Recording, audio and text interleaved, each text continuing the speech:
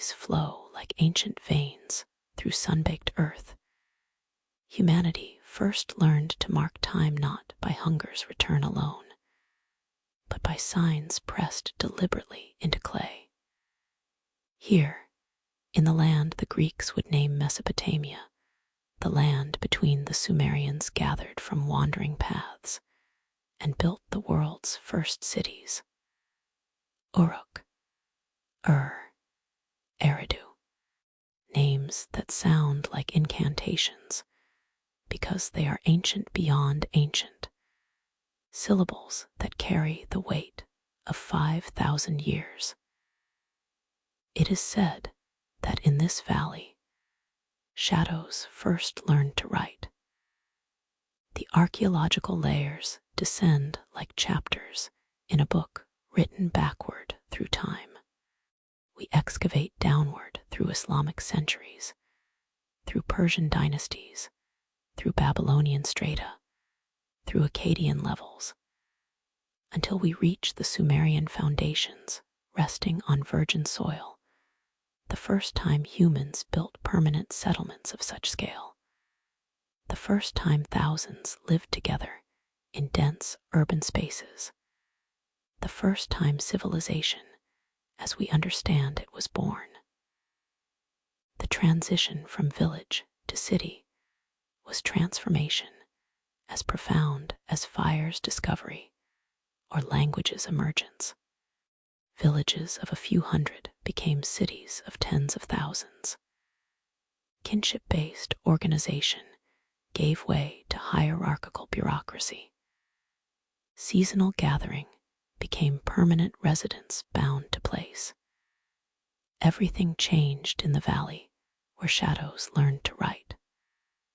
But what called them here? What invisible hand drew wanderers to gather stones into walls, to plant seeds in furrows, to bind themselves to earth and sky in ways their ancestors never knew? Some believe climate change made the northern plains less hospitable, pushing people southward into river valleys where water flowed year-round. Others speak of agricultural innovation, particularly irrigation, that made desert fertile, that coaxed abundance from barren ground, that enabled surplus food production, supporting populations who never touched a plow. Still others whisper of religion's power, of spiritual calling that demanded monumental building projects, of gods who required temples rising like mountains toward heaven. Perhaps all these forces moved together like currents in a river, each strengthening the others, creating conditions where cities could emerge and could survive despite the immense challenges of organizing thousands of humans in confined spaces, of creating systems where strangers lived side by side, of building something that had never existed before. The ziggurat dominated the Sumerian city like a stone prayer made permanent. It was Temple Mountain, artificial sacred peak, rising above the flat river plain where no natural mountain stood. The great ziggurat at gives us sense of the scale, a massive stepped pyramid, each level smaller than the one below, creating the impression of a stairway ascending toward heaven itself. The original stood perhaps 70 feet high, its mud brick construction plastered and painted in colors now lost to time, its summit crowned with a templeshrine where priests performed rituals, where the city's patron deity was believed to dwell, where heaven and earth were thought to meet in sacred union. Beneath the silence of these ruins, we can almost hear the labor tens of thousands of workers toiling for years, for generations, hauling bricks and timber and stone, building something that would outlast their children's children. The ziggurat required organization, unprecedented in human history, required supply chains providing food and water for workers, required architects who could envision such structures, engineers who could execute the plans, administrators who could coordinate the labor, required writing to keep records of materials and workers and progress, required authority to compel or inspire such effort, whether through religious devotion or through coercion, or through some combination of both that we can no longer fully understand. The ziggurat was simultaneously an achievement and evidence of hierarchy, evidence that society had divided into those who commanded and those who obeyed, those who planned and those who labored, those who lived in palaces and those who dwelled in fields beyond the walls. The beauty of the structure cannot be separated from the system that created it, from the inequality that made such projects possible, from the concentration of power in hands of few that enabled mobilization of many. It is said that writing emerged here not from poetry, but from necessity, from the mundane need to track grain deliveries and sheep counts and quantities of beer distributed to workers. The earliest tablets are frustratingly practical inventories, receipts, administrative records pressed into clay around 3400 BCE. The marks were pictographic initially, simplified drawings representing objects. A sheep's head, meaning sheep, a bowl, meaning grain. But something extraordinary happened in the centuries that followed. The marks became increasingly abstract, no longer resembling the objects they represented. The marks came to represent sounds rather than just things, making it possible to write anything that could be spoken, to capture not just objects, but ideas, not just transactions, but prayers and stories and laws. Cuneiform, wedge-shaped, named for the reed stylus's impression in wet clay, was born from this transformation. The leap from pictograph to phonetic writing was intellectual revolution, whose significance we can barely comprehend. It meant that writing was no longer limited to recording physical objects, that it could record abstract concepts, that it could capture speech itself, that it could preserve poetry and philosophy, and all the subtle complexities of human thought. The Epic of Gilgamesh, that ancient meditation on friendship and mortality, and the search for immortality, was written in cuneiform. The Code of Hammurabi, with its famous principle of reciprocal justice, was inscribed in cuneiform on stone.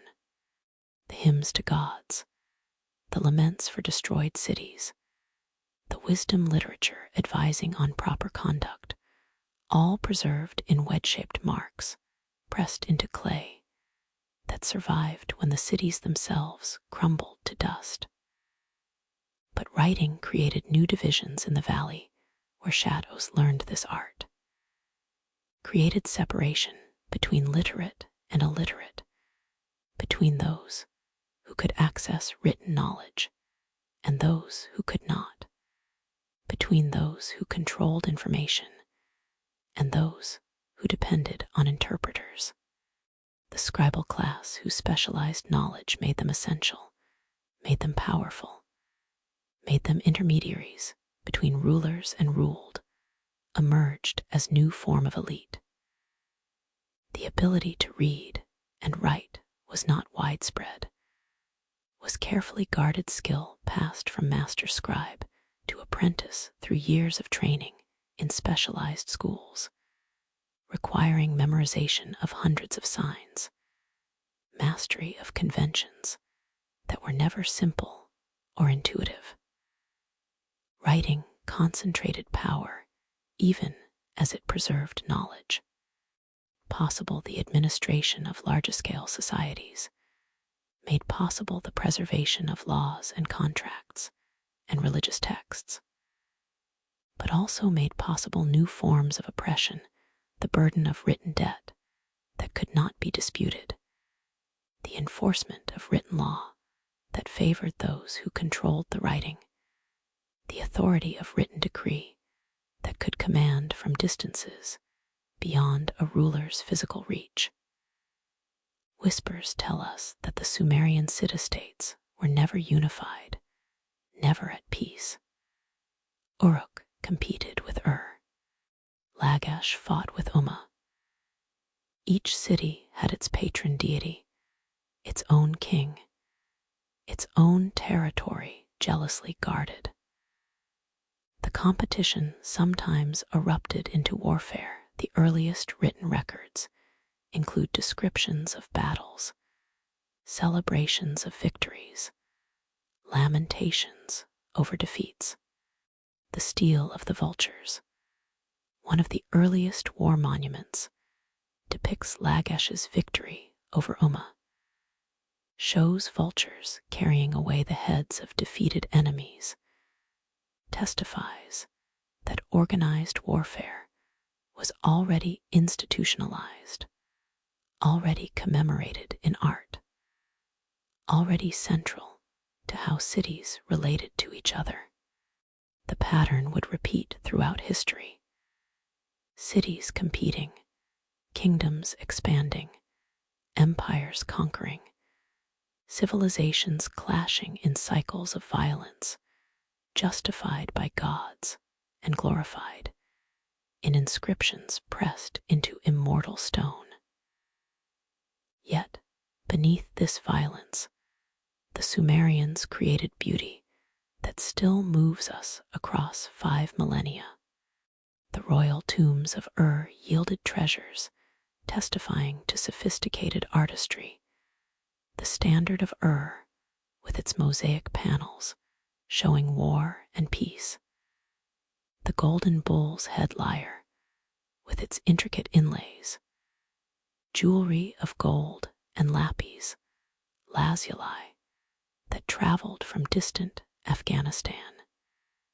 Evidence of trade networks stretching across the ancient Near East. But the death pits associated with these royal tombs reveal darker truth. Retainers buried with their rulers, apparently drugged or poisoned so they could serve in the afterlife. Evidence that human sacrifice was practiced, that some lives were considered expendable for others' comfort, even beyond death's threshold. The question whispers through empty temples, through ruins where wind moves dust that was once walls. What was gained when humans stopped wandering? What was lost when they built walls and called the space inside ours? The Sumerian cities gave us writing that made history possible, gave us law that transcended individual whims, gave us art and literature and astronomical knowledge, gave us the organizational capacity to build monuments that defy time. But they also gave us slavery and warfare, hierarchy and inequality, the division of humanity into rulers and ruled, into those who write and those who labor, into those who own and those who serve. The Sumerian civilization would not last forever. No civilization does. The cities would be conquered by Akkadians under Sargon around 2334 BCE, who created the first empire by uniting Mesopotamia under single authority. The Sumerian language would gradually die out, replaced by Akkadian, though it continued as liturgical language, much as Latin would later continue in Christian Europe long after it ceased being spoken in homes and markets. The cities would fall to new conquerors: Babylonians, Assyrians, Persians, each leaving their mark, each building atop ruins of what came before, each eventually crumbling into dust themselves. The ziggurat at Ur would be abandoned, would crumble, would become a mound of rubble that local Arabs called Tel al-Mukyar, the mound of pitch, named for the bitumen that bonded its ancient bricks. The clay tablets would be buried, would wait thousands of years before archaeologists learned to read them again, before the Sumerian language was recovered from silence, before the Epic of Gilgamesh could be read by eyes other than those that first pressed it into clay. But what the Sumerians created persisted in ways they could never have imagined. The sextiminute hour and sextisecond minute come from their base 60 counting system.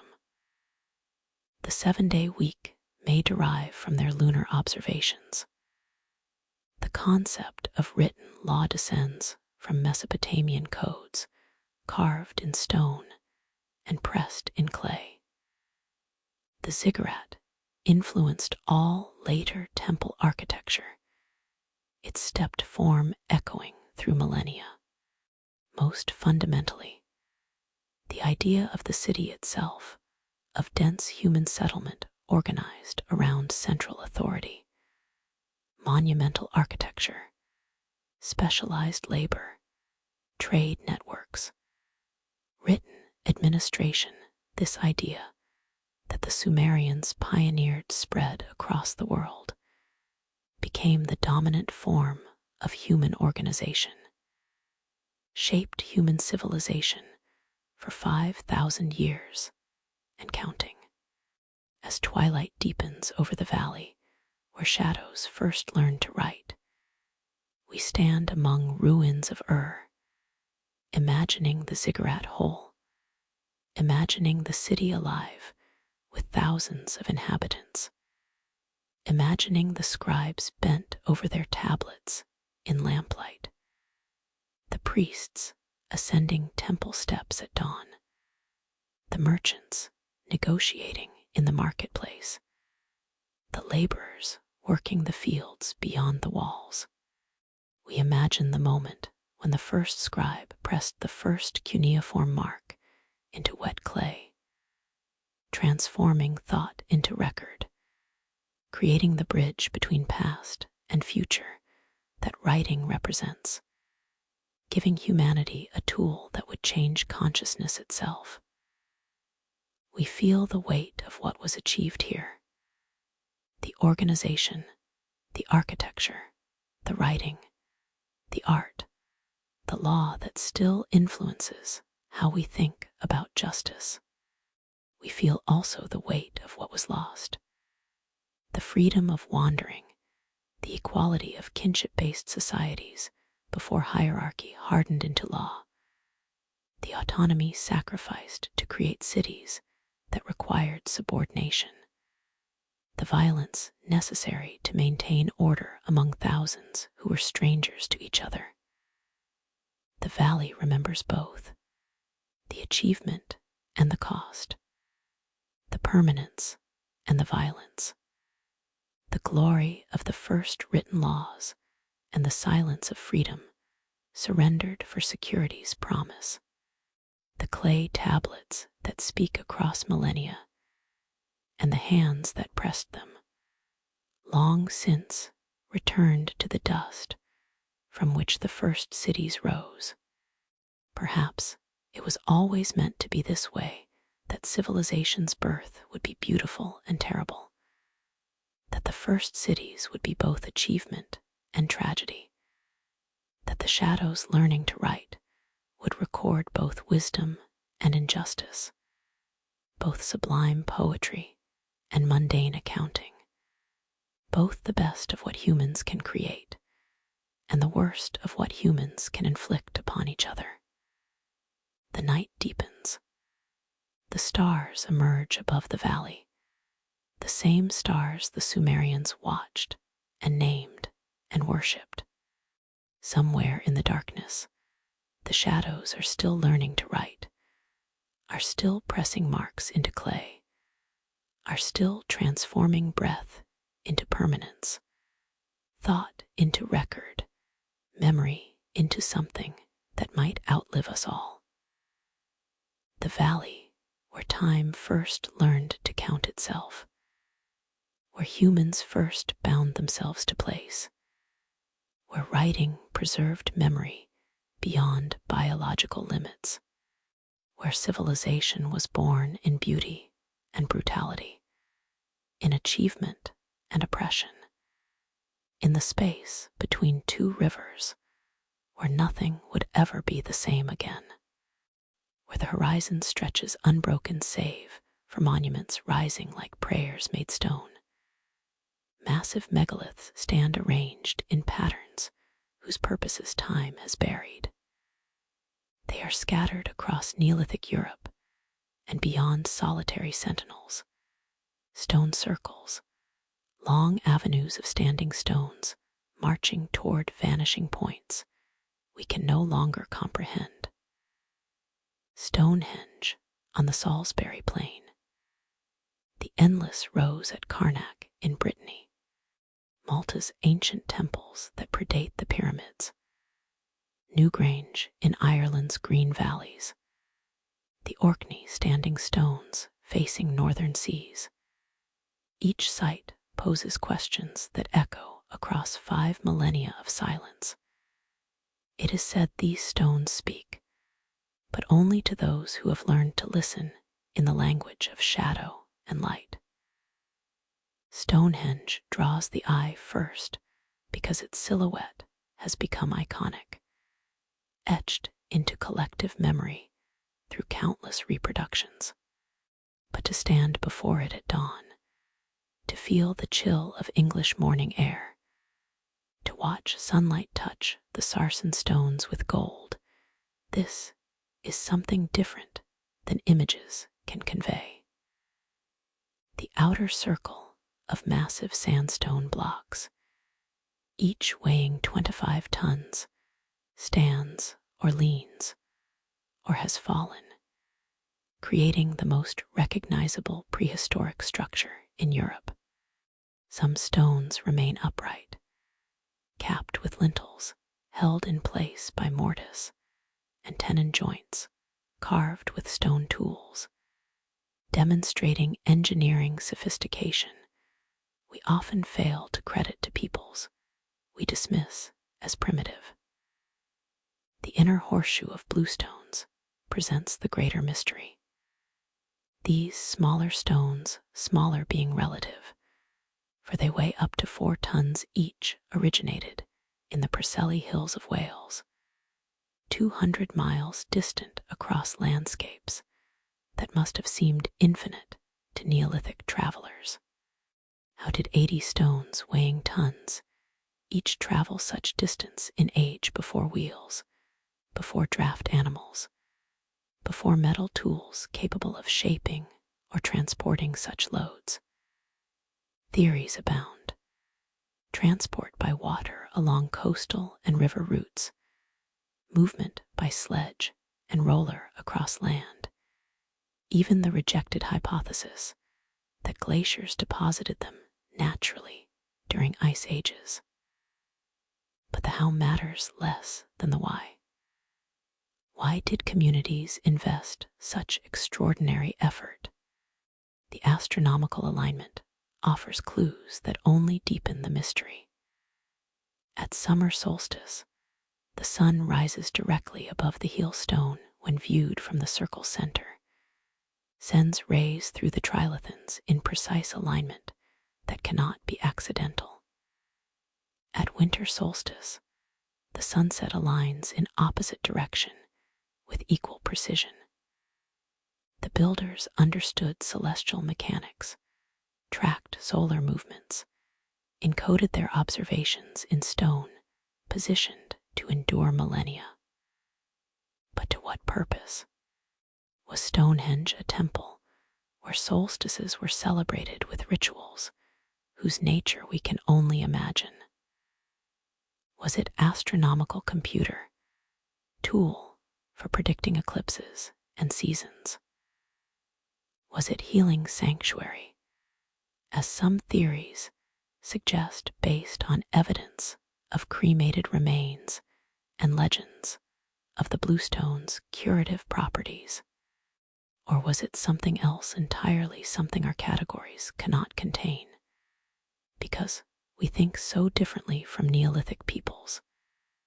Because our consciousness has been shaped by 5,000 years of writing and cities and hierarchies they never knew. Perhaps it served purposes that made sense in worldview we cannot reconstruct, addressed needs we no longer recognize, expressed beliefs that died with the last generation who understood them truly. Whispers tell us the construction occurred in phases spanning 1,500 years. The earliest phase, around 3100 BCE, was simple circular ditch and bank, nothing suggesting the monument that would follow. Around 2500 BCE, the bluestones were erected in formation later rearranged, testifying to evolving purpose or changing understanding. Around 2400 BCE, the massive sarsen stones were brought from Marlborough Downs 20 miles away and raised, creating the structure whose ruins endure. The long construction period suggests Stonehenge was not single project completed and finished, but evolving sacred site maintained and modified across 50 generations, important enough that community after community invested resources in its elaboration, felt compelled to contribute to work their great-grandparents began, and their great-grandchildren would continue. The continuity of use across such time span suggests Stonehenge represented something fundamental: connection to ancestors who built earlier phases, connection to cosmos through astronomical alignments, connection to whatever the sacred meant for peoples who left no written explanation. Only stones positioned with purpose we struggle to decode. But Stonehenge is only one megalithic site among thousands scattered across Europe and Mediterranean islands.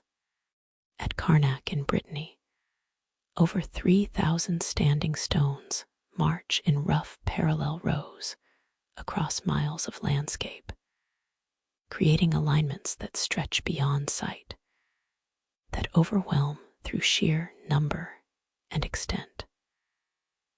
The stones vary in height from knee-high markers to monoliths over 20 feet tall, arranged in patterns that suggest deliberate design, whose logic eludes us. Walking among the Carnac stones is disorienting. The rows seem endless, the stones numberless, the arrangement simultaneously orderly and incomprehensible. The alignments run roughly east-west, perhaps marking seasonal positions of rising or setting sun, though exact astronomical correlations remain debated. Were they processional ways where ritual processions moved in patterns now lost? Were they territorial boundaries marking lands claimed by communities whose names we will never know? were they observation lines for tracking celestial movements, creating permanent record visible across generations. The stones offer no answers, only presence silent witnesses to intentions that died with those who arranged them. Malta's temple complexes are older still. Gewith dot above Gantija on the island of Gozo dates to 3600 BCE, making it among the oldest freestanding structures in the world, predating both Stonehenge and Egyptian pyramids by centuries. The Maltese temples are not stone circles, but elaborate buildings with curved walls forming interconnected chambers. Their megalithic construction, featuring massive limestone blocks fitted without mortar. Their architecture creating spaces clearly designed for ritual purposes, we can only infer from what remains. The temples are clearly sacred statuary fragments, suggest goddess worship. The architecture creates distinct spaces, suggesting processions and ceremonies.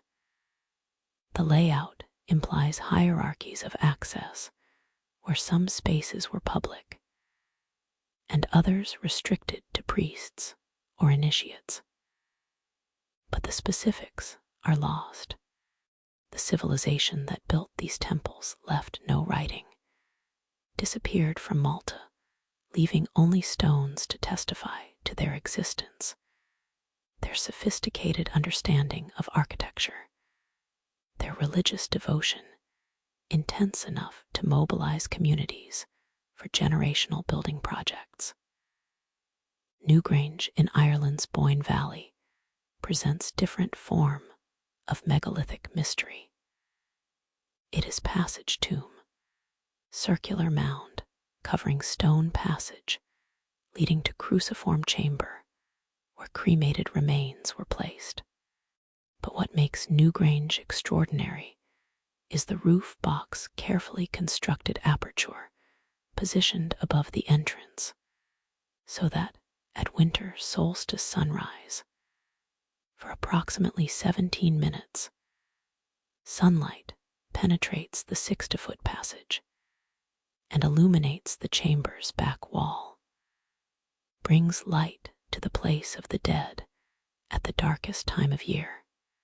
The precision required to achieve this alignment testifies to sophisticated astronomical knowledge, to careful planning and execution, extending across years or decades of construction, to community that valued this particular celestial event enough to build entire monument around capturing its light.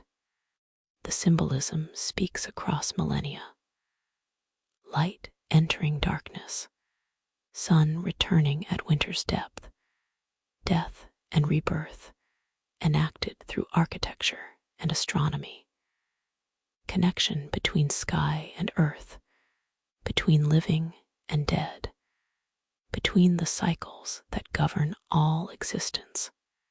Beneath the silence of these monuments lies a truth we struggle to accept, that Neolithic peoples were not primitive or simple, that they possessed knowledge and capabilities we have barely begun to understand, that they created monuments encoding astronomical observations and religious beliefs and communal identity in forms more permanent than writing, more enduring than any civilization that would follow. The megaliths challenge our assumptions about progress, about the relationship between technological advancement and human capability, about the forms intelligence and sophistication can take. The questions multiply with each site examined. Who were these builders? Not individuals, certainly, but communities no family or small group could move such stones, could organize such projects, could sustain effort across generations. But what was the social structure enabling such mobilization? Chiefs who commanded through authority granted by lineage or personal charisma. Religious figures who inspired through spiritual vision. Communal decision-making that somehow achieved consensus on massive multi-generational projects requiring coordination of hundreds or thousands of workers. The social organization required to build megaliths must have been sophisticated, must have included hierarchies of authority and specialized roles, must have created divisions between those who directed and those who labored that we can glimpse only through the monuments they produced together. What motivated the work? Religious devotion seems likely. The astronomical alignments, the association with burials, the evident sacred character of sites all suggest spiritual purposes.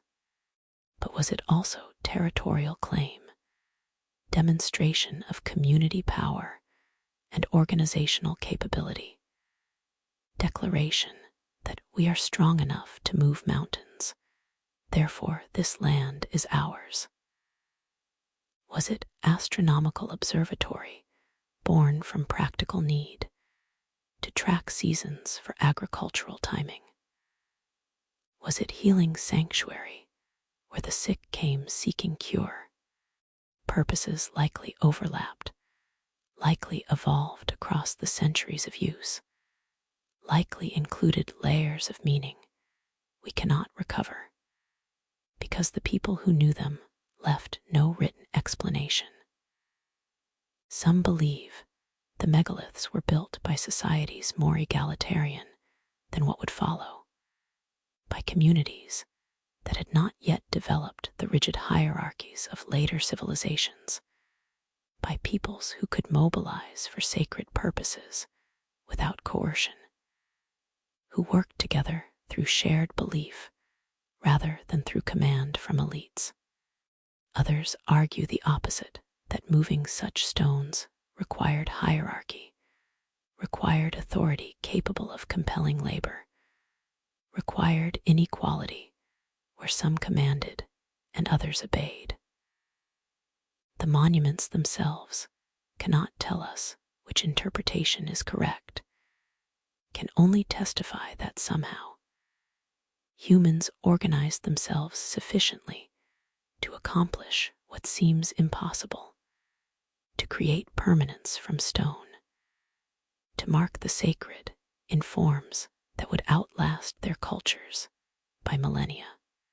The mystery of the megaliths is perhaps their greatest gift to us. We cannot know their full meaning, cannot recover the rituals performed around them, the songs sung while building them, the stories told to explain why they stood where they stood. We can measure alignments, can analyze construction techniques, can date sites through radiocarbon methods with increasing precision. But we cannot fully understand, cannot think as Neolithic peoples thought, cannot share their worldview shaped by experiences so different from ours, lives lived without writing, without cities, without hierarchies hardened into permanent institutions, without the assumptions about reality that seem natural to us but would be incomprehensible to them. The incompleteness of our knowledge should humble us, should remind us that much of human past is irretrievably lost, that understanding ancient peoples requires acknowledging the limits of our understanding, that they may have thought in ways we cannot reconstruct, may have valued things we do not value, may have seen the world through lenses we cannot recover. The mystery is not puzzle to be solved, but recognition that some knowledge cannot be recovered, that silence is sometimes all that remains, that the past keeps its secrets despite our interrogation. Yet the megaliths connect us to those ancient peoples in ways that transcend complete understanding. When we stand at Stonehenge at solstice watching sun rise in alignment they planned, we share something with them, we witness what they witnessed. We participate in moment they deemed important enough to encode in stone. When we walk among Karnak's rows, we follow paths they created. We move through landscape they shaped. We touch stones they touched. When we enter Newgrange's passage and experience winter solstice light illuminating the chamber, we see what they designed us to see. We participate in their astronomy and their architecture and their vision of death and rebirth. The connection is real even if incomplete. The stones speak even if we cannot fully comprehend their language. They testify to human capability, to our ancient ancestors' sophistication and determination and spiritual depth. They witness that humans have always looked beyond immediate survival, have always sought to understand our place in larger orders, have always built monuments to what we deemed sacred, have always reached toward something beyond ourselves. As evening settles over the standing stones, as long shadows stretch across ancient ground, we feel the presence of those who raised them. We honor the mystery they represent, the questions they pose without answering, the silence they maintain despite our interrogation. The people who built these monuments are lost to us, their language unrecorded, their beliefs undocumented, their stories silenced by millennia. But their work remains. Their stones still stand. Their alignments still mark celestial events. Their monuments still testify to human meaning-making, to our ancient recognition that we are part of something larger, to our need to mark the sacred in forms that outlast our bodies. The stones that hold their silence sacred, forever standing, forever witnessing, forever keeping mysteries we may never solve, forever connecting us to peoples who vanished but whose works endure, forever testament to human capability and sacred intention that transcends understanding. Perhaps that is their deepest teaching, not that we should solve their mystery, but that we should honor it. Not that we should decode their purpose, but that we should respect their silence.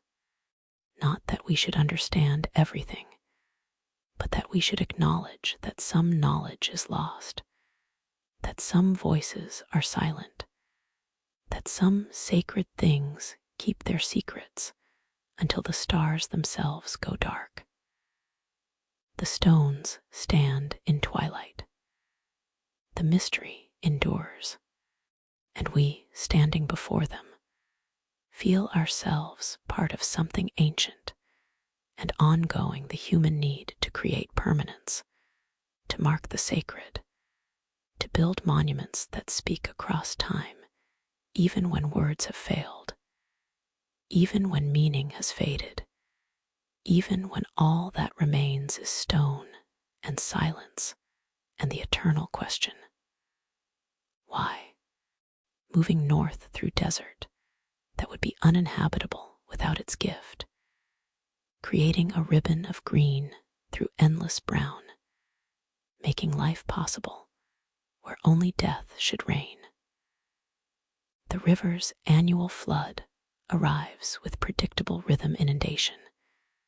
The Egyptians called it deposits rich silt across floodplain, transforms barren sand into fertile soil, recedes, leaving earth ready for planting. This cycle is reliable, is generous, is the heartbeat of a civilization that endured 3,000 years, that built monuments we still cannot fully explain, that thought so deeply about death, because the desert preserved their dead so perfectly that decay seemed optional, seemed like something that happened only when proper procedures were not followed. It is said that Egypt is the gift of the Nile, and standing on its banks, watching water carry memories toward the sea, we understand the truth in these ancient words. Herodotus wrote this observation, and he was correct in ways even he might not have fully grasped. Without the river, there would be no Egypt-only desert, only the Sahara's endless expanse stretching from Atlantic to Red Sea, empty of human habitation, save for occasional oases where water surfaces briefly before disappearing back into stone.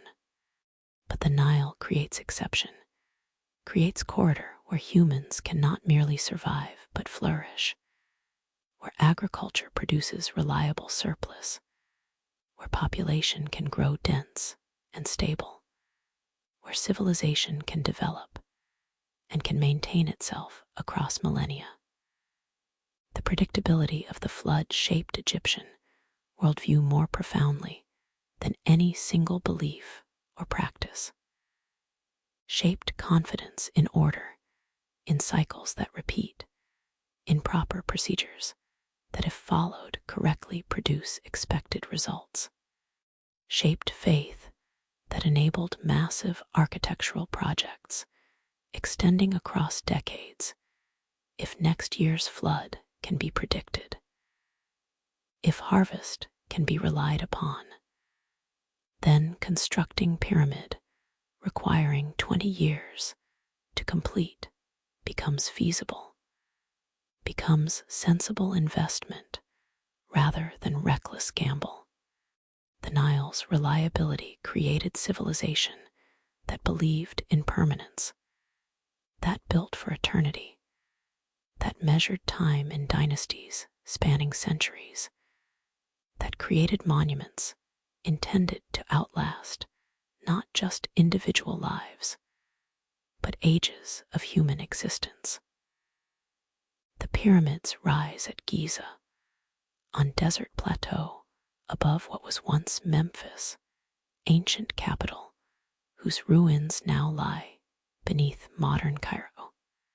3 great pyramids stand in alignment, Khufu's Great Pyramid dominating the group, Khafre's pyramid nearly as large, Menkaura's pyramid completing the formation.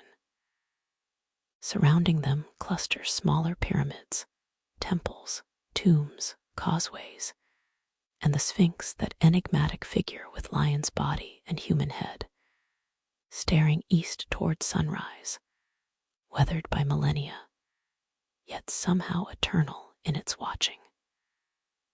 The Great Pyramid commands attention through sheer scale and precision. Built around 2560 BCE, it stands 481 feet high originally, now 455 feet after losing its smooth limestone casing. It covers 13 acres at its base, contains approximately 2.3 million stone blocks, averaging 2.5 tons each, with some blocks weighing 15 tons or more. The precision is remarkable in ways that challenge modern understanding. The base is level to within 1 inch across 755 feet per side. The sides are aligned to cardinal directions within 4 minutes of arc. The internal passages align to stellar positions with accuracy, suggesting sophisticated astronomical knowledge. The construction required moving and placing these massive blocks with precision that modern engineers find impressive, required organizing labor force estimated at 20 to 30,000 workers, sustained for 2 decades, required quarrying stone from Aswan's 600 miles upriver and transporting it by boat during flood season when river became highway, required coordination and planning and sustained effort that seems nearly impossible for civilization lacking wheels, lacking pulleys, lacking metal tools capable of easily cutting limestone and granite. The purpose is assumed to be funerary. The Great Pyramid was Khufu's tomb, the place where his mummified body would rest surrounded by treasures and provisions for afterlife, protected by massive stone from robbers and from time itself. But the assumption carries uncertainty. The burial chamber within pyramid was found empty when first entered by Arab caliphs' men in 9th century CE. Whether robbed in antiquity or never used is unknown. The absence of mummy, the absence of treasure, the absence of inscriptions inside the pyramid itself, all admit possibility that there is more we do not understand about purpose and meaning. Alternative theories proliferate around the Great Pyramid like mysteries attracted to monument that refuses to surrender all its secrets. Some believe it was astronomical observatory, its passages aligned to stars for purposes we can only guess. Others see mathematical constants encoded in its proportions, the ratio of circumference to height approximating 2 pi. Though whether this is intentional or coincidental remains debated. Still others imagine it as initiation temple for mystery religions whose practices are lost, or as ancient power plant using resonance and underground water, a theory lacking serious scholarly support, but persisting in popular imagination because the pyramid seems too perfect, too precise, too ambitious to be merely tomb. The mainstream view remains funerary monument, but the questions persist. Why no inscriptions inside? Why such extraordinary precision for simple tomb? Why passages and chambers whose purposes remain unclear? The pyramid keeps its secrets, answers some questions while posing others, testifies to civilization's capabilities while withholding full explanation of its purposes. The pyramids evolved. Earlier pyramids were step pyramids, most famously Djoser's pyramid at Saqqara, built around 2650 BCE, the first large-scale stone structure in Egypt, consisting of 6 stacked mastabas, creating stepped sides that resemble ziggurat. The transition from step pyramid to true pyramid with smooth sides represents technological advance in stone cutting and placement, represents understanding of structural engineering that took generations to develop. The bent pyramid at Dashur shows transition literally in stone, starts steep, then changes angle mid-height, creating pyramid with distinctive bent profile, possibly because original angle proved structurally unstable, and builders adjusted design mid-construction to prevent collapse. The red pyramid at Dashur, built immediately after the bent pyramid, employs the shallower angle throughout, successfully achieving smooth sides without mid-course correction. Then comes Khufu's Great Pyramid, perfecting the form, achieving massive scale and precision that later generations could admire, but could not surpass. Subsequent pyramids would be smaller, less precisely aligned, built with less durable materials, as if pyramid building had reached its apex and could only decline afterward. But the pyramids tell story not just of architectural achievement, but of political power and social organization.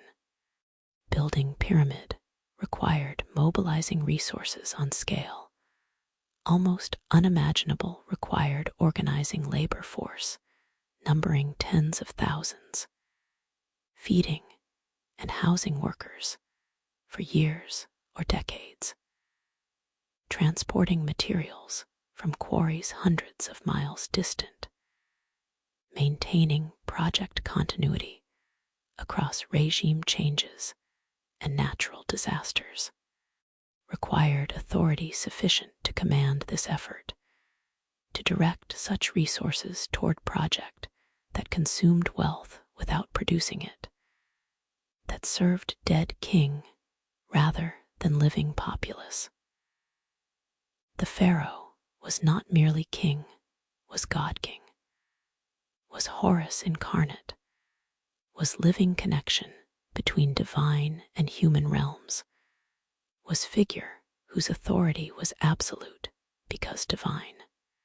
The pyramid expressed and reinforced this authority through scale, proclaimed Pharaoh's power through monument that dominated landscape, testified to his ability to mobilize Egypt's resources toward his eternal rest. The pyramid served after death as eternal declaration of importance, of divinity, of right to rule that transcended mortality. The social cost was enormous beyond easy calculation.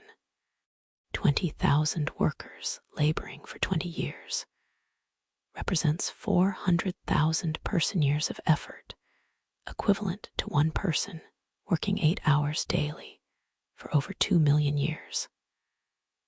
What else might those laborers have built? What infrastructure might have been created? What irrigation extended? What homes improved? What fields cultivated if the labor spent on pyramid had been directed toward projects benefiting living rather than housing dead? Recent archaeology complicates simplest narratives of exploitation. The workers were not slaves, in sense we understand, were paid laborers who received food and beer, medical care when injured, honorable burial when they died. The work camps show evidence of permanent settlements with bakeries and breweries, medical facilities, and workers' tombs. The workers seem to have been rotational labor force drawn from peasants during flood season when agricultural work ceased, performing national service that combined religious duty with practical labor, but even paid labor directed toward monument for God King, rather than toward projects improving ordinary lives, represents form of exploitation, represents system where inequality was not merely tolerated, but was enshrined as cosmic order, where resources were concentrated in hands of elite who deployed them according to priorities, valuing Pharaoh's afterlife more highly than commoners' present existence. The pyramids are simultaneously architectural marvels and evidence of priorities that favored divine ruler over human welfare, permanence over immediate need, eternal fame over temporal comfort. Egyptian religion was preoccupied with death, or rather, with defeating death with transformation that would allow the deceased to achieve eternal life in paradise that early texts called the field of reeds. Later texts simply called the West, where sun sets and the dead journey. The elaborate mummification procedures developed over centuries testified to belief that body's preservation was necessary for afterlife survival, that with proper preparation, one could achieve resurrection, could live eternally in perfected form. The mummification process took 70 days and was ritual as much as physical preservation. The body was washed and purified. Internal organs, except heart, were removed. Heart was needed for judgment in afterlife, for weighing against feather of mad. Brain was extracted through nose, considered unnecessary for resurrection. Organs were preserved separately in canopic jars guarded by 4 sons of Horus.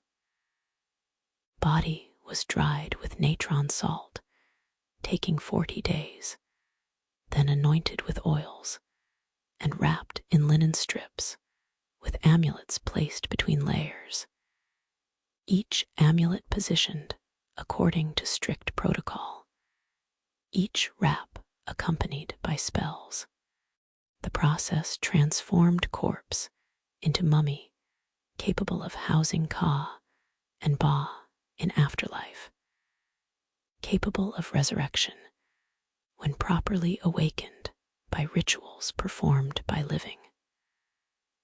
The Book of the Dead, more accurately Book of Coming Forth by Day, was collection of spells and prayers meant to help deceased navigate underworld's dangers and achieve resurrection.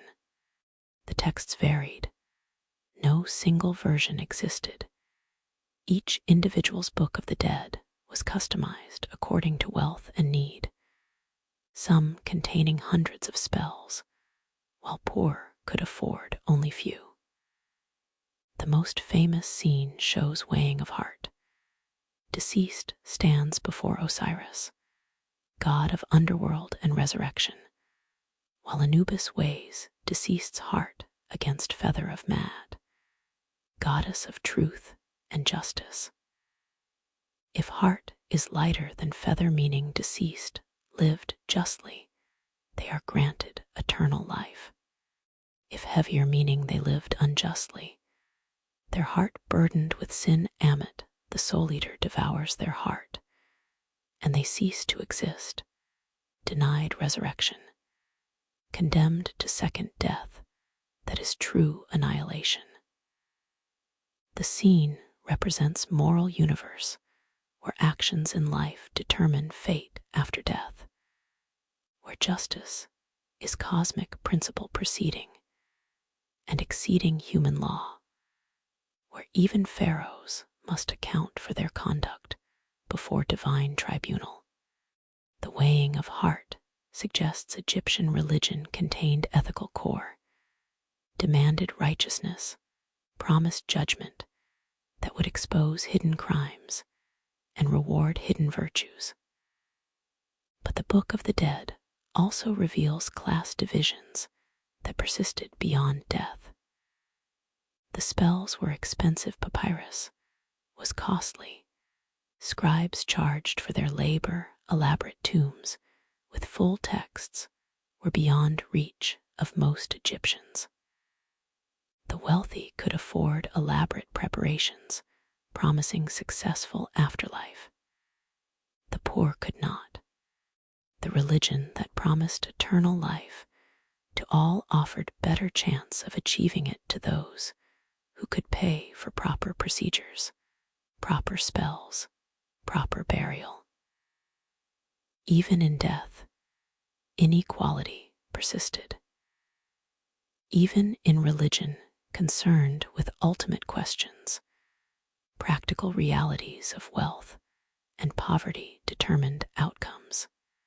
The hieroglyphs covering temple walls and papyrus scrolls are beautiful in ways that transcend function, combining pictographic power with phonetic precision, creating writing system that is simultaneously practical and artistic, utilitarian and sacred.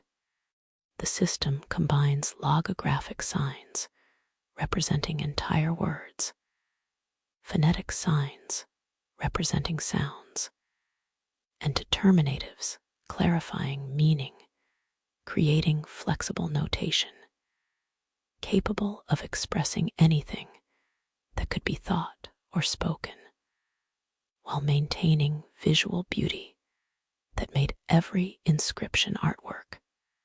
The Rosetta Stone, discovered in 1799, provided key to decipherment because it contained same decree in 3 scripts: hieroglyphic for religious texts, demotic for daily use, and Greek for Greek-speaking Ptolemaic rulers. Champollion's breakthrough in 1822 unlocked hieroglyphs after 14 centuries of silence, made it possible to read what Egyptians had written, gave voice to civilization that had been mute since Rome's conquest, allowed texts on temple walls and papyrus scrolls to speak again.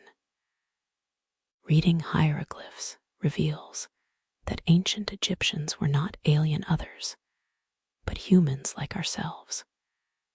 They worried about taxes. They loved their families deeply, wrote prayers for children's health and prosperity. They composed love poems celebrating beauty and desire. They sang drinking songs celebrating wine and pleasure. They complained about bureaucracy's inefficiency and corruption. They recorded their accomplishments with pride that sometimes bordered on arrogance, boasting of achievements real and exaggerated. They were human, fully human as we are despite millennia separating us. The hieroglyphs destroy notion that ancient peoples were simple or primitive. They were sophisticated, thoughtful, possessed concerns and joys and sorrows we recognize across time's expanse. The writing preserves their voices, lets them speak to us directly, creates bridge across silence of centuries, connecting us to individuals who lived and loved and died 3,000 years ago, but whose words remain, whose thoughts survive, whose humanity we can touch through texts they left behind. The decline of Egyptian civilization was a gradual process extending across centuries. Foreign invasions interrupted, but did not immediately end Egyptian independence. Hyksos ruled Lower Egypt in Second Intermediate Period, were eventually expelled. Assyrians invaded in 7th century BCE, were driven out. Persians conquered in 525 BCE, ruled harshly, were overthrown. Each invasion damaged, but did not destroy Egyptian culture, which persisted and reasserted itself during periods of independence. Alexander the Great conquered Egypt in 332 BCE, was greeted as liberator from Persian oppression, founded Alexandria that would become intellectual capital of Hellenistic world. The Ptolemaic dynasty that followed was Greek in origin, but adopted Egyptian customs, built temples in Egyptian style, presented themselves as pharaohs, ruled for 3 centuries, until Cleopatra VII last Ptolemy, lover of Julius Caesar and Mark Antony, died in 30 BCE, when Octavian conquered Egypt and made it Roman province. With Cleopatra's death, independent Egyptian civilization ended after 3,000 years of continuity. Egypt became province, its grain feeding Rome, its culture gradually declining under foreign rule. The temples fell silent as Christianity displaced ancient religion. Then Islam displaced Christianity.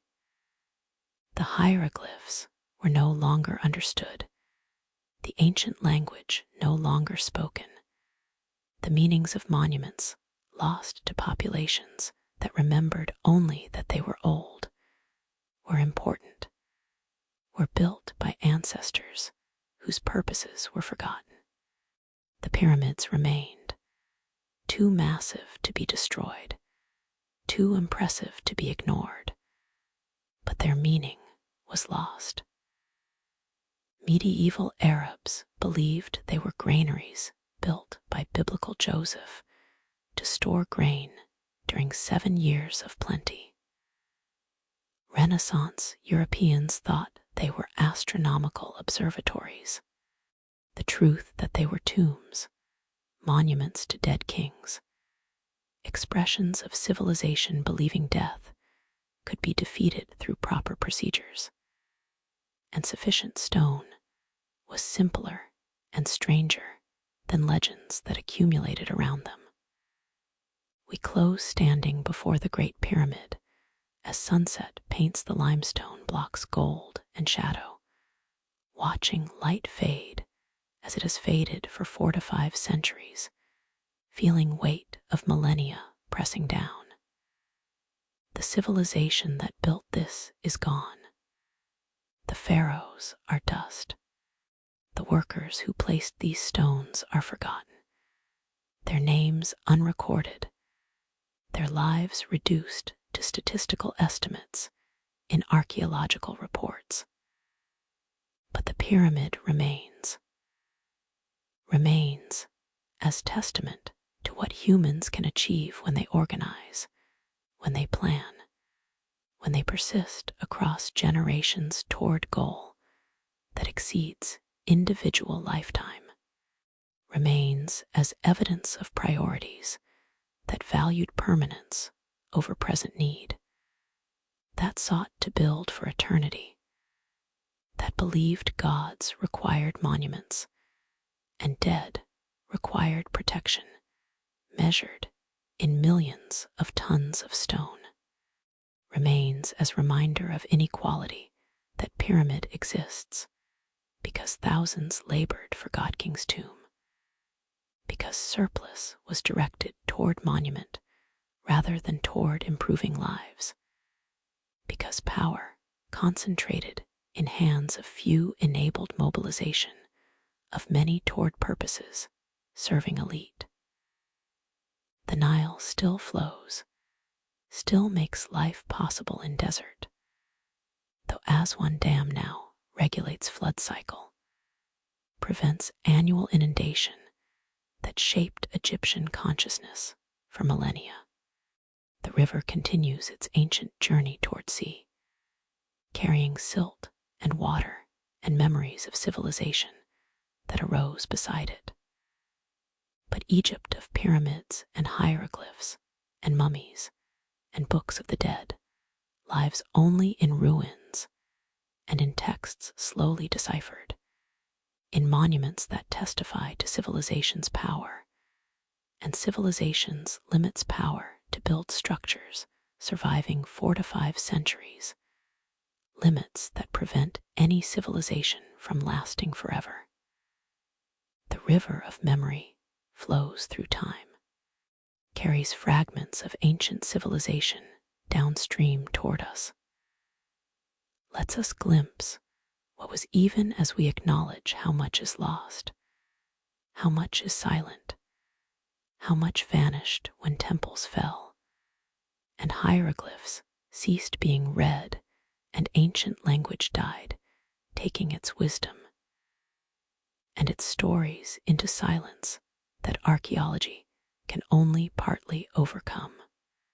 Egypt's eternal architecture testifies to both achievement and illusion achievement of building monuments that defy time. Illusion that anything human can be truly eternal.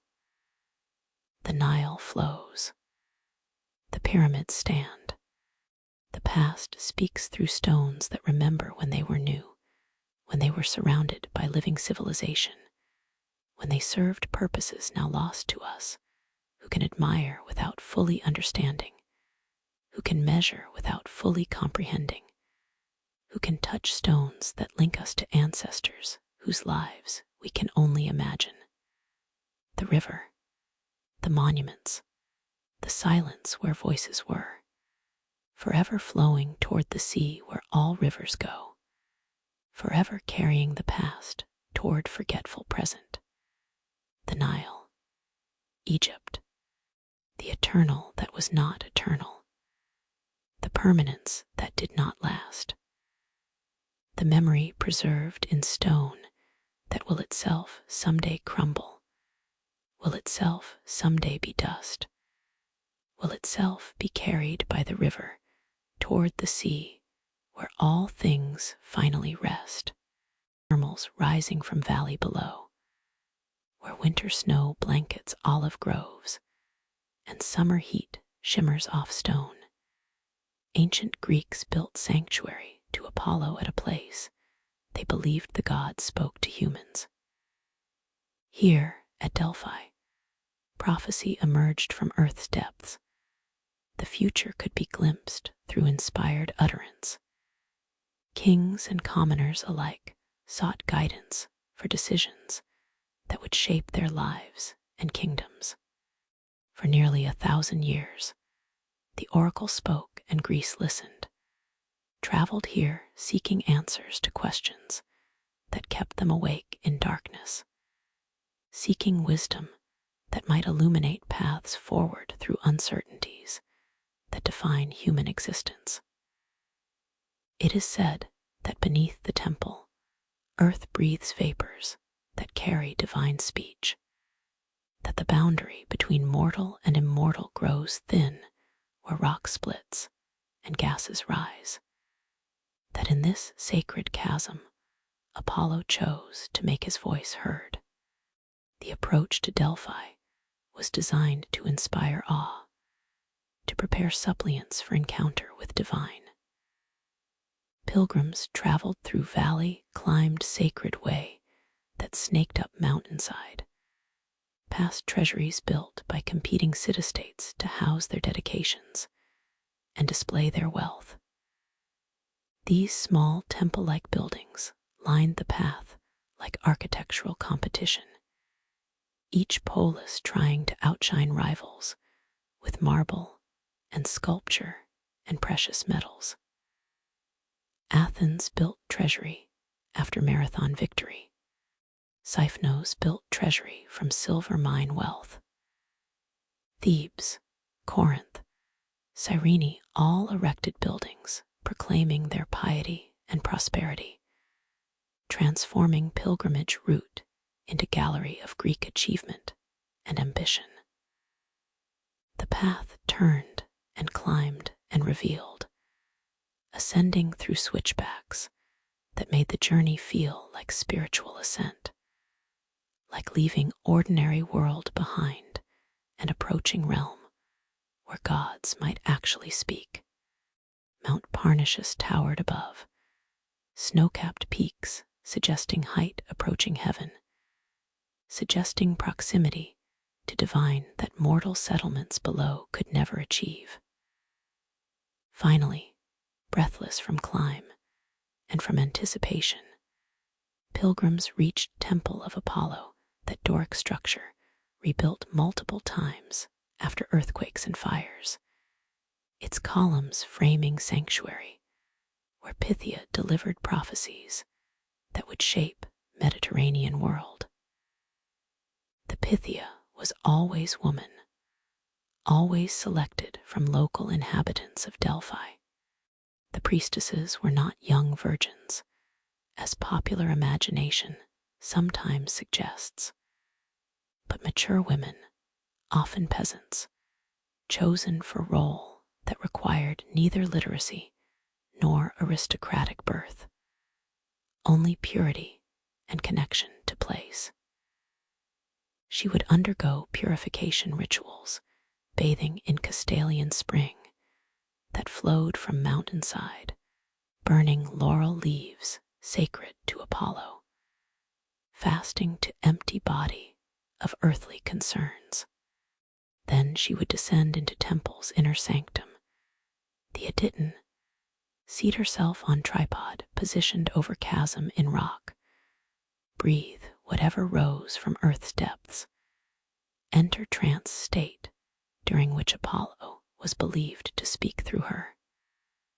For centuries, scholars dismissed vapors as myth. No chasm was visible in temple ruins when they were excavated. No geological explanation seemed plausible for intoxicating gases rising from specific location. The rational mind of modernity assumed ancient Greeks had invented the vapors to add mystery to oracles' pronouncements. That priestess achieved trance through suggestion and ritual rather than through physical cause. But recent geological surveys have detected ethylene gas seeping from geological faults, intersecting beneath temple site gas, that in sufficient concentration produces euphoric, trance-like state that creates dissociation from ordinary consciousness, that might indeed have caused visions and inspired utterance that seemed to come from beyond self. The ancient tradition may have been literally true. The Pythia may have inhaled intoxicating vapors, may have prophesied in genuine altered consciousness induced by Earth's breath, may have experienced subjective reality where boundaries between self and other, mortal and divine, present and future, dissolved in ways that made prophecy feel inevitable, feel true, feel like Apollo speaking through human throat. But what she said was famously ambiguous, subject to interpretation that made prophecies unfalsifiable, yet somehow profound. When Croesus, wealthy king of Lydia, contemplated attacking Persian Empire, he first consulted Delphi, as prudent rulers did before major undertakings. The oracle responded that if he crossed Hali's River into Persian territory, he would destroy great empire. Encouraged by prophecy promising victory, Croesus attacked. He did indeed destroy great empire his own. Persian forces under Cyrus defeated Lydian army, conquered Lydia, captured Croesus. The oracle had spoken truth, just not the truth Croesus expected or wanted, not the interpretation that seemed obvious before events unfolded to reveal alternative meaning. The ambiguity was perhaps wisdom rather than deception. The future is genuinely uncertain. Outcomes depend on countless variables impossible to predict. Certainty about future events is illusion that only fools and charlatans claim. By speaking ambiguously, oracle preserved reputation, regardless of outcome. Prophecy could always be reinterpreted after events to show it had been accurate, had been correctly understood only by those wise enough to see multiple meanings, had warned of danger that went unheeded or promised success that was achieved. The ambiguity protected oracle's authority, while acknowledging that future cannot truly be known with precision, that all prophecy partakes of uncertainty that defines human relationship to time. The prophecies shaped Greek history in ways that amplified their importance beyond any individual accuracy or failure. When Persians invaded Greece in 480 BCE, threatening to destroy Athens and enslave its population, Athenians consulted Delphi seeking guidance, seeking hope, seeking reason to resist rather than surrender. The first prophecy was grim. Athens would be destroyed, its people killed or enslaved, its temples burned. Desperate for better answer, Athenians asked again, pleading for prophecy that might offer path to survival. The second prophecy was cryptic rather than grim. Divine Salamis shall be the death of women's sons, either when Demeter's grain is scattered or when it is gathered. Athenian statesman Themistocles interpreted this as referring to naval battle at Salamis, urged Athens to abandon its walls and rely on wooden walls their ships, their fleet. The strategy was controversial, required evacuating city and trusting survival to naval battle against superior Persian fleet. But Themistocles persuaded assembly. Athens prepared for sea battle, and in September 480 BCE, the Greek fleet defeated Persian fleet at Salamis in one of history's decisive naval battles. The victory saved Greek independence. If Persians had conquered Athens, had defeated remaining Greek city-states, Western civilization, as we know it, might never have emerged. Democracy, philosophy, drama, the Greek legacy that shaped Rome and through Rome shaped Europe, all depended on Persian defeat. Whether Oracle genuinely foresaw this outcome, or whether Themistocles cleverly interpreted ambiguous words to support strategy he already favored, is unknowable. But the outcome was momentous. The prophecy became part of Greek identity.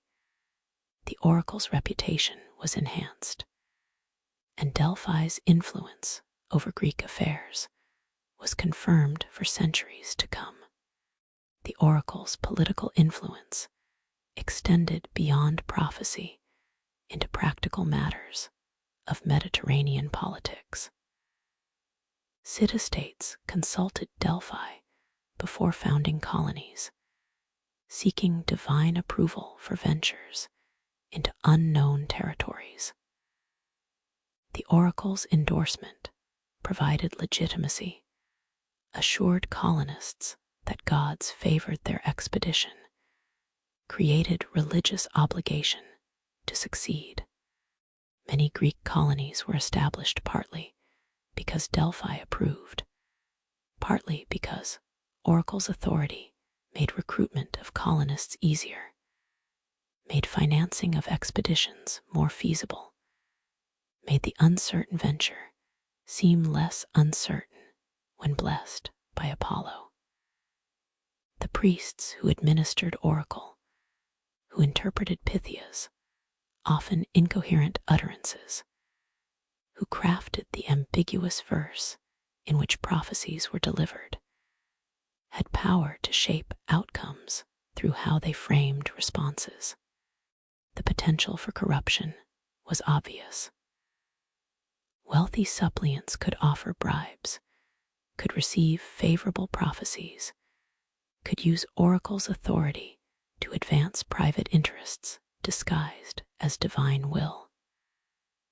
Direct evidence of corruption is limited. Herodotus mentions one case where oracle was bribed to give false prophecy, and priests involved were punished, suggesting corruption was exception rather than rule.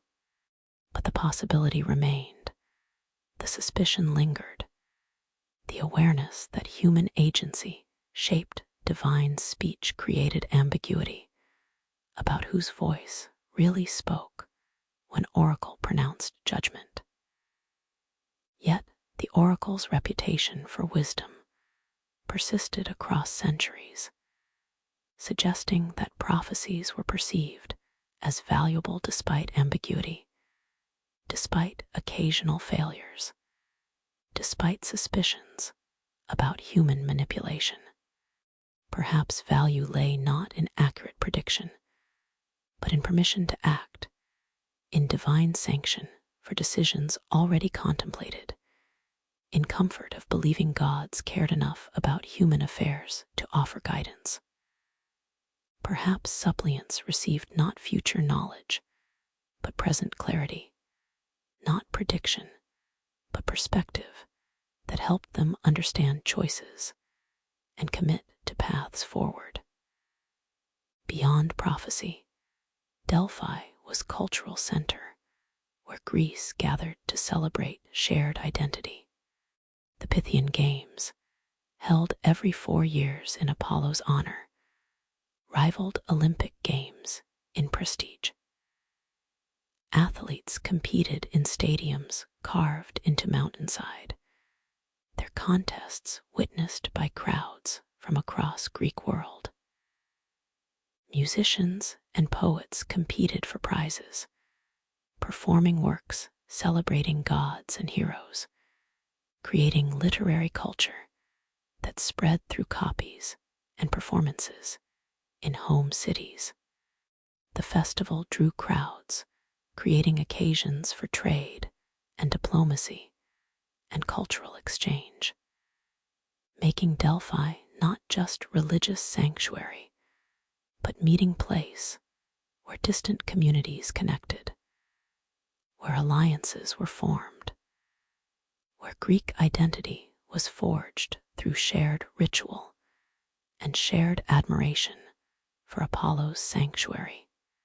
The amphitheater at Delphi, carved into slope with spectacular views across valley to mountains beyond, hosted performances celebrating Greek language and culture, creating space where drama and poetry could be experienced in setting that seemed itself divine, where art and nature merged in ways that elevated both. The monument to naval victories, the bronze charioteer statue standing in dignified perfection, the countless dedications from grateful city-states all testified to Delphi's centrality in Greek life, to its role as place where Greeks gathered not just to consult oracle, but to affirm shared culture, shared values, shared sense of being Greek despite political divisions that kept city-states competing and sometimes warring. Temple's entrance bore 2 famous inscriptions that every supplicant would see: "Know thyself," and "Nothing in excess." These maxims, attributed to various sages and carved where all could read them, encapsulated Greek philosophical wisdom.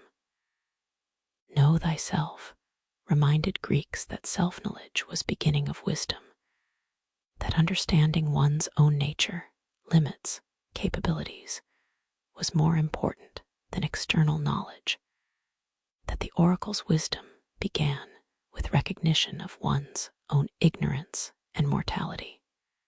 Nothing in excess warned against hubris, against overreaching, against the pride that led mortals to challenge gods or to claim knowledge they did not possess, against the ambition that destroyed individuals and cities when they forgot proper limits of human aspiration.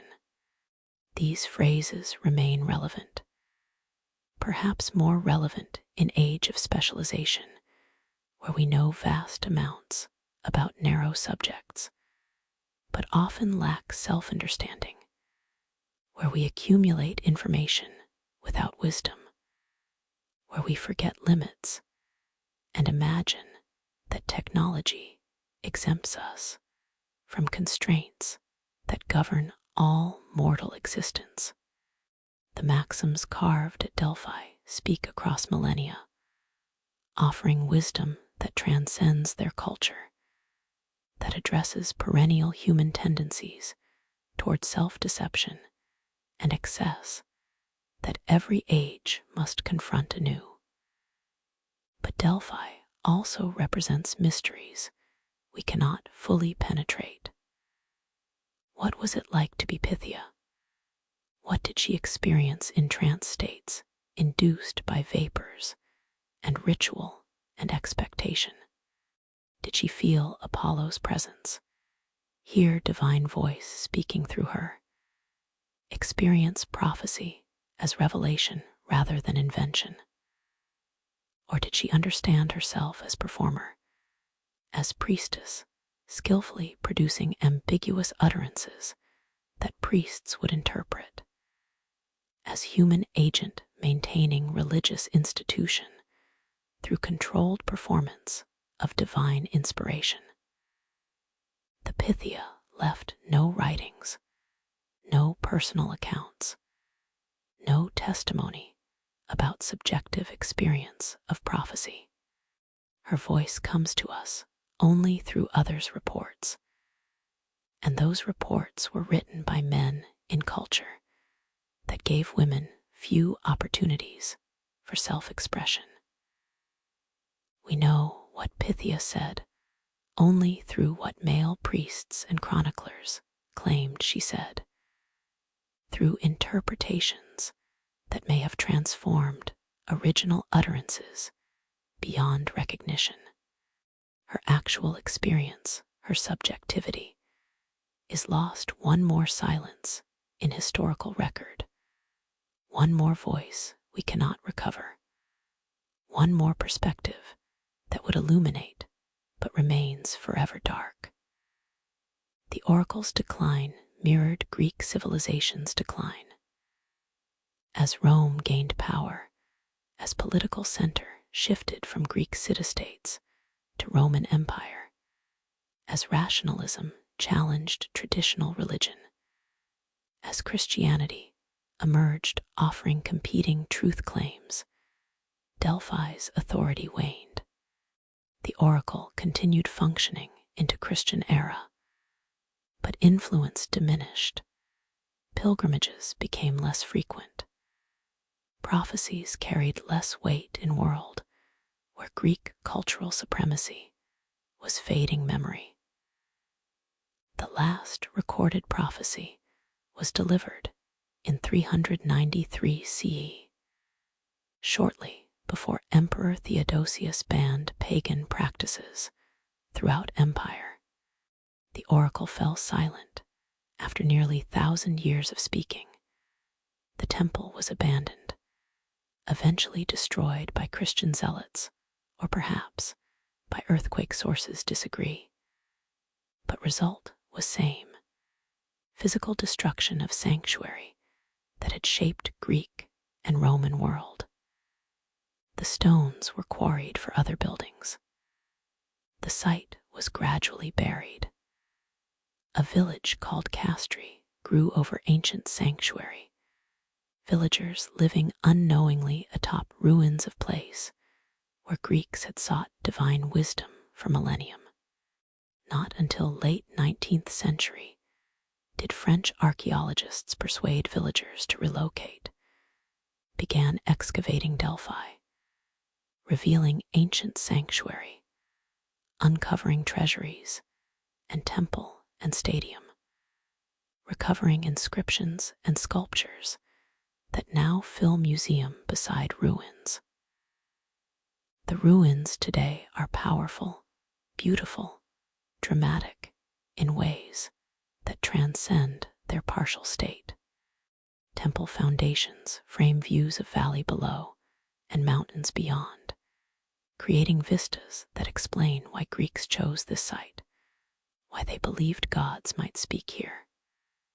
The treasuries line sacred way still, their walls preserving dedications and boasts of cities long vanished.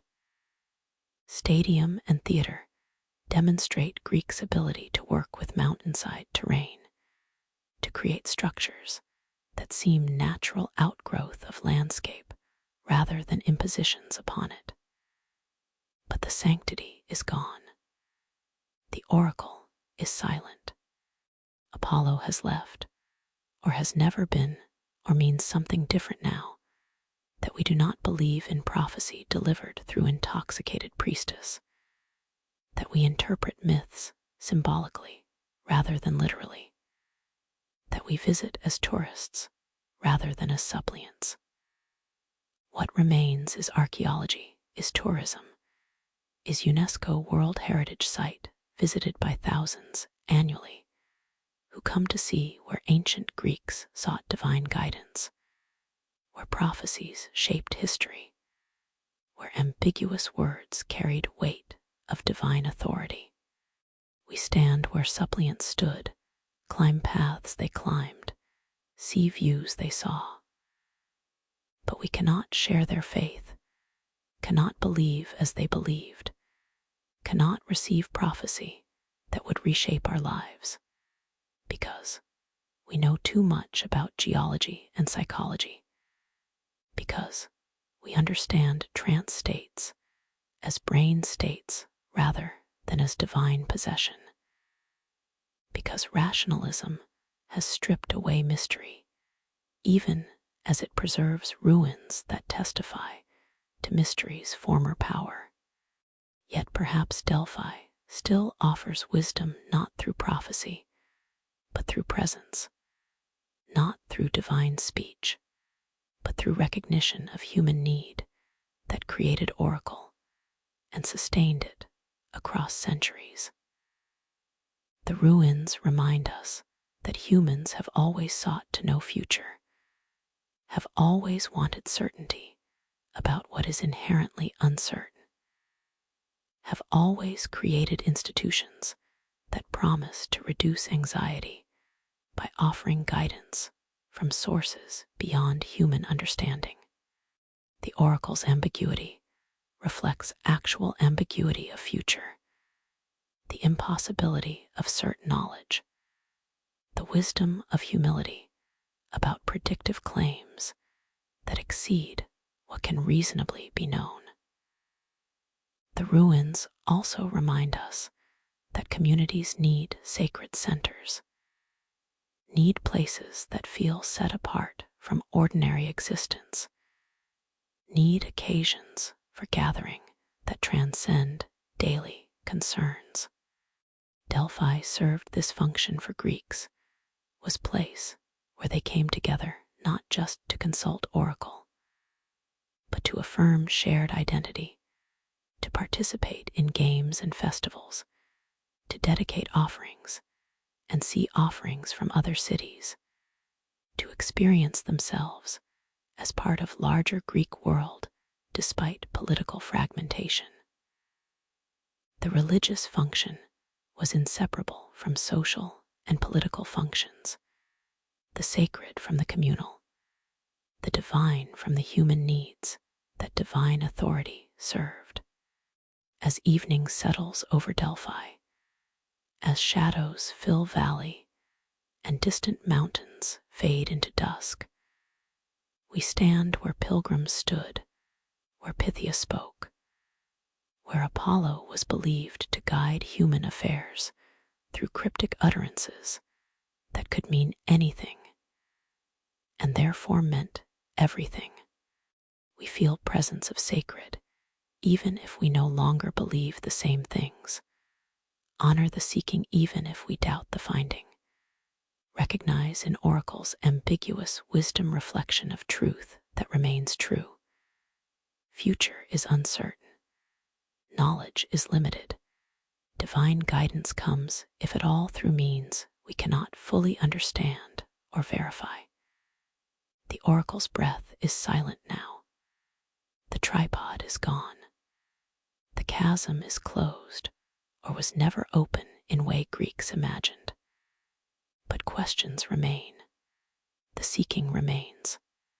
Human need for guidance when facing unknown future remains unchanged despite millennia of history, despite all accumulated knowledge, despite sophisticated understanding of probability and prediction that cannot eliminate uncertainty that defines mortal existence in time. Delphi, the oracle, the breath from earth, the voice that shaped civilizations, forever silent now, forever testifying to ancient wisdom and ancient seeking, forever reminder that we have always lived with uncertainty and have always sought ways to navigate it, to find meaning in it, to hear voices divine or human, real or imagined, that might illuminate paths forward through darkness that surrounds all futures not yet lived. The oracle, the breath, the silence, forever asking whether we can live with uncertainty, whether we need certainty that cannot be had, whether wisdom lies in ambiguity that acknowledges limits rather than in false confidence that claims to see what cannot be seen. The chasm where earth breathed prophecy, now silent, forever teaching that some mysteries are meant to remain mysterious, that some questions have no certain answers, that wisdom sometimes speaks most truly when it speaks most ambiguously, leaving interpretation to those who must live with consequences of their choices, regardless of what oracles promise or what gods might say. It's absolute. And silence is complete. Paleolithic hands, painted bison, and horses on stone walls, 30,000 years before present. The images are extraordinary capture movement with fluid lines, express understanding of animal anatomy that comes only from close observation, demonstrate aesthetic sensibility we recognize across chasm of millennia. Torchlight, the paintings seem to move, seem to breathe, seem alive despite 300 centuries separating artists from viewers.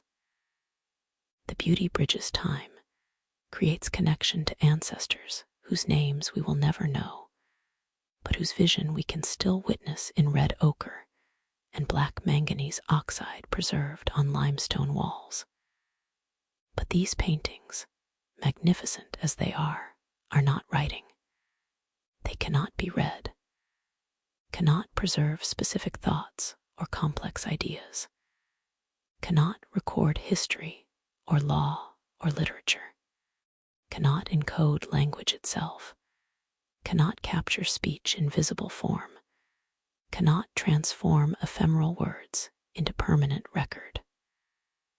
The cave paintings speak across time, but cannot speak with precision, cannot convey nuance of argument or complexity of narrative, cannot function as language does to build meaning through syntax and sequence. They are art, our expression, our testament to human creativity, but they are not writing. It is said that when writing emerged, everything changed, not just what humans could record, but how humans could think, not just external memory, but internal consciousness itself. Writing emerges independently in multiple places across millennia, each emergence representing separate invention, responding to local needs and possibilities. Sumerian cuneiform appears around 3400 BCE in Mesopotamia, pressed into clay tablets to track grain and livestock in growing cities. Egyptian hieroglyphs develop around 3200 BCE along Nile, carved into stone and painted on papyrus to record pharaoh's deeds and God's demands. Indus Valley script appears around 2600 BCE in cities whose purposes we still cannot fully understand because we cannot read their writing. Chinese characters emerge around 1200 BCE, carved into oracle bones used in royal divination, developing into logographic system that would unite vast territory through shared written language. Mayan glyphs appear around 600 BCE in Mesoamerica, carved into stone stele recording dates and kings and conquests in civilization that developed writing independently from old world traditions.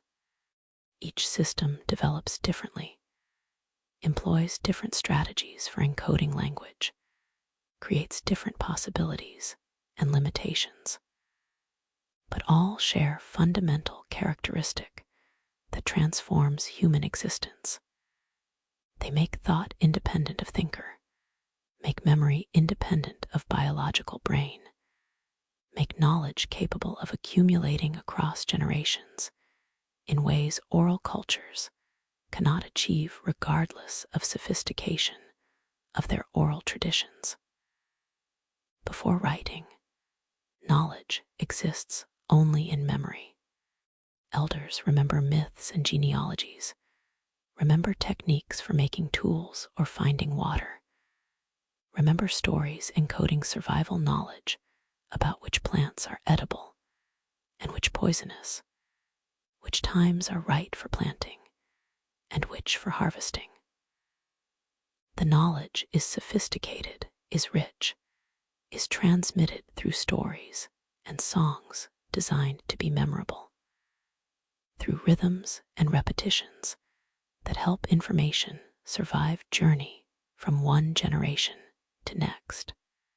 Oral cultures develop extraordinary mnemonic techniques, Australian Aboriginal songlines, that encode geographical information in songs tracing ancestral journeys, Homeric formulas that enable poets to compose and remember thousands of lines through recurring phrases and patterns, West African griots who preserve genealogies and histories spanning centuries through trained memory and performance tradition. But oral transmission has limits that cannot be fully overcome through technique. Knowledge is limited by what human memory can hold, by what can be successfully transmitted through speech and demonstration, by what survives forgetting that inevitably occurs across generations. Complex ideas tend to simplify as they pass through successive retellings. Precise details blur or vanish. Historical events beyond few generations become mythologized, their factual content transformed into narratives serving present purposes rather than preserving past realities. The knowledge of elders dies with them unless successfully transmitted to students who may not have fully understood or may adapt teachings to new circumstances. Writing transforms these limitations, makes memory external, creates records persisting beyond human lifespan, enables one generation to communicate directly with distant future generations, without requiring chain of living teachers maintaining tradition. The implications cascade through every aspect of society, like river overflowing its banks, transforming landscape in ways that cannot be reversed. Written laws create justice transcending individual rulers. Before writing, Law exists in custom remembered by elders, in precedents applied by judges, in traditions that vary by teller and change over time. Written law fixes rules in permanent form, creates standard that can be consulted when disputes arise, makes it possible to appeal to text rather than to memory when interpreting what law requires. Code of Hammurabi, inscribed on stone stela around 1750 BCE, establishes principles that survive the ruler who proclaimed them, creates precedent consulted by later generations, makes law independent of personal memory and personal authority. The writing transforms law from living tradition subject to interpretation into fixed text subject, to interpretations similar yet profoundly different, creating new possibilities for consistency and new problems of rigidity. Written contracts enable commerce between strangers. Before writing, trade depends on personal trust established through kinship or through reputation within community. Written contracts make it possible to extend credit across time and distance, to establish agreements that survive beyond parties' personal relationship, to create economic relationships that written record makes enforceable. Merchants can trade knowing agreements will be honored because texts preserve terms beyond what memory might dispute or convenience might forget. The written contract creates new form of trust, not personal trust based on relationship, but textual trust based on record, not faith in person, but faith in document that records what person promised. Written literature preserves myths and histories that oral tradition might lose or transform beyond recognition. Epic of Gilgamesh survives across 3 millennia because it was written on clay tablets that were copied and recopied, that were buried and preserved, that could be excavated and translated. Homer's Iliad and Odyssey, originally oral poems performed by bards, were eventually written down, creating fixed texts that could be studied and quoted precisely, that established canon replacing fluid oral tradition with authoritative written version. The stories and wisdom of cultures are preserved for future generations in forms that oral tradition alone could not maintain, not because oral tradition is inferior, but because writing adds new dimension of permanence, new possibility of preservation that complements rather than replaces oral transmission. But writing also creates new hierarchies that transform societies in ways that benefit some while marginalizing others, creates division between literate and illiterate, between those who can access written knowledge and those who cannot, between those who control information and those who depend on others to interpret texts they cannot read themselves. In ancient Mesopotamia, scribes form elite class whose specialized knowledge makes them essential to urban administration, makes them powerful as intermediaries between rulers and ruled, makes them gatekeepers controlling access to written knowledge. Learning cuneiform requires years of training in scribal schools, memorization of hundreds of signs and their multiple meanings, mastery of conventions that are never intuitive or simple, the ability to read and write is not widespread, is carefully controlled skill passed from master scribe to apprentice through demanding education that few can afford, that creates barrier, excluding most people from full participation in literate culture. The pattern repeats across civilizations wherever writing emerges. Literacy becomes mark of status, tool that elites use to maintain authority, barrier separating educated from uneducated, powerful from powerless. The Rosetta Stone demonstrates both writing's power and its fragility. Discovered in Egypt in 1799, the stone bears same decree in 3 scripts: hieroglyphic for religious texts, Demotic for daily Egyptian use, and Greek for Greek-speaking Ptolemaic rulers. The redundancy was practical, ensured different segments of population could read royal decree, made king's words accessible across linguistic and social divisions. But the redundancy also became key that unlocked hieroglyphs after they had been indecipherable for 14 centuries, after knowledge of how to read them had been lost, when last priests trained in traditional scripts died without passing on their knowledge.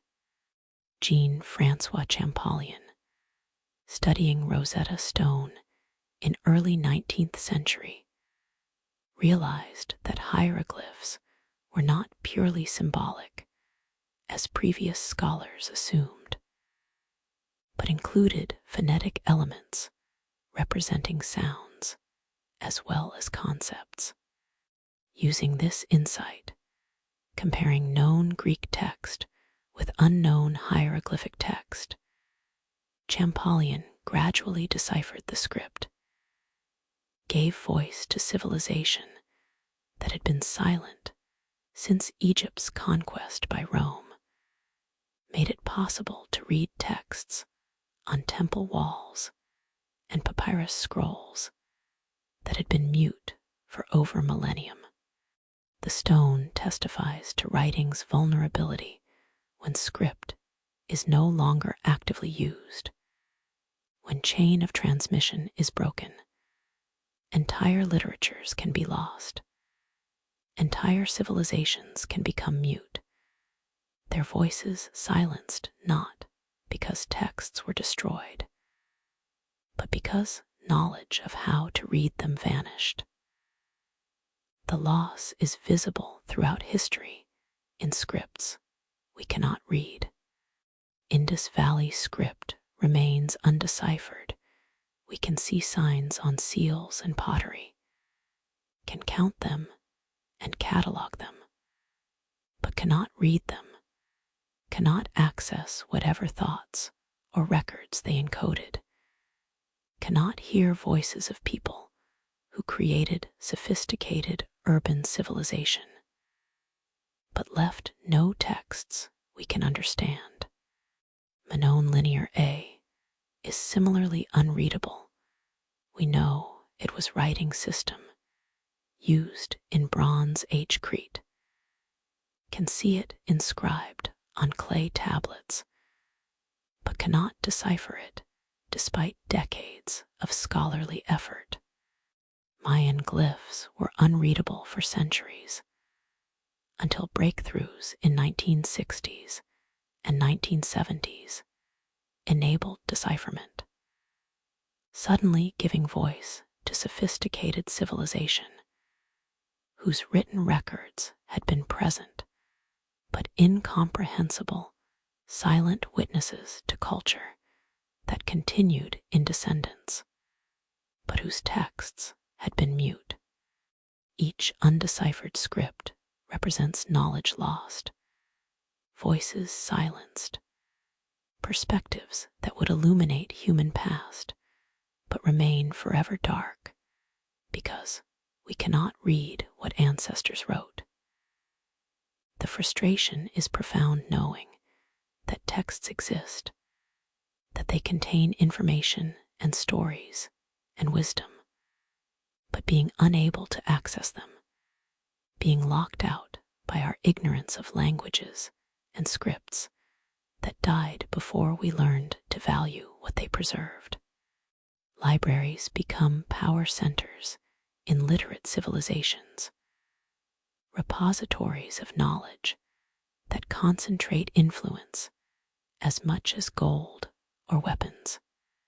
The library at Ashurbanipal's palace in Nineveh contained thousands of cuneiform tablets, administrative records documenting Assyrian Empire's operations, literary texts preserving Mesopotamian mythology and epic poetry, astronomical observations recording celestial events, medical treatises describing diseases and treatments, religious hymns honoring gods. The collection represented Assyrian civilization's accumulated knowledge, its literature and science and administrative expertise preserved in forms that could survive individual rulers and individual generations. When libraries burn, the loss is catastrophic in ways that exceed material destruction. The burning of Library of Alexandria, whether it happened in single conflagration or through series of destructions over centuries, remains debated, represents immeasurable loss of ancient knowledge, texts that will never be recovered, wisdom that had to be rediscovered or remains lost. We know some of what burned only through references in surviving texts, philosophical works mentioned, but not quoted, scientific treatises described, but not preserved, plays and poems that ancient sources reference, but that vanished when Alexandria's scrolls were consumed by flame, or lost to neglect, or simply disintegrated over centuries of inadequate preservation. But writing also democratizes over time, though process is slow and uneven. Alphabetic systems, simpler than logographic or syllabic systems, make literacy more accessible. Phoenician alphabet, ancestor of most modern alphabets, uses only 22 signs to represent consonantal sounds, can be learned in weeks rather than years required for cuneiform or hieroglyphs. Greek alphabet adds vowels, creating a system where any spoken word can be written unambiguously, where literacy becomes achievable for broader populations beyond professional scribes and aristocratic elite. The printing press, invented in China and later independently in Europe, makes texts abundant and affordable, transforms literacy from rare skill to mass capability. The democratization is incomplete illiteracy, persists into present. Digital divides create new inequalities of access, but the long arc bends toward wider access to written knowledge, toward literacy as right rather than privilege. Writing also transforms how humans think, shapes consciousness in ways we can barely perceive, because we are so deeply immersed in literate culture. Oral cultures tend toward additive structures, and this, and that, and then, because speech unfolds in time, cannot easily reorganize, relies on memory structures that favor certain patterns of thinking and expression. Literate cultures develop subordinate clauses, complex syntax, abstract reasoning that builds on ability to revise and reorganize written text, to see whole argument spread across pages, to compare sections separated by space rather than by time alone. Walter Ong argues that literacy creates analytic thought, creates ability to abstract from immediate contexts, creates consciousness that differs fundamentally from oral consciousness.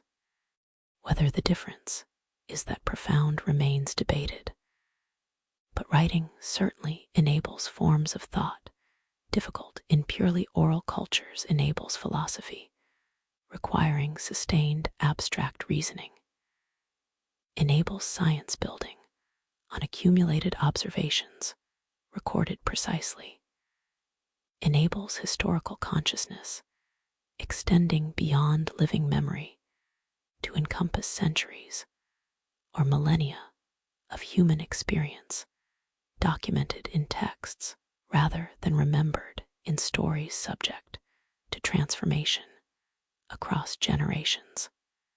We sit with clay tablets from Mesopotamia, holding these ancient objects carefully, feeling their weight and texture, seeing cuneiform marks pressed into clay that has survived 4 to 5 centuries.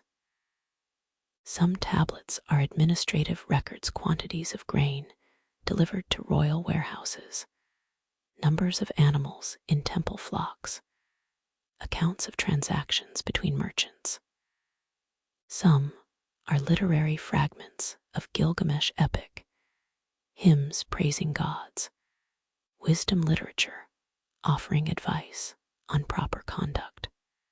Some are personal letters between merchants discussing business, love poems expressing desire and longing, school exercises where apprentice scribes copied texts repeatedly to learn their craft, making mistakes that humanize them across millennia. The humanity in these texts is striking. We recognize ourselves in their concerns. They worried about money, loved their families, complained about incompetent officials, celebrated victories, mourned losses. They were human like us, possessed same range of emotions and concerns, lived lives that were different in specifics, but similar in underlying human realities.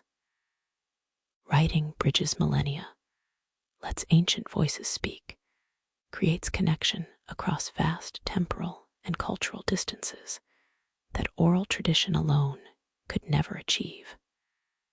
The thread of written language binds us to ancestors we never knew. Let's Hammurabi's laws speak across 4,000 years. Let's Homer's epics survive 2.5 millennia. Let's Confucius's wisdom reach us across 25 centuries.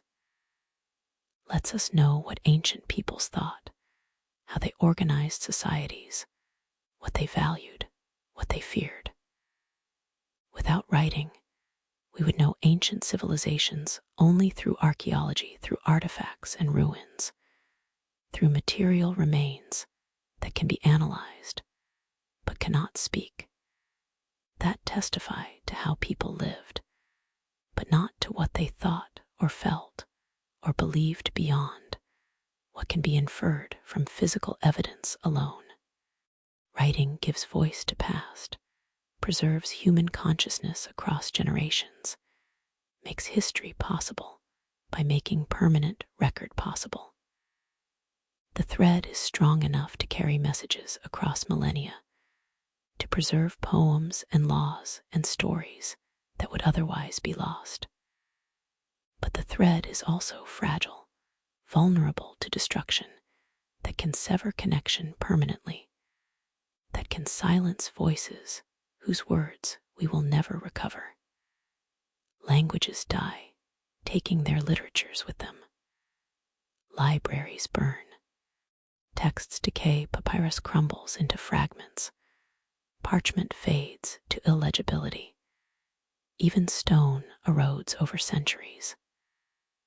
Digital storage may prove equally vulnerable. Formats become obsolete, data degrades, storage media fail, and we have no certainty that texts preserved digitally today will be readable centuries hence, when file formats we use now are as obscure as cuneiform once was. Preservation requires vigilance, requires copying texts from failing media to new media, requires maintaining knowledge of how to read old formats, requires institutions and individuals committed to maintaining chain of transmission across generations. The knowledge we take for granted, texts we assume will always be available, books we imagine will always be readable, information we believe will always be accessible exists only because countless scribes and librarians and preservationists have maintained chain of transmission, have copied manuscripts before originals crumbled, have translated texts between languages, have protected libraries from fire and war and neglect, have taught new generations how to read old scripts. The chain has been broken countless times when scripts were forgotten or libraries were destroyed, when knowledge vanished because no one copied crumbling manuscripts, or because political upheaval destroyed institutions maintaining literary tradition. We close contemplating writing's gift and burden. The gift is permanence, is ability to preserve thought beyond biological limits, is access to accumulated wisdom of millennia. The burden is responsibility to preserve, to transmit, to teach, to maintain thread that binds us to past and extends toward future. The thread is strong, but also thin, has been broken countless times, requires constant attention to maintain. Writing is humanity's most consequential invention, made civilization possible by making administration of large-scale societies possible, made history possible by making permanent record possible, made us who we are, people who can learn from ancestors we never met, who can preserve knowledge for descendants not yet born, who are bound across time by thread of written language that connects past to present to future in continuous chain of transmission. The thread, the binding, the permanence, and the fragility, forever connecting us to past, forever extending toward future, forever requiring our vigilance to maintain.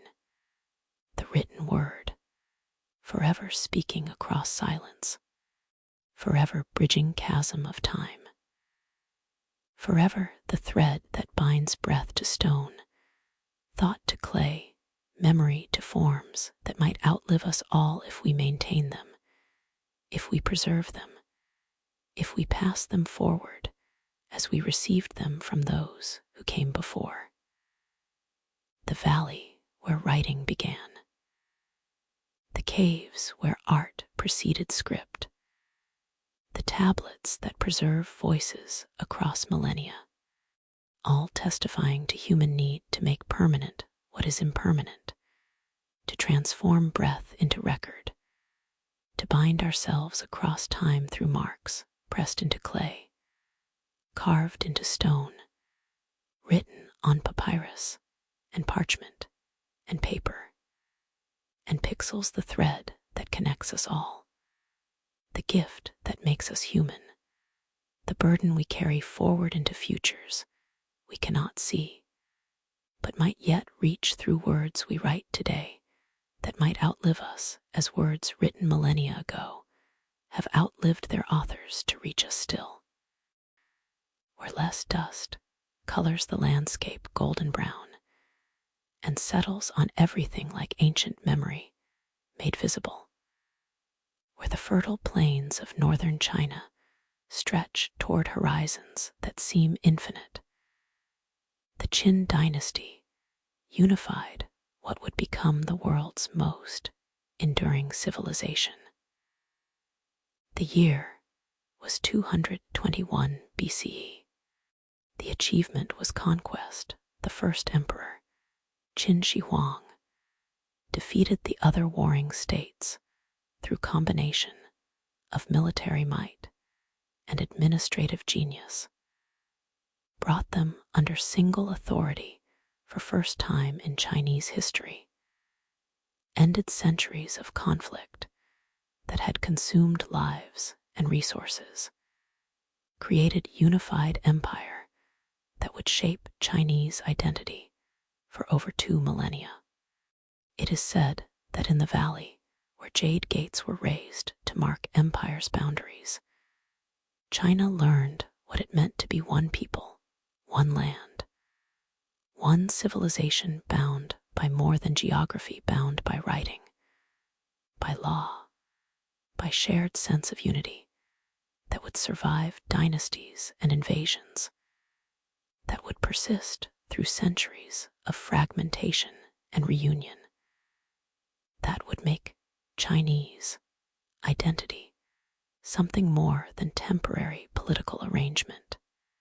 But the achievement was more than military conquest, more than territorial expansion, was administrative unification that standardized everything. Writing systems that had diverged across warring states were unified into single script, ensuring written communication could flow from capital to most distant provinces. Currency that had varied between states was standardized, creating economic integration that made trade across vast distances feasible. Weights and measures were unified, eliminating confusion that had complicated commerce and taxation. Even the width of cart axles was standardized, so that ruts worn by vehicles in one region would align with ruts in other regions, so that carts could travel from one end of empire to other without requiring modification. The first emperor was ambitious beyond measure, ruthless in consolidating power, willing to employ any means to achieve vision of unified empire. He burned books that contradicted state ideology, particularly Confucian texts, advocating moral limits on rulers' authority. Texts suggesting that kings ruled through virtue rather than through power alone. Texts that implied emperor was subject to heaven's judgment and could lose mandate if he ruled unjustly.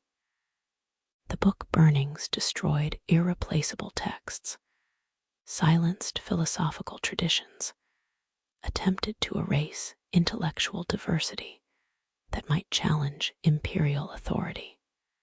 Ancient sources claim he buried scholars alive when they criticized his policies, when they refused to surrender forbidden texts, when they persisted in teaching doctrines he had banned.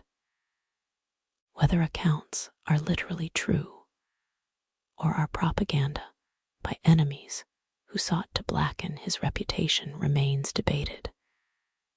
But the accounts testify to his willingness to use terror to enforce conformity, to eliminate dissent through violence that would make others fear to oppose him. He built the first Great Wall by connecting and extending defensive walls that previous kingdoms had constructed along northern frontiers, creating continuous barrier stretching thousands of miles from eastern coast to western deserts.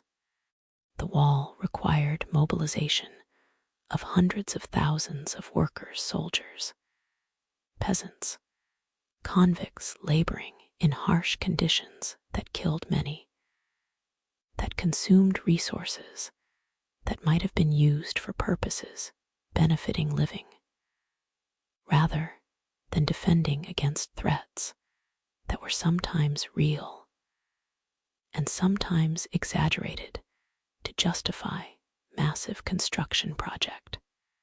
The wall would be rebuilt and extended by subsequent dynasties until it became monument visible from orbit, testament to both Chinese engineering capability and to cost of defending civilization through permanent fortification.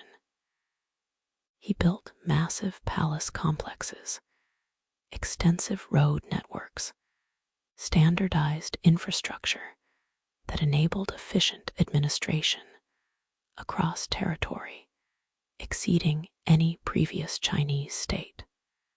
And he prepared for his death with characteristic grandiosity, with obsession with immortality that led him to construct a tomb guarded by army of terracotta warriors that would stun the world when discovered 2 millennia after his death. The terracotta warriors were discovered in 1974 by farmers digging well near Xi'an, ancient capital where first emperor had ruled. The discovery was accidental, was momentous, revealed scale of burial preparations exceeding anything previously known from ancient world. The warriors stand in formation in underground pits, were originally painted in bright colors that faded upon exposure to air, were accompanied by clay horses and chariots and bronze weapons, created entire army to guard emperor in afterlife, to ensure he would have military force at his command, even beyond death. The craftsmanship is extraordinary in ways that suggest obsession with perfection. No 2 faces are identical among 8,000 warriors, suggesting figures were modeled on actual soldiers, that artists observed and rendered individual features with care that seems almost obsessive. Each warrior's hair is different, each beard unique, each expression distinct.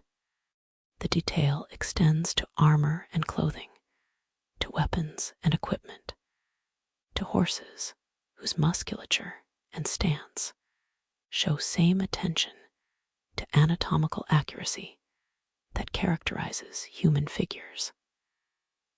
The scale is overwhelming 8,000 warriors in main pits, with estimates that entire necropolis may contain many more still buried, still waiting to be excavated, still keeping their silent watch over tomb they were created to guard. But the tomb itself, burial chamber, containing emperor's body, and whatever treasures were interred with him, remains unexcavated.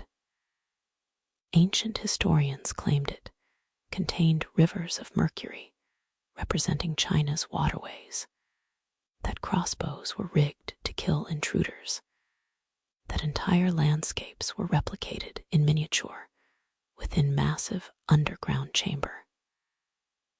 Modern surveys have detected high mercury concentrations in soil above tomb, suggesting mercury rivers might be real rather than legendary.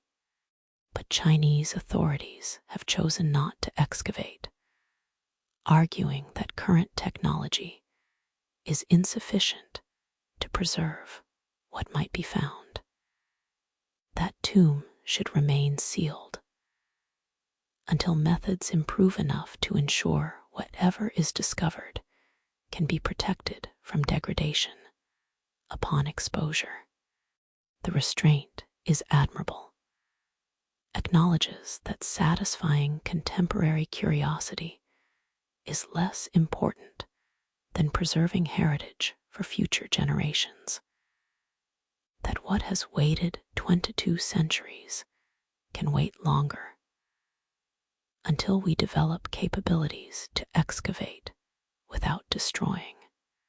The decision reflects wisdom often lacking in archaeology's earlier centuries, when excavation proceeded without adequate preservation techniques, when treasures were damaged or lost, because knowledge of how to protect them was insufficient. The first emperor's reign was brief, only 11 years after unification, before he died seeking elixir of immortality that ironically may have poisoned him through mercury and other toxic substances. But his impact was permanent. The standardization of writing was particularly consequential for Chinese civilization's continuity. Before unification, different states used different scripts, making written communication difficult, making administration of large territory nearly impossible. The Qin standardization imposed small seal script across empire, ensured that written communication could flow from capital to provinces, created linguistic unity that would survive even when political unity collapsed. Chinese writing systems' continuity across millennia, its ability to be read by educated Chinese regardless of when or where text was written, derives partly from this Qin standardization. The script has evolved, has been simplified, but maintains enough continuity that educated modern Chinese can read texts written 2,000 years ago with less difficulty than English speakers face reading Chaucer from 6 centuries past. The degree of continuity that few other written traditions can match creates sense of civilizational continuity, creates direct connection to ancient past that reinforces Chinese identity as heir to oldest continuous civilization. But first emperor's methods were brutal beyond any justification that achievement might offer. The book burnings destroyed irreplaceable texts, preserving alternative philosophical traditions. The allegedly buried scholars, whether account is literally true or is exaggeration, represents intolerance of dissent that betrays insecurity beneath imperial confidence.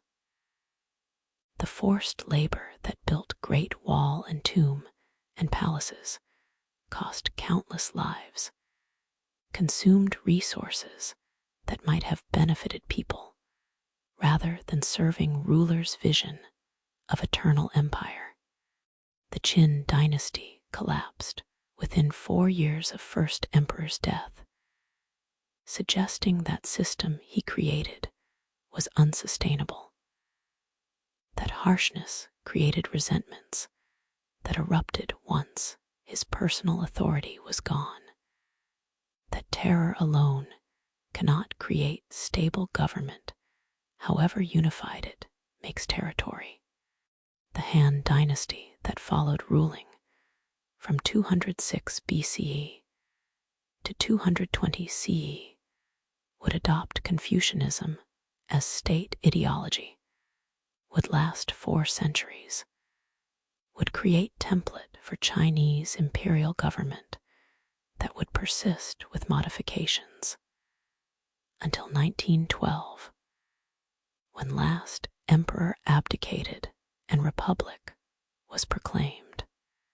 The Han would temper Qin harshness with Confucian emphasis on virtue and proper conduct, would maintain administrative structures while softening enforcement, would prove that unified China could endure if governed with wisdom rather than with terror alone.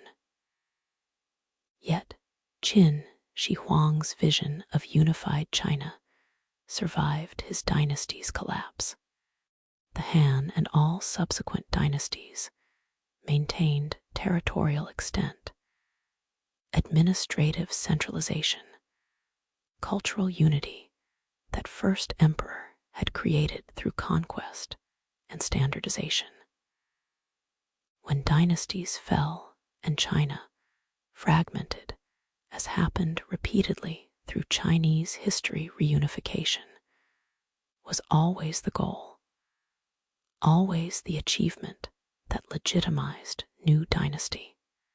The idea of Chinese civilization as unified entity culturally, linguistically, politically derives from Qin unification, from first emperor's vision that proved more enduring than his dynasty, that shaped how Chinese understood themselves across 2 millennia. Whether unity was worth its cost, whether benefits of centralization justified brutality of its creation, remains eternally debatable, but achievement is undeniable. China became and remained world's most populous, most enduring, most culturally continuous civilization, surviving through dynasties and invasions and rebellions and transformations that would have shattered less unified society, maintaining identity and continuity across 2 millennia of tumultuous history. Confucianism and Taoism shaped Chinese thought through complementary philosophies, addressing different aspects of human life.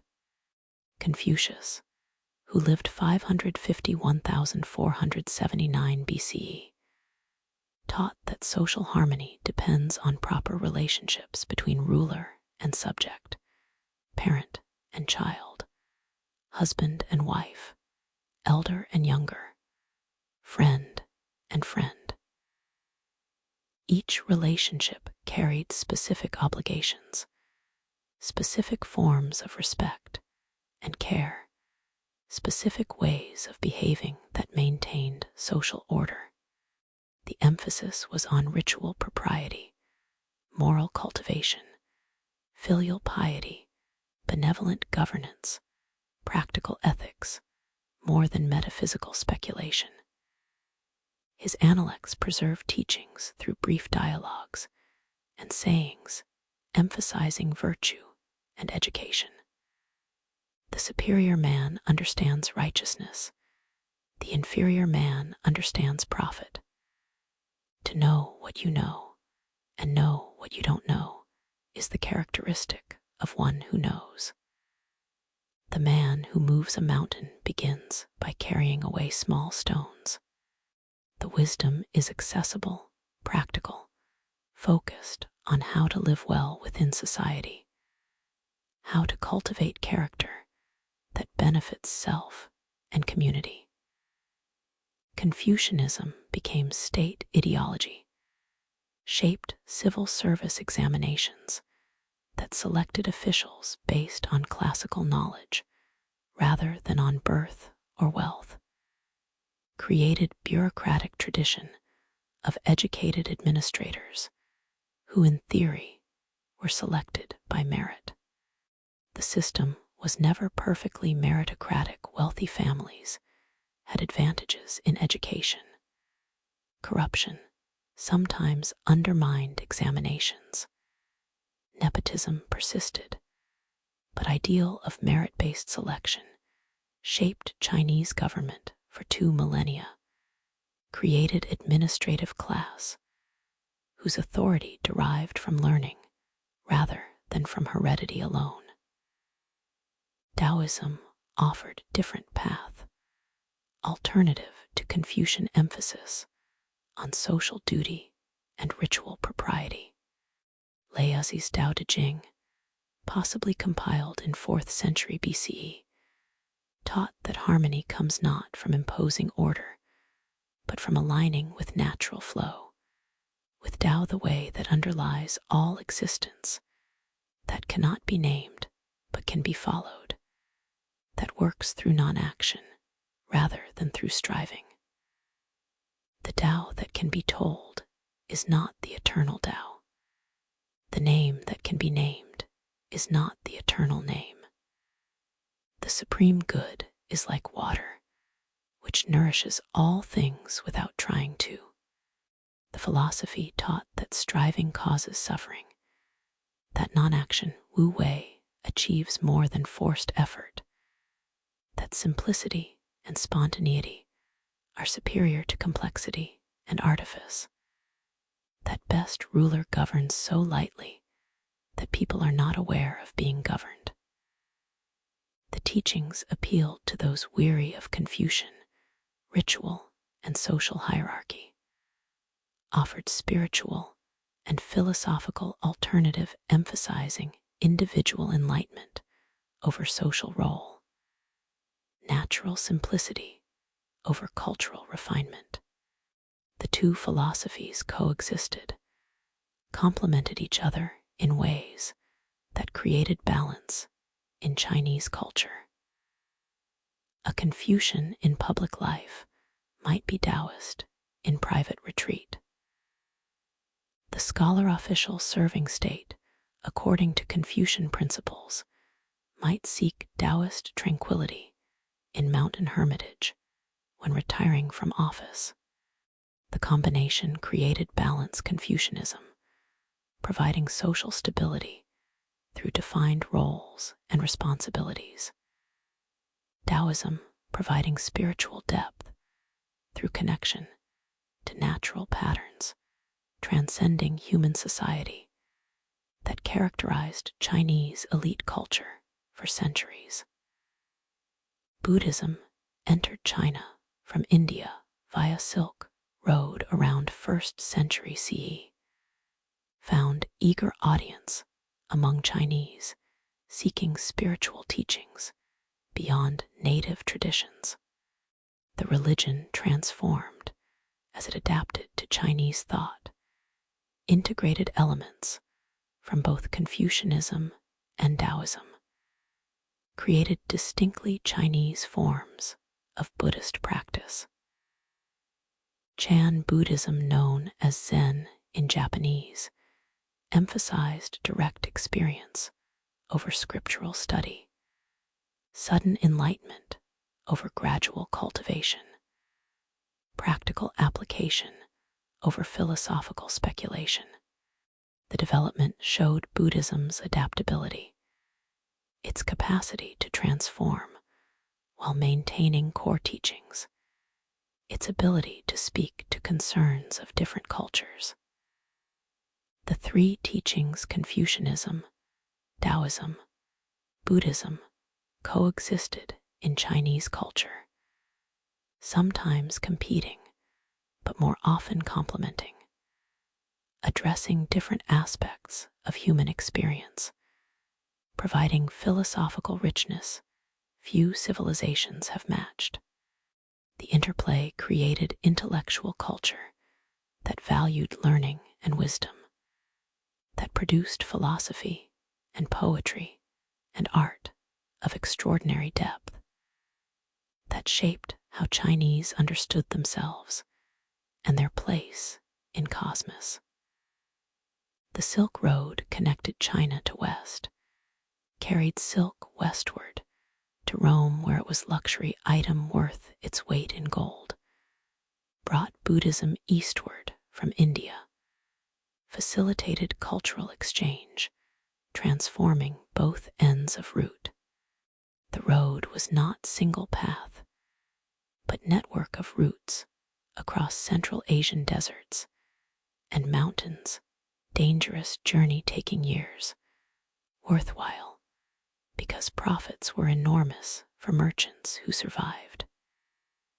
The journey carried not only goods, but ideas, religions, technologies. Paper from China reached West, Glassmaking from Rome reached China. Mathematical concepts from India spread both directions. The Silk Road created first truly international trade network, connected civilizations that had been isolated, made cultural exchange possible on scale never before achieved.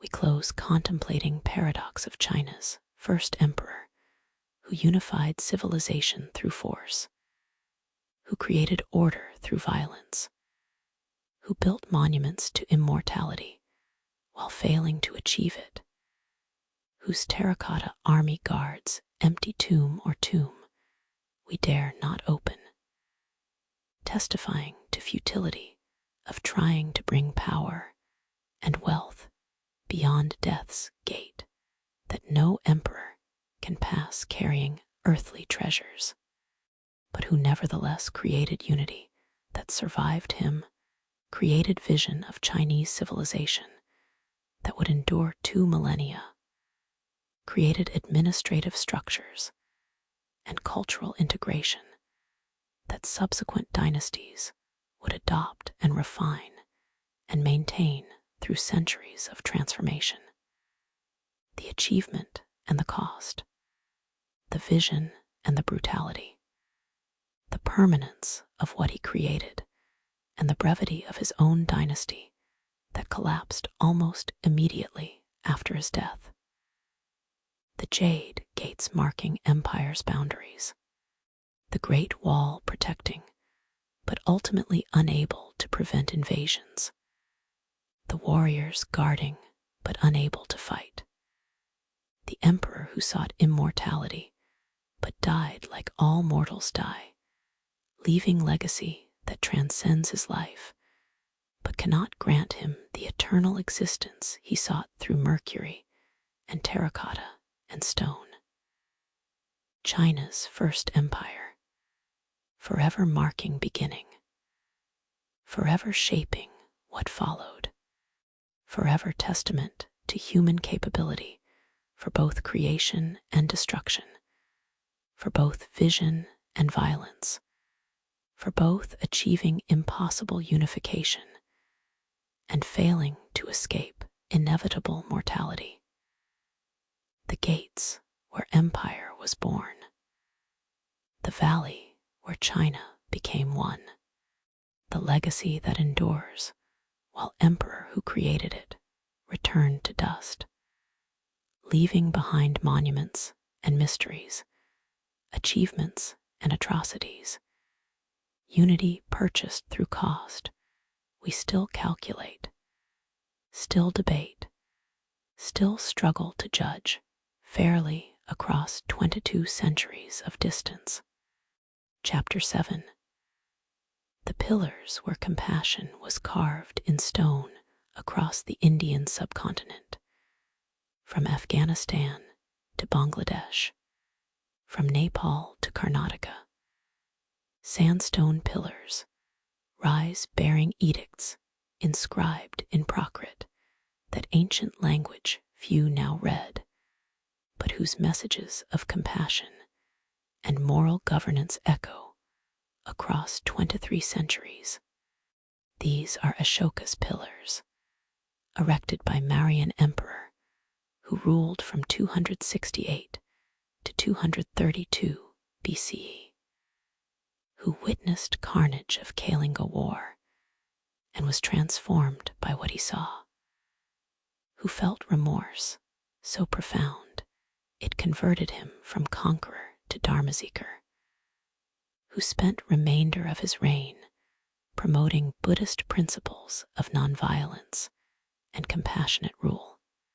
It is said that when Emperor saw a battlefield strewn with 100,000 dead, when he heard lamentations of widows and orphans, when he understood what his victory had cost in human suffering, something broke within him, or perhaps something opened, some capacity for compassion that conquest had closed, some recognition of shared humanity that warfare had obscured.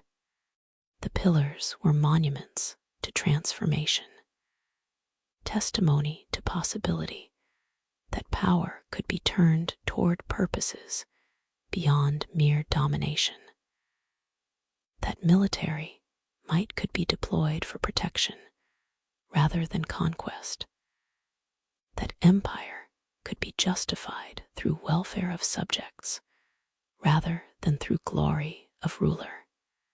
The pillars stand up to 50 feet high, monolithic columns of sandstone, polished to mirror-like sheen. Their surfaces inscribed with edicts proclaiming ethical governance. Their capitals topped with animal sculptures, lions, bulls, elephants, carved with skill that still impresses modern viewers. The most famous capital, 4 lions of Sarnath standing back to back, atop circular abacus, decorated with dharma wheel and animals, became India's national emblem after independence in 1947. Symbol of power devoted to righteousness rather than to oppression. Strength deployed for service rather than for subjugation. The choice of this capital as national symbol was deliberate, was statement about values independent India wished to embody, was claim to a Shakhan legacy of ethical governance that would distinguish new nation from colonial rule that had preceded it. The pillars themselves were engineering marvels requiring sophisticated understanding of stoneworking and transportation.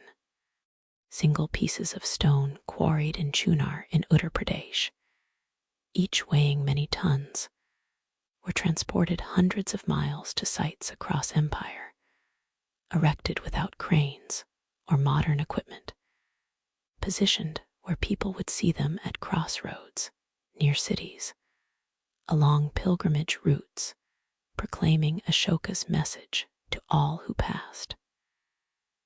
The technical achievement was remarkable, but more remarkable was the content of what was inscribed, the vision of governance the edicts proclaimed.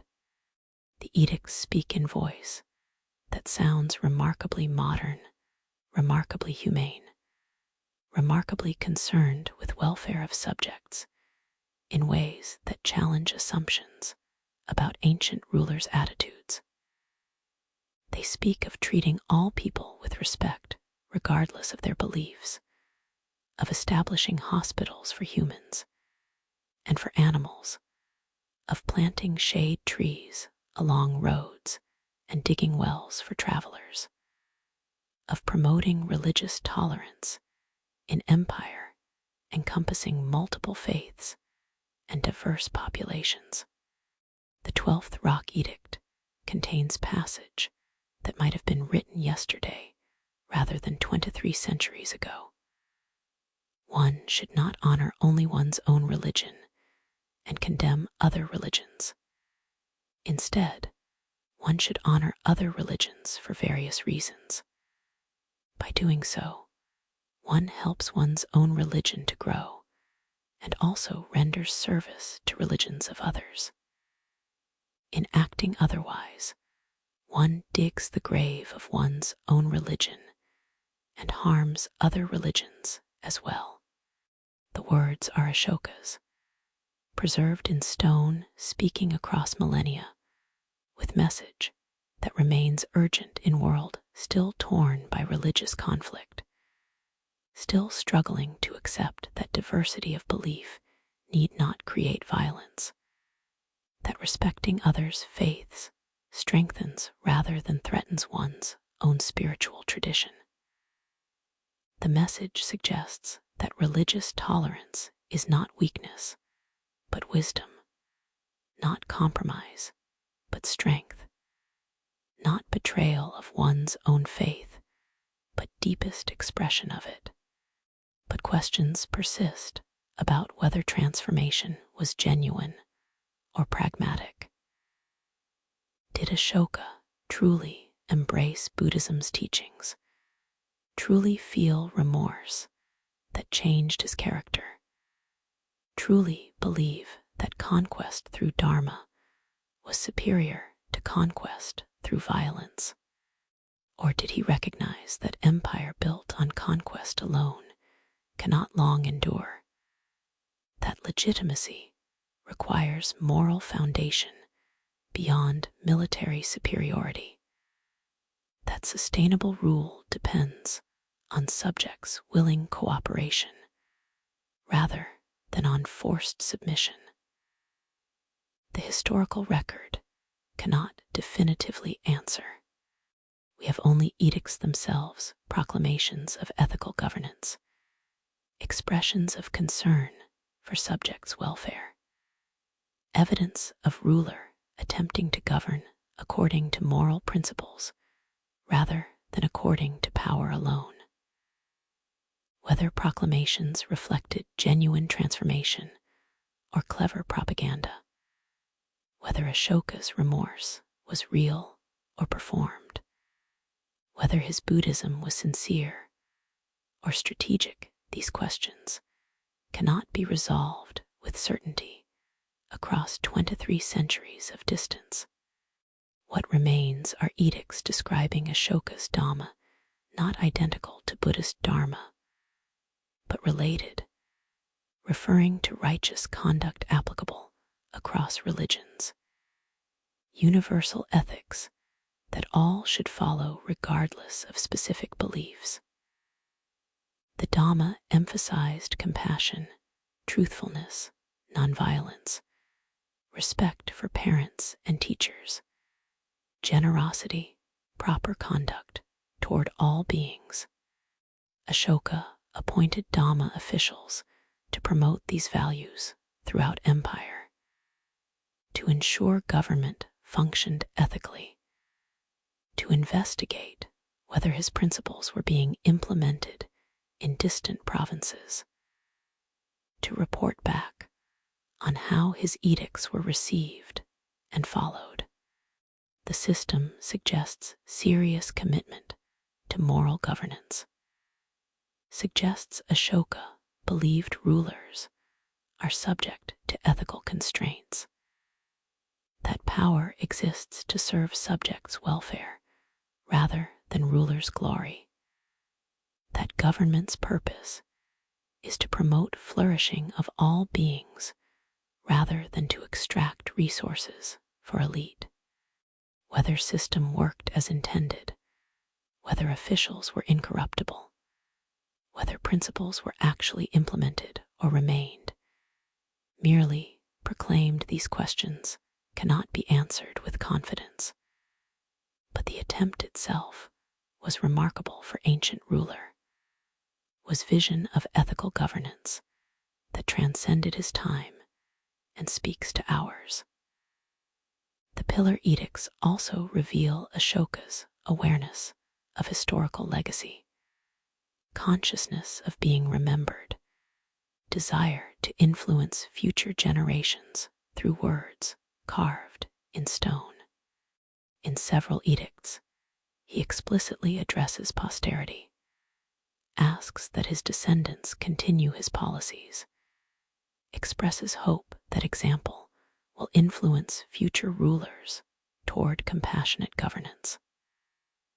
The consciousness of speaking to future, of using permanent medium to project voice across centuries, shaped how he presented himself, how he explained his transformation, how he justified his authority through moral conduct rather than through power alone. Whether concern for legacy was vanity or wisdom, whether Ashoka wanted to be remembered for own sake or wanted to influence future governance for subjects' sake, is perhaps unanswerable. But result was same: preserved record of ruler attempting to justify authority through ethical behavior, ruler proclaiming that conquest through Dharma is superior to conquest through violence. Rulers suggesting that power's purpose is to promote welfare of all beings rather than to glorify sovereign. Buddhism spread along trade routes, carried by merchants who brought religion along with goods, by monks who traveled preaching Buddhist teachings, by travelers who encountered Buddhist ideas and brought them to new lands where they took root and flourished. From India, Buddhism spread to Sri Lanka, where Ashoka allegedly sent his son Mahinda to establish Theravada tradition, emphasizing individual enlightenment through monastic practice and meditation. Spread to Central Asia along Silk Road, reaching China by 1st century CE, where it would be transformed by encounter with Confucianism and Taoism. Buddhism spread to Southeast Asia, to Burma, Thailand, Cambodia, Laos, Vietnam, where it mixed with local traditions, creating distinctive forms of practice integrating indigenous beliefs with Buddhist teachings. Spread to Tibet, where it merged with Bon religion, creating Vajrayana tradition, emphasizing esoteric practices and complex philosophical systems. Spread to Korea, and then to Japan, where Zen tradition would develop, emphasizing meditation and direct experience over scriptural study. The spread was almost entirely peaceful. Buddhism typically did not seek converts through force, did not impose itself through conquest, spread instead through persuasion, through appeal of its teachings, through compatibility with other traditions that allowed syncretism rather than requiring displacement. The transformation as Buddhism spread was mutual and enriching. Buddhism changed to fit local contexts, adopted local deities as bodhisattvas, incorporated local rituals, developed new schools emphasizing different aspects of Buddhist teaching relevant to particular cultures, and local cultures changed through Buddhist influence, adopted Buddhist ethics of non-harm and compassion, built Buddhist temples and monasteries that became centers of art and learning, integrated Buddhist philosophy into local intellectual traditions, creating hybrid forms, enriching both Buddhism and host cultures. The cultural exchange created vast Buddhist world stretching from Sri Lanka to Japan, from Indonesia to Mongolia, encompassing perhaps 1 billion people at Buddhism's height, creating religious and philosophical tradition second only to Christianity in geographic extent and cultural influence.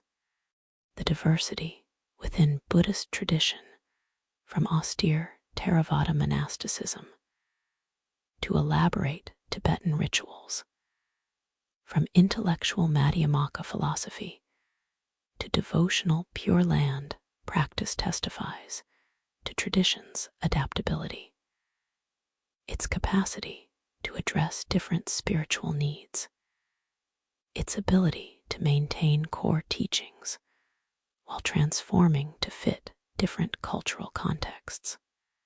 But Buddhism declined in India, its birthplace, through combination of factors including Hindu revival, Islamic conquests, lack of royal patronage after Gupta dynasty. By 13th century CE, Buddhism had nearly vanished from India, surviving mainly in peripheral regions, and in memories preserved by traditions that had spread beyond Indian borders. The irony is profound and troubling. Religion born in India, preached by Indian prince who became Buddha, spread by Indian Emperor Ashoka, transformed Asian civilizations, but nearly disappeared from land where it originated. Only in late 20th century did Buddhism revive in India, particularly among Dalits, formerly untouchables, who saw Buddhism as alternative to Hinduism's caste system that condemned them to hereditary discrimination. The revival was led by Dr. B.R. Ambedkar, who converted to Buddhism in 1956, inspired millions to follow, re-established Buddhism as living tradition in land where Buddha achieved enlightenment, where Ashoka ruled, where pillars still stand proclaiming Dharma that had been nearly forgotten in its homeland. Ashoka's pillars stand weathered now, 23 centuries of monsoons and heat and human neglect having taken toll. Many are broken, some toppled by earthquakes that periodically shake Indian subcontinent, some damaged during Islamic invasions when Hindu and Buddhist monuments were sometimes destroyed as idolatrous, some fallen through neglect when their meaning was forgotten, and they were valued only as old stones rather than as testimony to remarkable ruler and remarkable vision of ethical governance. The inscriptions are fading, polished surfaces are dulled by weathering. Animal capitals are chipped and eroded by time and pollution. But pillars remain as testimony to ruler who tried to govern ethically, who proclaimed that conquest through Dharma is superior to conquest through violence, who suggested that power's purpose is to promote welfare of all beings rather than to serve rulers' glory or ambition. Whether Ashoka succeeded in creating empire more benevolent than others, whether his principles were actually implemented or remained merely proclaimed, whether his transformation was genuine or strategic, these questions remain debatable across millennia. But attempt matters, even if execution was imperfect. Proclamation matters, even if implementation was incomplete. Vision matters, even if reality fell short of ideal. The pillars stand as testimony that ethical governance is possible, that power without compassion corrupts, that even emperors are subject to moral law. We close at twilight beside Lion Capitol at Sarnath, that masterpiece of Marian art that became symbol of modern India, testament to continuity between ancient ideals and contemporary aspirations. We stand where Ashoka's craftsmen stood when they carved lions, where pillar was erected to proclaim emperor's message, where Dharma was inscribed in stone, intended to last forever. We feel weight of stone, precision of carving, message encoded in monument that has survived 23 centuries. The emperor who witnessed war's carnage and was transformed by what he saw.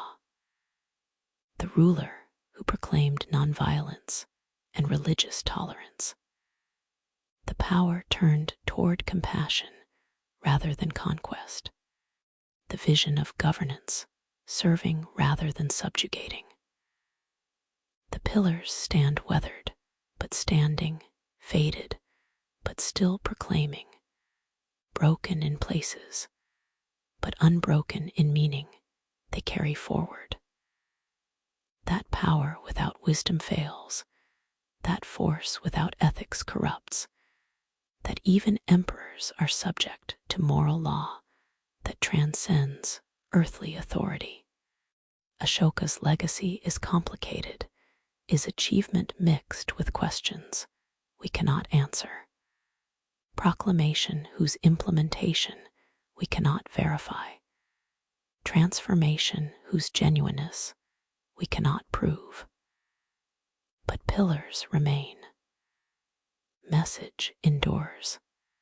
Testimony to ethics in governance stands across centuries, asking whether we have learned what Ashoka proclaimed, whether we govern with compassion or with power alone, whether we have understood that true conquest is moral, not military, that lasting legacy is ethical, not territorial. The pillars of Ashoka, standing still through monsoons and empires, through centuries and transformations, speaking still through weathered stone, through fading inscriptions, through presence that cannot be ignored, testifying to transformation that remains incomplete but remains possible, to vision that was never fully realized but never became irrelevant, to hope that power might serve compassion, that strength might protect rather than dominate, that governance might promote welfare of all beings rather than glory of few. The pillars, the Dharma, the compassion carved in stone, forever weathering, forever testifying, forever asking what we will make of power we possess, whether we will use it wisely or waste it foolishly, whether we will be remembered as Ashoka hoped to be remembered for compassion rather than conquest, for wisdom rather than force, for transformation toward light rather than persistence in darkness. Bangladesh, from Nepal to Karnataka, sandstone pillars rise bearing edicts inscribed in Prakrit, that ancient language few now read, but whose messages of compassion and moral governance echo across 23 centuries. These are Ashoka's pillars, erected by Mauryan Emperor, who ruled from 268 to 232 BCE, who witnessed carnage of Kalinga War and was transformed by what he saw, who felt remorse so profound it converted him from conqueror to Dharmaseeker, who spent remainder of his reign promoting Buddhist principles of nonviolence and compassionate rule. It is said that when Emperor saw a battlefield strewn with 100,000 dead, when he heard lamentations of widows and orphans, when he understood what his victory had cost in human suffering, something broke within him, or perhaps something opened, some capacity for compassion that conquest had closed, some recognition of shared humanity that warfare had obscured.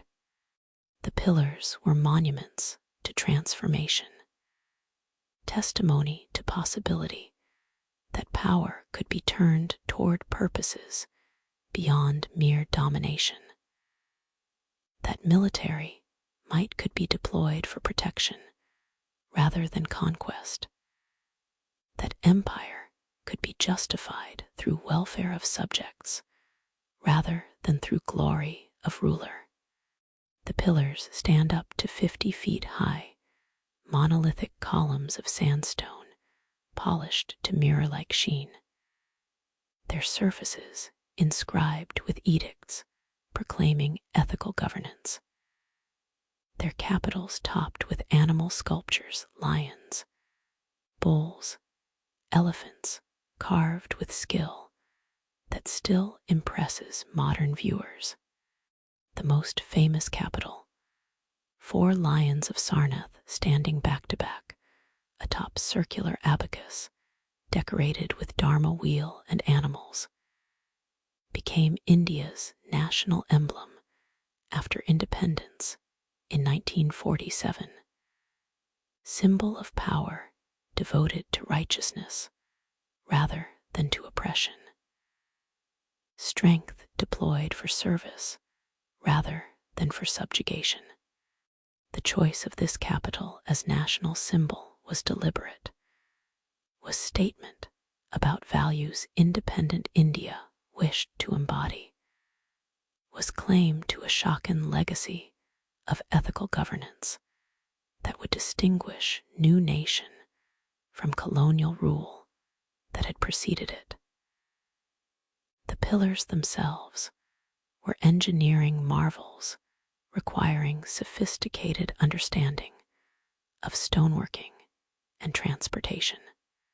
Single pieces of stone quarried in Chunar in Uttar Pradesh, each weighing many tons, were transported hundreds of miles to sites across empire, erected without cranes or modern equipment, positioned where people would see them at crossroads, near cities, along pilgrimage routes, proclaiming Ashoka's message to all who passed. The technical achievement was remarkable, but more remarkable was the content of what was inscribed, the vision of governance the edicts proclaimed. The edicts speak in voice that sounds remarkably modern, remarkably humane, remarkably concerned with welfare of subjects in ways that challenge assumptions about ancient rulers' attitudes. They speak of treating all people with respect, regardless of their beliefs, of establishing hospitals for humans and for animals, of planting shade trees along roads and digging wells for travelers, of promoting religious tolerance in empire encompassing multiple faiths and diverse populations. The 12th Rock Edict contains passage that might have been written yesterday rather than 23 centuries ago. One should not honor only one's own religion and condemn other religions. Instead, one should honor other religions for various reasons. By doing so, one helps one's own religion to grow and also renders service to religions of others. In acting otherwise, one digs the grave of one's own religion and harms other religions as well. The words are Ashoka's, preserved in stone, speaking across millennia, with message that remains urgent in world still torn by religious conflict, still struggling to accept that diversity of belief need not create violence, that respecting others' faiths strengthens rather than threatens one's own spiritual tradition. The message suggests that religious tolerance is not weakness, but wisdom, not compromise, but strength, not betrayal of one's own faith, but deepest expression of it. But questions persist about whether transformation was genuine or pragmatic. Did Ashoka truly embrace Buddhism's teachings, truly feel remorse that changed his character, truly believe that conquest through Dharma was superior to conquest through violence? Or did he recognize that empire built on conquest alone cannot long endure, that legitimacy requires moral foundation beyond military superiority, that sustainable rule depends on subjects' willing cooperation rather than on forced submission? The historical record cannot definitively answer. We have only edicts themselves, proclamations of ethical governance, expressions of concern for subjects' welfare, evidence of ruler attempting to govern according to moral principles rather than according to power alone. Whether proclamations reflected genuine transformation or clever propaganda, whether Ashoka's remorse was real or performed, whether his Buddhism was sincere or strategic, these questions cannot be resolved with certainty across 23 centuries of distance. What remains are edicts describing Ashoka's Dhamma, not identical to Buddhist Dharma, but related, referring to righteous conduct applicable across religions, universal ethics that all should follow regardless of specific beliefs. The Dhamma emphasized compassion, truthfulness, nonviolence, respect for parents and teachers, generosity, proper conduct toward all beings. Ashoka appointed Dhamma officials to promote these values throughout empire, to ensure government functioned ethically, to investigate whether his principles were being implemented in distant provinces, to report back on how his edicts were received and followed. The system suggests serious commitment to moral governance, suggests Ashoka believed rulers are subject to ethical constraints, that power exists to serve subjects' welfare rather than rulers' glory, that government's purpose is to promote flourishing of all beings rather than to extract resources for elite. Whether system worked as intended, whether officials were incorruptible, whether principles were actually implemented or remained, merely proclaimed, these questions cannot be answered with confidence. But the attempt itself was remarkable for ancient ruler, was vision of ethical governance that transcended his time and speaks to ours.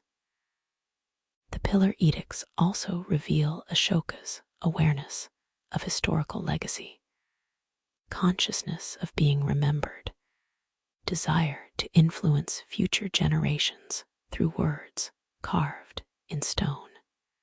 In several edicts, he explicitly addresses posterity, asks that his descendants continue his policies, expresses hope that example will influence future rulers toward compassionate governance. The consciousness of speaking to future, of using permanent medium to project voice across centuries, shaped how he presented himself, how he explained his transformation, how he justified his authority through moral conduct rather than through power alone.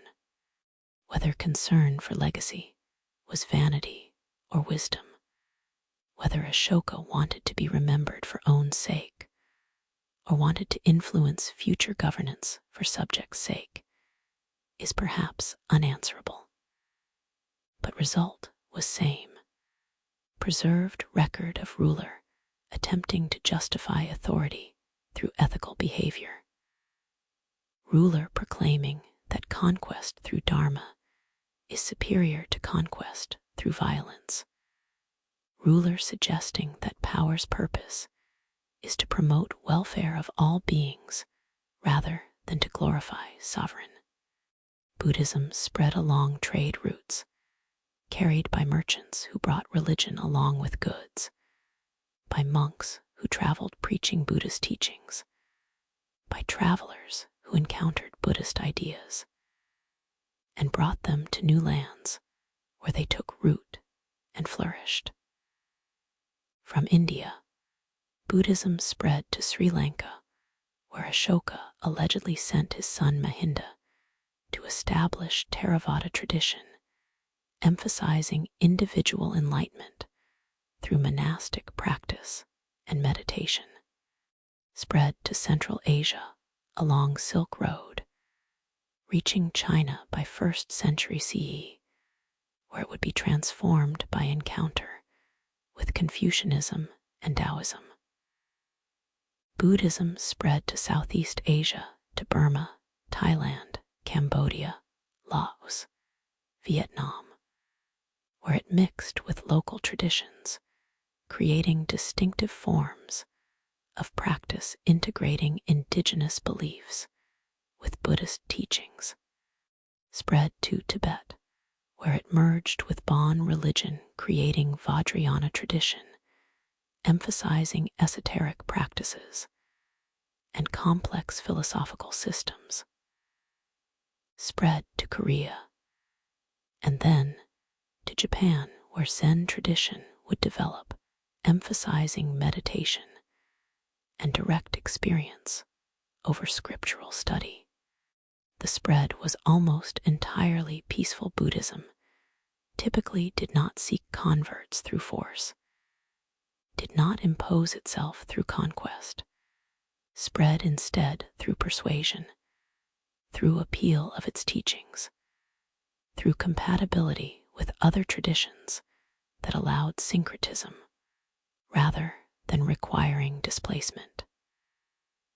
The transformation as Buddhism spread was mutual and enriching. Buddhism changed to fit local contexts, adopted local deities as bodhisattvas, incorporated local rituals, developed new schools emphasizing different aspects of Buddhist teaching relevant to particular cultures. And local cultures changed through Buddhist influence, adopted Buddhist ethics of non-harm and compassion, built Buddhist temples and monasteries that became centers of art and learning, integrated Buddhist philosophy into local intellectual traditions, creating hybrid forms, enriching both Buddhism and host cultures. The cultural exchange created vast Buddhist world stretching from Sri Lanka to Japan, from Indonesia to Mongolia, encompassing perhaps 1 billion people at Buddhism's height, creating religious and philosophical tradition, second only to Christianity in geographic extent and cultural influence. The diversity within Buddhist tradition, from austere Theravada monasticism to elaborate Tibetan rituals, from intellectual Madhyamaka philosophy to devotional Pure Land practice, testifies to tradition's adaptability, its capacity to address different spiritual needs, its ability to maintain core teachings while transforming to fit different cultural contexts. But Buddhism declined in India, its birthplace, through combination of factors including Hindu revival, Islamic conquests, lack of royal patronage after Gupta dynasty. By 13th century CE, Buddhism had nearly vanished from India, surviving mainly in peripheral regions and in memories preserved by traditions that had spread beyond Indian borders. The irony is profound and troubling. Religion born in India, preached by Indian prince who became Buddha, spread by Indian Emperor Ashoka, transformed Asian civilizations, but nearly disappeared from land where it originated. Only in late 20th century did Buddhism revive in India, particularly among Dalits, formerly untouchables, who saw Buddhism as alternative to Hinduism's caste system that condemned them to hereditary discrimination. The revival was led by Dr. B.R. Ambedkar, who converted to Buddhism in 1956, inspired millions to follow, re-established Buddhism as living tradition in land where Buddha achieved enlightenment, where Ashoka ruled, where pillars still stand proclaiming Dharma that had been nearly forgotten in its homeland. Ashoka's pillars stand weathered now, 23 centuries of monsoons and heat and human neglect having taken toll. Many are broken, some toppled by earthquakes that periodically shake Indian subcontinent, some damaged during Islamic invasions when Hindu and Buddhist monuments were sometimes destroyed as idolatrous, some fallen through neglect when their meaning was forgotten, and they were valued only as old stones rather than as testimony to remarkable ruler and remarkable vision of ethical governance. The inscriptions are fading, polished surfaces are dulled by weathering. Animal capitals are chipped and eroded by time and pollution. But pillars remain as testimony to ruler who tried to govern ethically, who proclaimed that conquest through dharma is superior to conquest through violence, who suggested that power's purpose is to promote welfare of all beings rather than to serve rulers' glory or ambition. Whether Ashoka succeeded in creating empire more benevolent than others, whether his principles were actually implemented or remained merely proclaimed, whether his transformation was genuine or strategic, these questions remain debatable across millennia. But attempt matters, even if execution was imperfect. Proclamation matters, even if implementation was incomplete. Vision matters, even if reality fell short of ideal. The pillars stand as testimony that ethical governance is possible, that power without compassion corrupts, that even emperors are subject to moral law.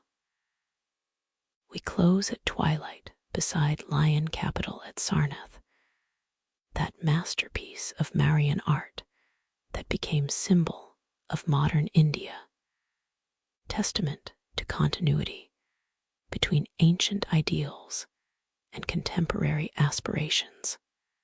We stand where Ashoka's craftsmen stood when they carved lions, where pillar was erected to proclaim emperor's message, where dharma was inscribed in stone, intended to last forever. We feel weight of stone, precision of carving, message encoded in monument that has survived 23 centuries. The emperor who witnessed war's carnage and was transformed by what he saw. The ruler who proclaimed nonviolence and religious tolerance. The power turned toward compassion rather than conquest. The vision of governance, serving rather than subjugating. The pillars stand weathered, but standing, faded, but still proclaiming, broken in places, but unbroken in meaning, they carry forward.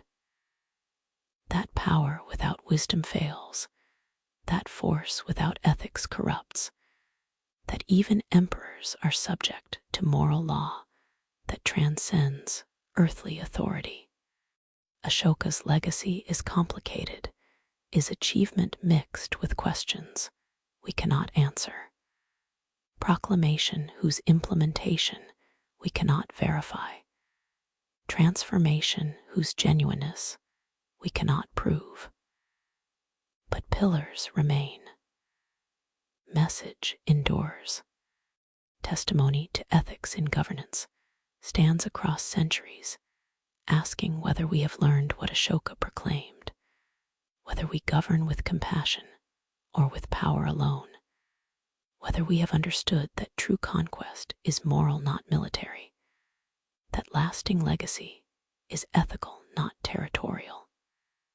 The pillars of Ashoka, standing still through monsoons and empires, through centuries and transformations, speaking still through weathered stone, through fading inscriptions, through presence that cannot be ignored, testifying to transformation that remains incomplete but remains possible, to vision that was never fully realized but never became irrelevant, to hope that power might serve compassion, that strength might protect rather than dominate, that governance might promote welfare of all beings rather than glory of few. The pillars, the Dharma, the compassion carved in stone, forever weathering, forever testifying, forever asking what we will make of power we possess, whether we will use it wisely or waste it foolishly, whether we will be remembered as Ashoka hoped to be remembered for compassion rather than conquest, for wisdom rather than force, for transformation toward light rather than persistence in darkness. Iranian receives sediment that has nourished Egypt for millennia. Alexander the Great founded city bearing his name in 331 BCE. The vision was cosmopolitan city that would blend Greek learning with Egyptian tradition, that would be intellectual capital where cultures met and mingled, that would showcase Hellenistic civilization at its finest. Alexander died before seeing his city flourish, conquering eastward until fever took him in Babylon at age 32. But the Ptolemaic dynasty that succeeded him made Alexandria into what Alexander might have imagined. Magnificent city of marble and limestone, of harbors and lighthouses, of temples and theaters, and most famously, of the great library. It is said that in Alexandria's library, humanity gathered all its wisdom into single place, that scholars from across known world came to study texts collected from every land, that the ambition was nothing less than preserving all human knowledge in one institution where it could be protected, studied, expanded, passed to future generations who would build upon what past had achieved. The library's creation is attributed to Ptolemy I or Ptolemy II. Rulers in early 3rd century BCE who understood that cultural prestige required more than military might, that Alexandria could become intellectual capital only by gathering scholars and texts, by creating institution devoted to learning for its own sake. The ambition was extraordinary in ways we can barely comprehend. To collect all world's knowledge, to gather books from every land and in every language, to create repository where scholars could study without financial worry, where texts could be preserved against time's ravages, where human understanding could accumulate without limit imposed by mortality or forgetting. The library was attached to museum literally, house of muses, institution that supported scholars with stipends, provided them with time for research free from economic necessity, created first institution recognizing that advancing knowledge requires supporting those who pursue it, that intellectual work deserves material support, that scholarship benefits society enough to justify public funding. The arrangement was revolutionary, was first of its kind created model that universities would eventually adopt.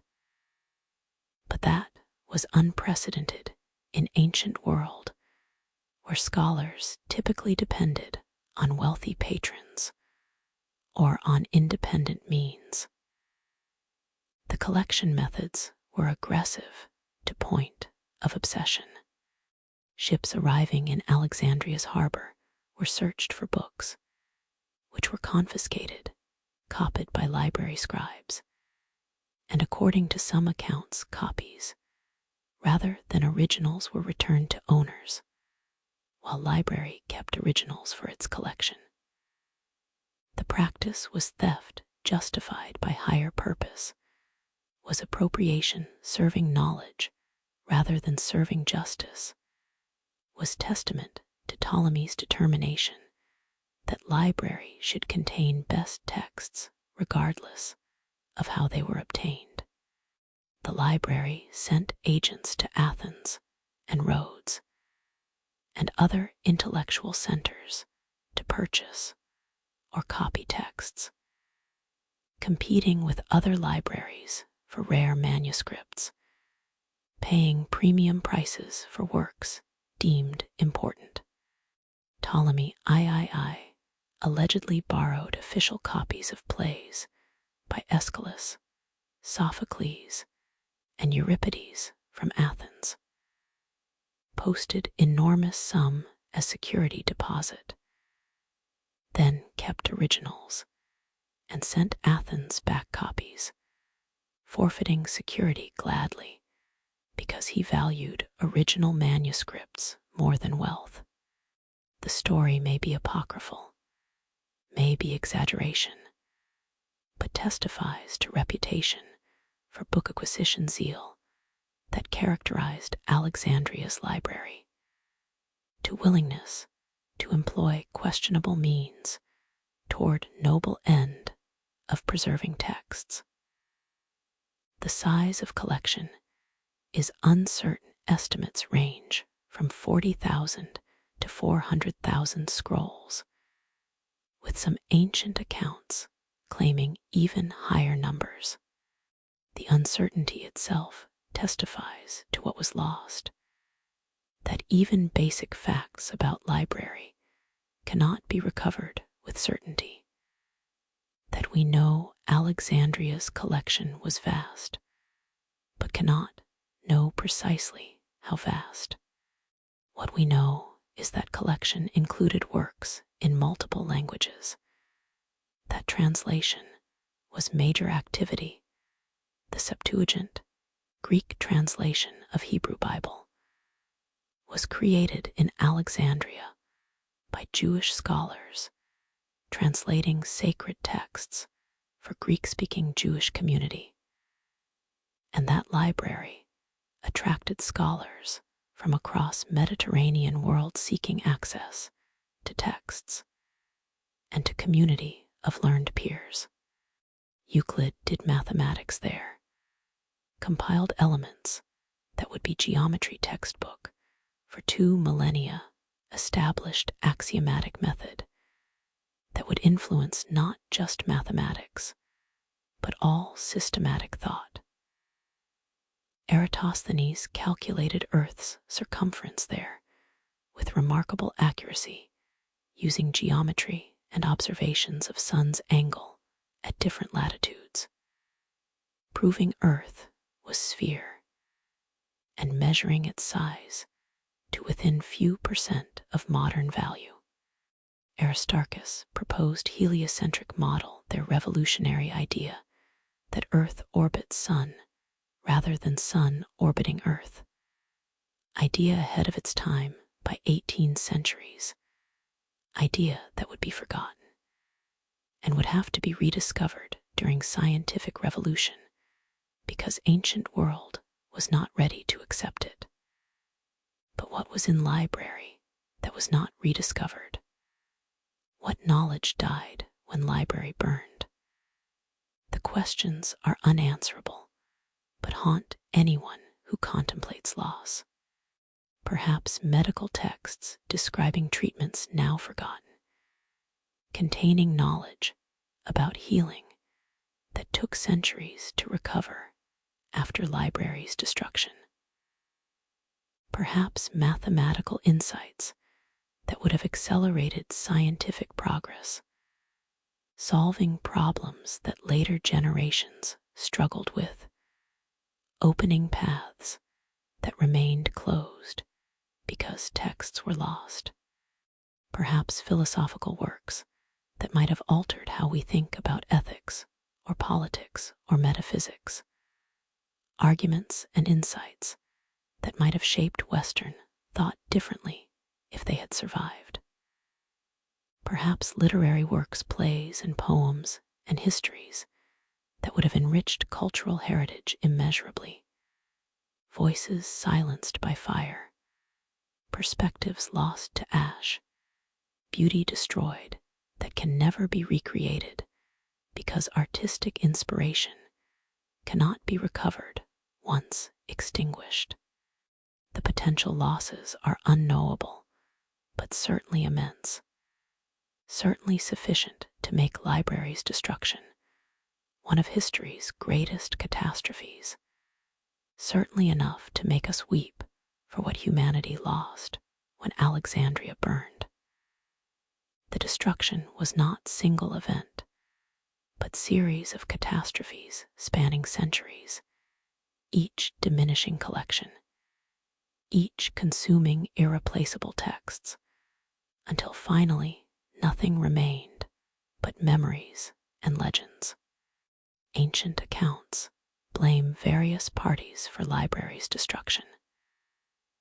Julius Caesar, in 48 BCE, when fire from naval battle allegedly spread to warehouse containing books.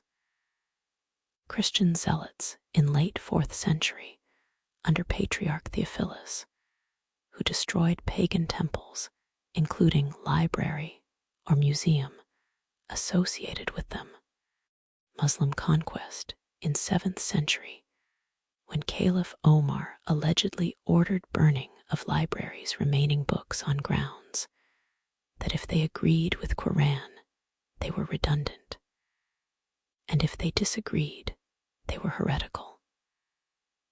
Modern scholarship questions all these accounts, suggests libraries' decline was more gradual than dramatic, was process of underfunding and neglect rather than single catastrophic fire, suggests that library may have declined after Ptolemaic dynasty ended, when Roman conquerors valued Egypt's grain more than its learning, that funding dried up, that scholars departed, that collection was gradually dispersed, or simply allowed to decay through lack of maintenance and copying.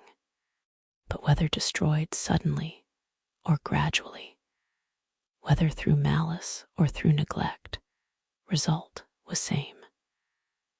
By late ancient period library was gone, its contents lost or scattered, its legacy reduced to memories of what had been achieved, and lamentations over what was lost. Some texts survived, were copied before destruction, were preserved in other libraries, were transmitted through Byzantine and Islamic scholars who maintained ancient learning through Europe's dark ages, when classical tradition nearly vanished from West. Euclid's Elements survived because it was copied repeatedly, because its value was recognized across cultures, because Islamic mathematicians preserved and built upon Greek geometry. Some of Aristotle survived, much of Plato survived, Ptolemy's Almagest survived with its geocentric astronomy that would dominate until Copernicus. But for every text that survived, how many were lost? Sophocles wrote over 100 plays, 7 survive complete. Aeschylus wrote 70 to 90 plays, 7 survive. Euripides wrote 9 to 2 plays, 18 survive. The survival rate suggests less than 10% of ancient Greek drama survived, probably similar percentage for other genres. The burned library contained missing plays, lost histories, vanished scientific treatises. What would we know differently if those texts had survived? How would our civilization differ if ancient knowledge had been preserved rather than lost? The modern Library of Alexandria, rebuilt near ancient site and opened in 2002, is magnificent architectural achievement, dramatic angular design. Vast reading rooms filled with light, millions of volumes, and digital resources accessible to scholars and public. But new library cannot recover what ancient library lost, cannot resurrect burned scrolls or restore vanished knowledge, can only serve as reminder of both power and fragility of written knowledge power to preserve human understanding across millennia.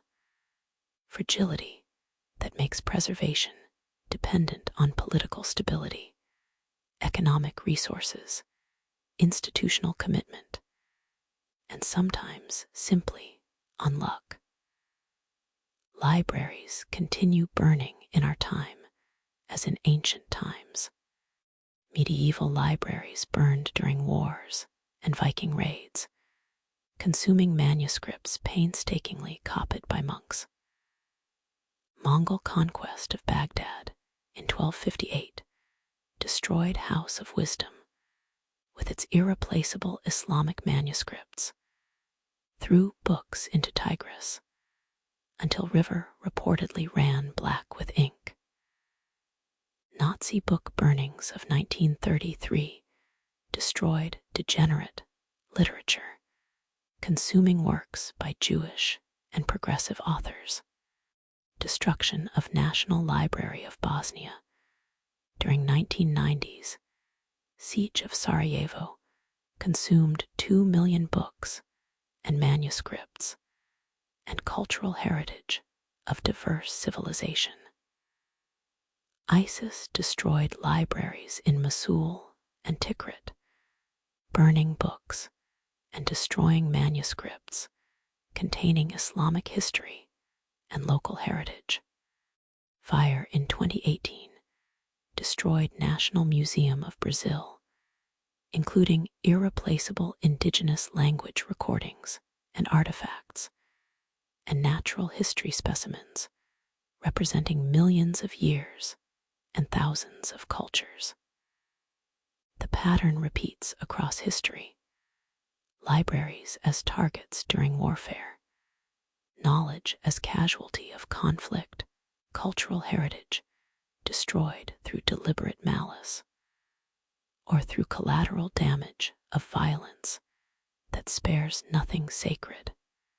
But preservation continues despite losses, because humans recognize that knowledge is precious, that what has been learned should be passed forward, that wisdom accumulated across generations deserves protection.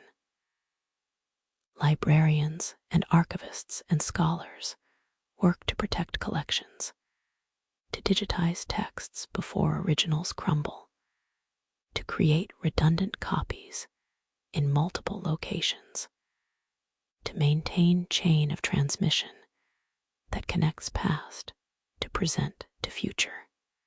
The Internet Archive backs up websites and books and videos, creating digital library accessible to anyone with internet connection, preserving knowledge in forms that can survive individual institutions' failures.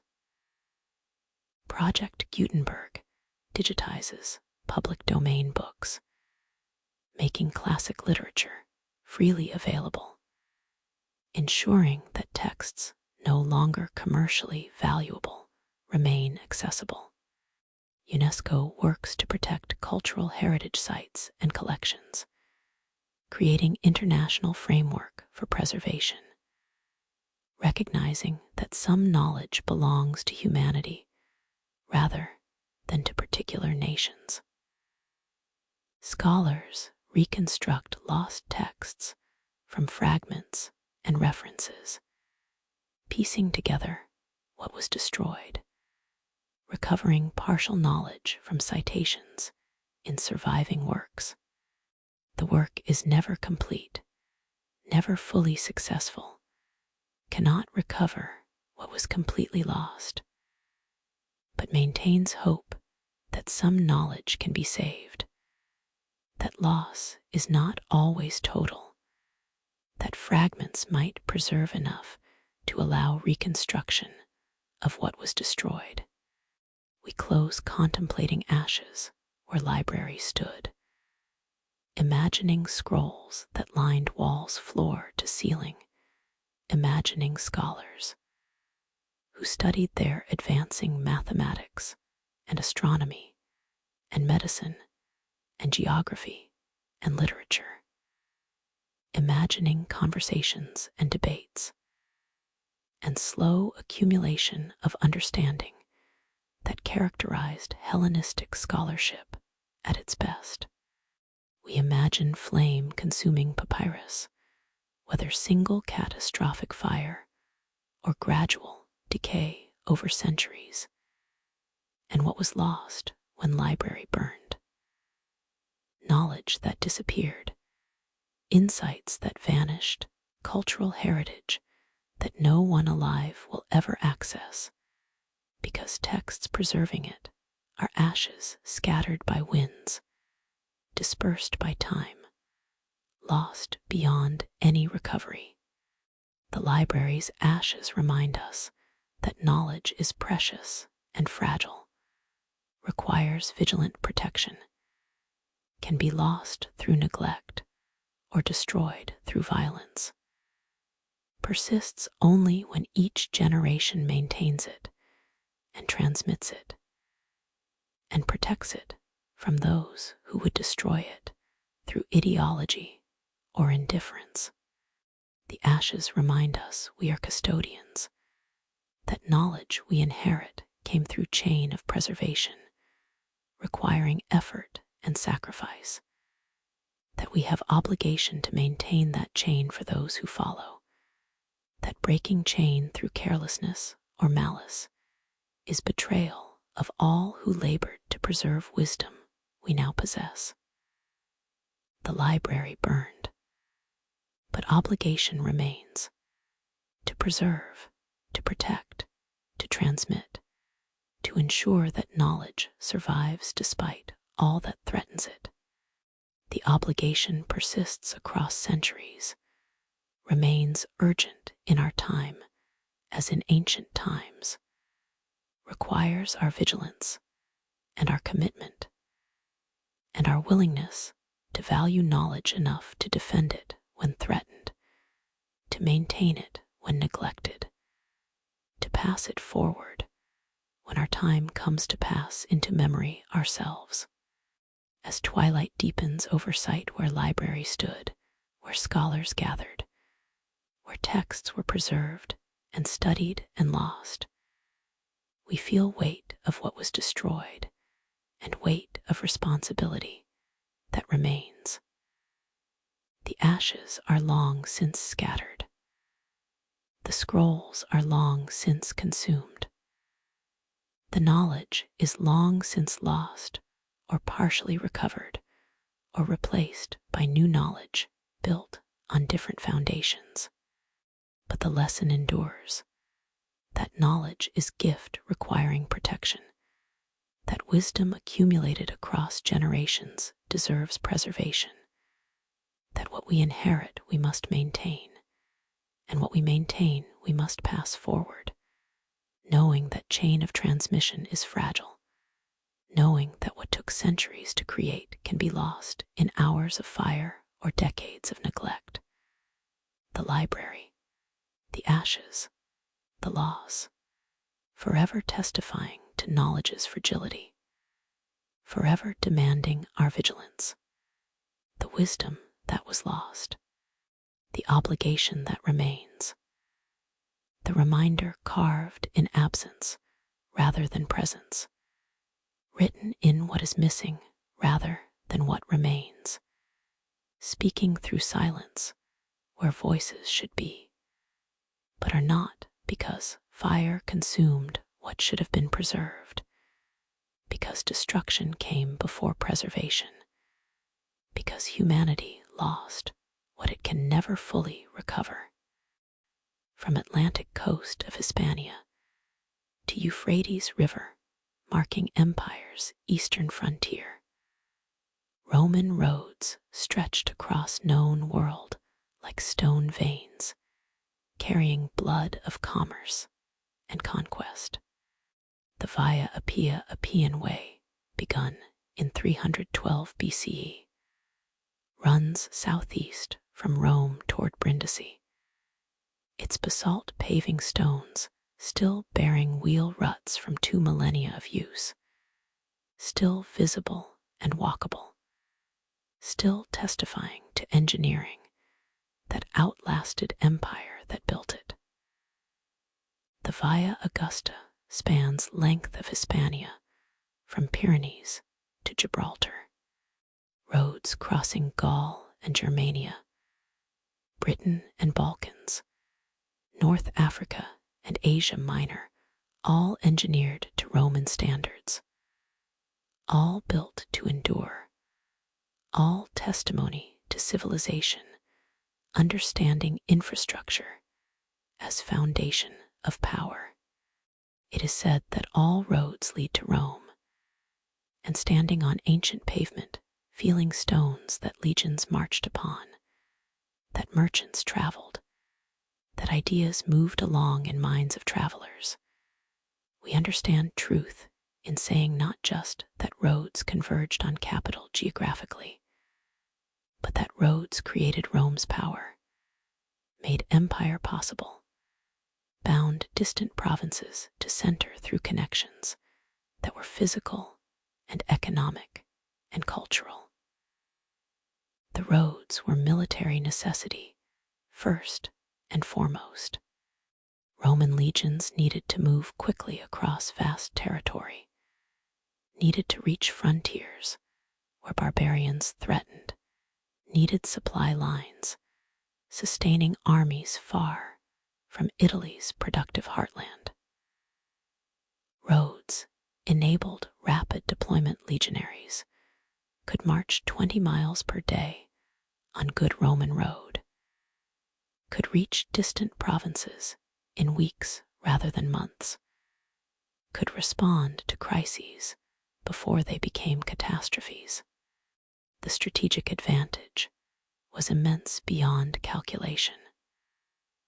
Rome could concentrate forces quickly at trouble spots, could move reinforcements to threatened frontiers, could maintain control over territory spanning 3 continents, because roads made distance less formidable, made empire's size manageable through speed of communication and movement.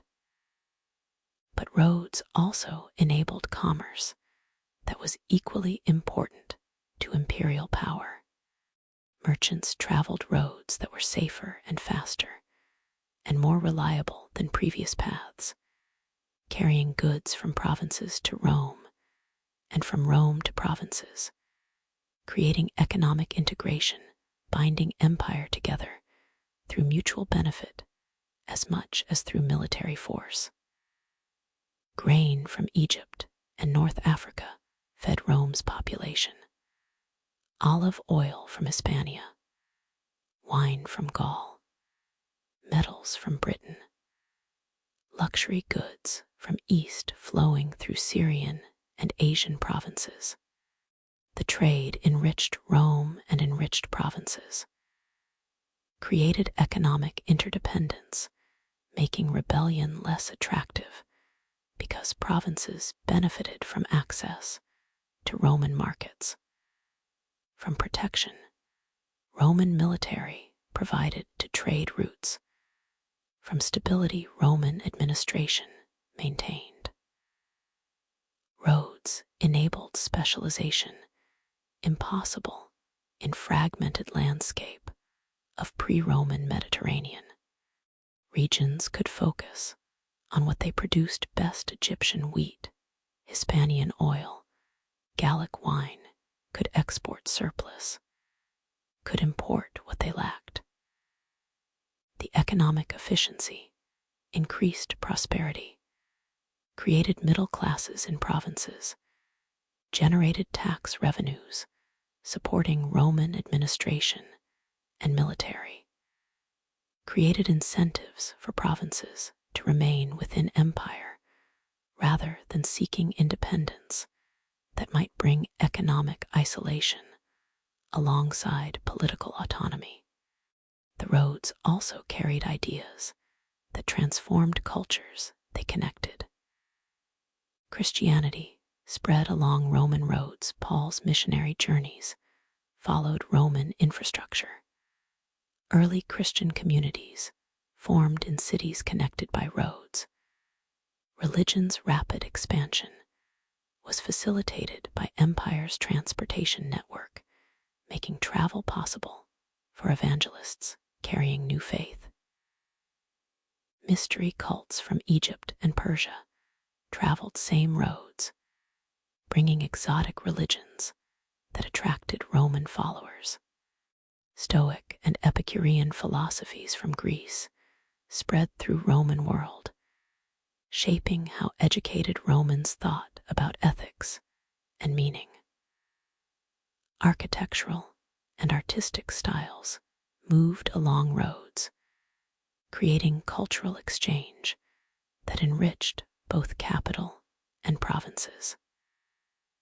The engineering was sophisticated beyond what casual observation reveals. Roman roads typically consisted of multiple layers, carefully constructed to ensure durability. Large stones as foundation providing stable base, smaller stones and gravel as middle layers, creating drainage and distributing weight. Paving stones of basalt or other hard stone as surface, slightly cambered to drain water toward ditches on both sides, preventing moisture from undermining foundation. The construction required surveying to establish route that minimized grades while maintaining directness. Romans favored quarrying to provide stone, massive labor to excavate and lay foundation, and place paving stones. The roads were built to endure, and many have, surviving 2 millennia of use and weather, testifying to Roman engineering skill that modern road builders sometimes struggle to match. Some Roman roads remain in use as modern highways, their routes preserved because Romans chose well, because paths they established served needs transcending their time. Other Roman roads survive as rural paths or archaeological remains, visible as raised embankments or paving stones exposed by erosion, physical testimony to empire's extent and to its engineering prowess. But roads also represented priorities, favoring military and economic concerns over human welfare of those who built them. The labor was often provided by conquered peoples, by slaves, by soldiers during peacetime when legions needed employment, preventing idleness that might foster discontent. The construction was hard, was dangerous, was work that injured and killed workers whose names are not recorded, whose suffering is not commemorated, whose contribution is acknowledged only in stones they placed and roads they built that empire needed more than it needed their well-being.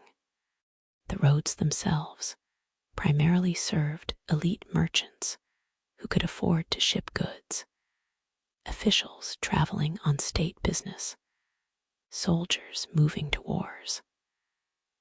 Common people rarely traveled far beyond their villages, rarely used roads for purposes beyond local travel, rarely benefited directly from infrastructure that empire built primarily for its own purposes.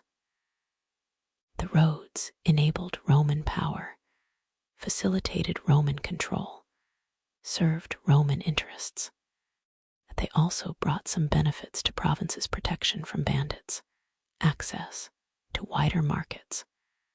Spread of ideas and culture does not erase their primary purpose: maintaining empire that extracted resources and tribute from conquered peoples, that subordinated local interests to Roman needs, that valued stability over justice, order over freedom.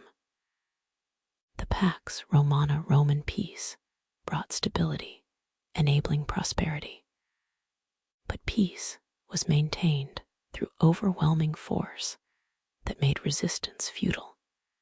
The legions stationed at frontiers, garrisons in cities, brutal suppression of revolts, all testified that Roman peace was not consensual harmony, but was order imposed through military superiority, maintained through credible threat of violence against any who challenged Roman authority.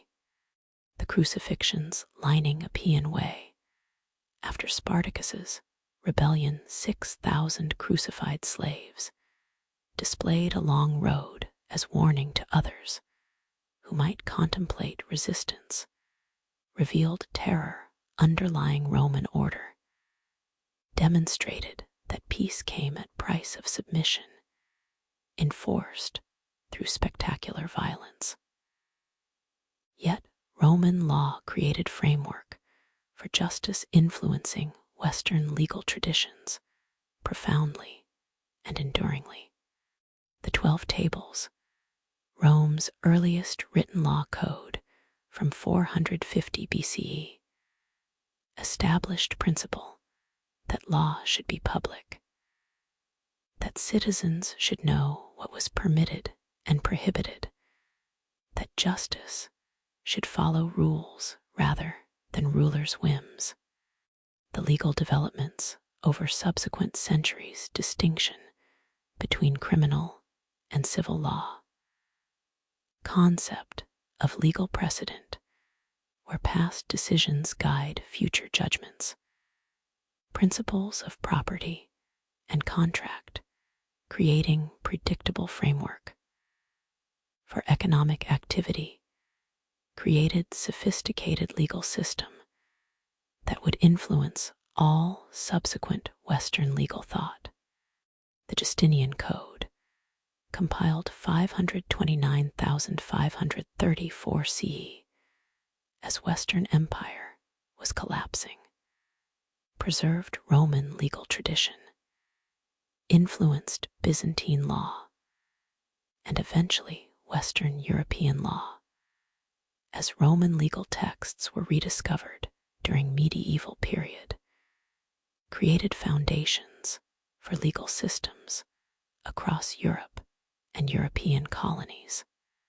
The concepts of citizenship, of rights guaranteed by law rather than granted by rulers' whims, of equal treatment under law regardless of social status, theoretical even, if not always practiced. These Roman legal principles shaped how Western societies understand justice, influenced American Constitution and French Declaration of Rights, continue shaping legal thought and practice.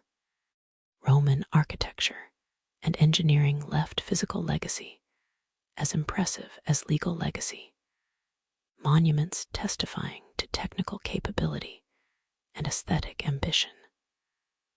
Aqueducts carried water to cities from sources miles distant, employed precise gradients maintaining flow through gravity alone, used arches to cross valleys, supplied fountains and baths, and private homes with abundant fresh water, improving public health and enabling urban density impossible without reliable water supply. The Pont du Gard in France, three-tiered aqueduct bridge spanning Garden River, stands as monument to Roman engineering constructed without mortar, using precisely cut stones held by gravity alone, carrying water across 160 feet at highest point, serving Nims for 5 centuries. The Pantheon in Rome, with its vast concrete dome, remaining largest unreinforced concrete dome in world 18 centuries after construction, demonstrates Roman mastery of concrete technology, showcases understanding of structural engineering enabling spans impossible with stone alone, creates interior space, inspiring awe through scale and proportion, and oculus opening to sky. The building has been in continuous use since construction, converted from pagan temple to Christian church, but never abandoned, testifying to quality of construction that has survived earthquakes and floods and centuries of use. The Colosseum, massive amphitheater where gladiators fought and animals were killed for crowds' entertainment, represents darker aspect of Roman achievement. The engineering is impressive complex system of underground passages and elevators, bringing gladiators and beasts to arena floor, retractable awning shading spectators, seating for 50,000 spectators arranged by social rank. But purpose was spectacle of death, entertainment derived from watching humans kill each other or animals, desensitization to violence, making brutal empire seem normal. The Colosseum testifies to cultural values that troubled even some Romans. Seneca condemned brutality, questioned what it revealed about society enjoying such spectacles. But that persisted for centuries because powerful found it useful, because crowds demanded it, because violence was normalized through repeated witnessing.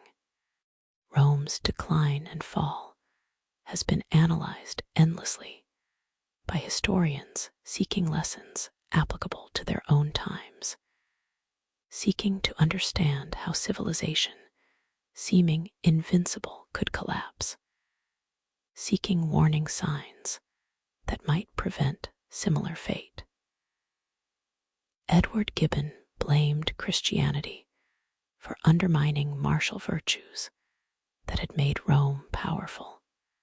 Others blame lead poisoning from pipes and utensils, economic problems from currency debasement, military overstretch creating unsustainable costs, climate change affecting agriculture, plague weakening population, internal political instability, barbarian migrations that pressure cooker of Germanic tribes fleeing Huns created. The causes were multiple, were interconnected, were both internal weaknesses and external pressures combining to exceed empire's adaptive capacity. What's clear is that no single factor explains fall, that complex civilizations collapse through combinations of stresses, overwhelming their ability to respond, that seeking simple explanations for complex processes leads to oversimplification, obscuring more than it illuminates. The Western Roman Empire fell in 476 CE, when last emperor was deposed by Germanic chieftain. But Eastern Roman Empire, Byzantine Empire, continued until 1453, when Constantinople fell to Ottoman Turks, preserving Roman legal traditions and administrative structures and Christian religion, calling itself Roman even as it became increasingly Greek in language and culture. The continuity matters suggests that Rome did not fall so much as transform, that medieval Europe was not dark age of complete collapse, but was period of transition where Roman legacy persisted even as political structures changed dramatically. The roads still exist, still testify to empire's engineering. Some are highways still carrying traffic. Some are rural paths walked by hikers. Some are buried under later development. But wherever Roman roads remain visible, they testify to empire understanding infrastructure as investment, building for permanence, leaving physical legacy, surviving empire itself. The roads speak of power and engineering, of conquest and connection, of ability to organize labor and resources on massive scale, of priorities valuing military efficiency and economic integration over individual welfare. We close walking via Appia, feeling ancient stones beneath feet, seeing tombs lining road, Roman custom, placing tombs along roads outside cities, making death visible to travelers, making commemoration public, allowing dead to remain present in landscape of living. The wheel ruts worn deep into basalt, the milestones marking distances to Rome, the occasional surviving sections where original paving remains intact, where we walk on exact stones Roman feet touched 2 millennia ago. The roads remain as Rome's most visible legacy, more visible than collapsed forums, more intact than ruined temples, more functional than silent amphitheaters where no crowds gather now. The roads that speak of empire, understanding infrastructure as power, as investment in permanence, exceeding immediate needs, as foundation, enabling everything else empire achieved. The roads testifying to organizational capability and engineering skill and long-term vision, but also testifying to priorities extracting labor from conquered peoples, building monuments serving imperial purposes rather than human needs, creating infrastructure that empire valued more than lives of those who built it.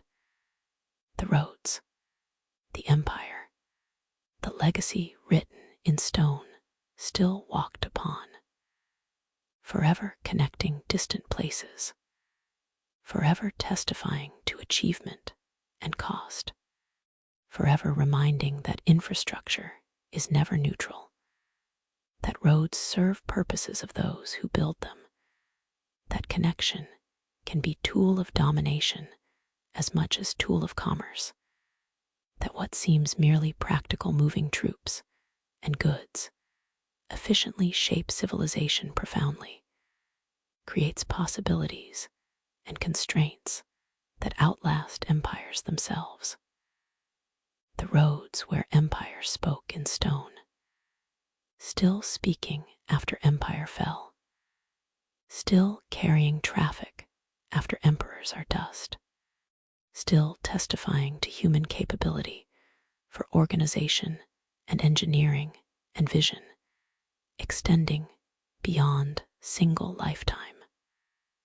The roads, forever Rome's most enduring monument, forever connecting us to empire that shaped Western civilization, forever reminding that what we build might outlast us, might speak for us when we are silent, might testify to what we valued and what we were willing to sacrifice to achieve it.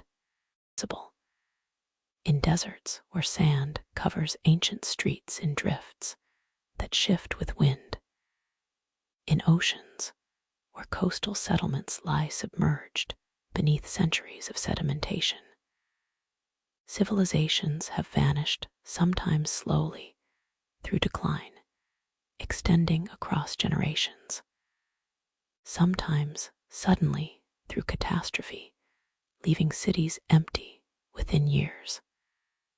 Leaving behind ruins posing questions we struggle to answer across chasms of time and understanding.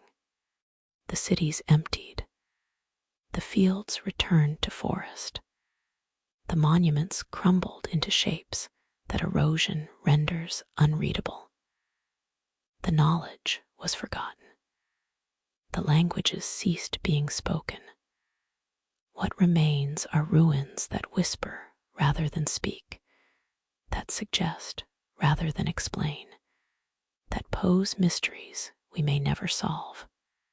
It is said that in silence between cities that flourished and cities that fell, in emptiness where thousands lived and now none remain, in absence that archaeology cannot fully fill with knowledge, humanity confronts its own impermanence, civilization's fragility, the uncomfortable truth that what seems permanent is temporary, that complexity is vulnerability as well as achievement. The Indus Valley civilization flourished from 3300 to 1300 BCE across territory, now spanning Pakistan and northwest India, building sophisticated cities Mohenjo-daro, Harappa, Dhalavira. Others with grid-pattern streets, suggesting urban planning, advanced drainage systems, connecting individual homes to larger networks, standardized fired bricks, implying centralized control or shared standards, public baths whose purposes remain debated, but whose engineering impresses modern observers. The planning shows sophistication. Buildings aligned to cardinal directions, sewage systems designed to prevent contamination of water supplies, architecture suggesting concern for public health and sanitation, unusual for Bronze Age civilization. The population was large. Mohenjo-daro alone may have housed 40,000 at its peak, making it among world's largest cities in 3rd millennium BCE.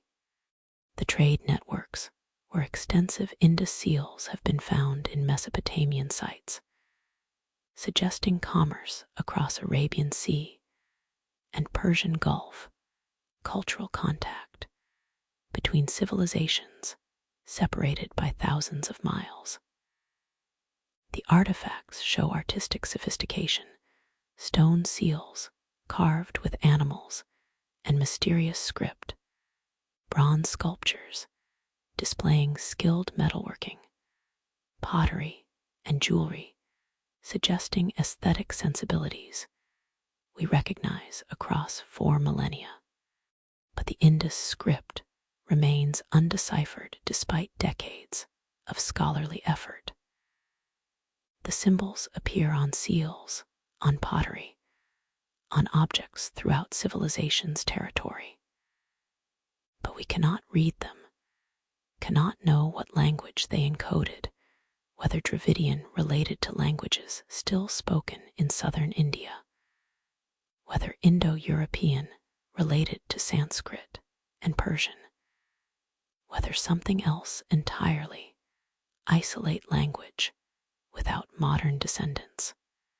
cannot access whatever records they kept, whatever thoughts they wrote, whatever purposes motivated their city's construction.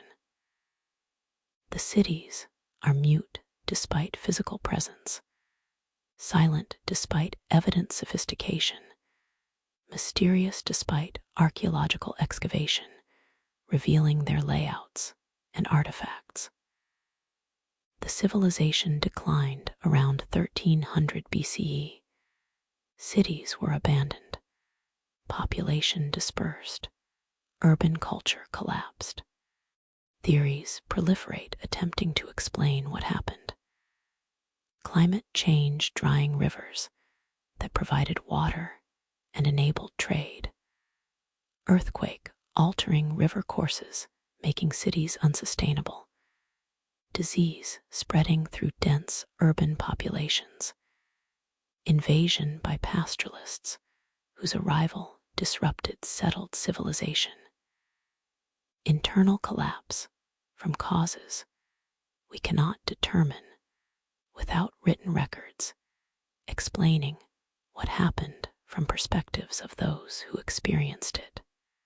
But without reading script, without accessing written records if they existed, we cannot know with certainty. The Indus Valley civilization remains silent mystery, visible in archaeology, invisible in history, present in ruins, absent from our understanding of what they thought, what they believed, why they built what they built, what happened when their cities emptied and their civilization dissolved into populations that survived, but whose urban culture vanished. The Minoan civilization on Crete flourished from 2700 to 1450 BCE, building magnificent palaces, Knossos, most famous, complex labyrinthine structure that later Greeks associated with myth of Minotaur and Theseus.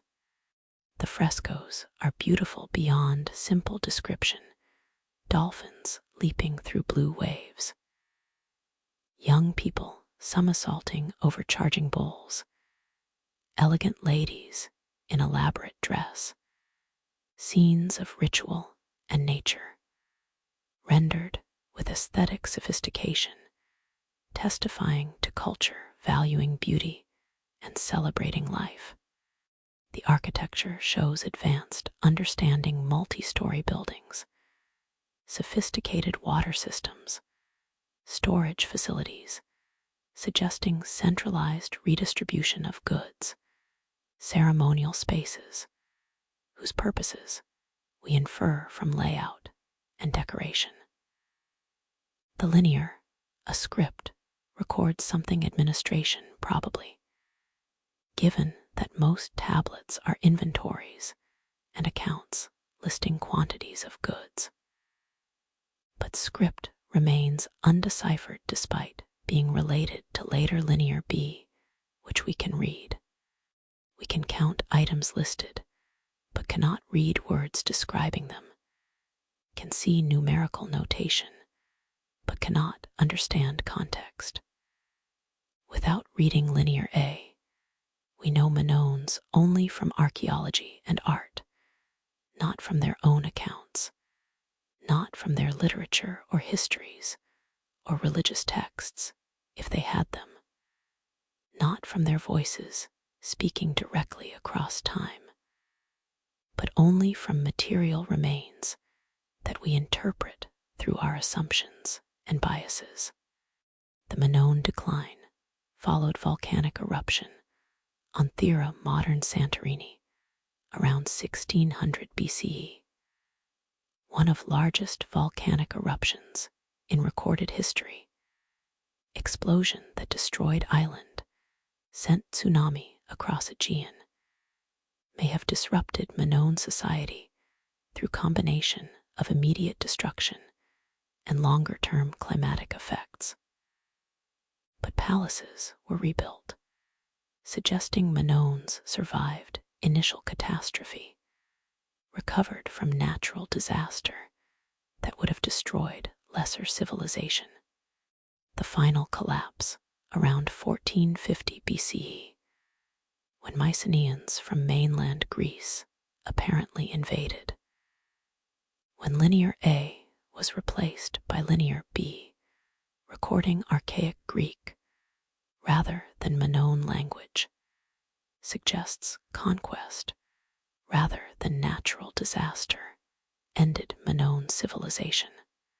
But details remain uncertain because we cannot read what Minoans wrote, cannot know how they understood events that destroyed their civilization, cannot hear their voices explaining what happened from perspectives of those who experienced collapse rather than from perspectives of conquerors who replaced them.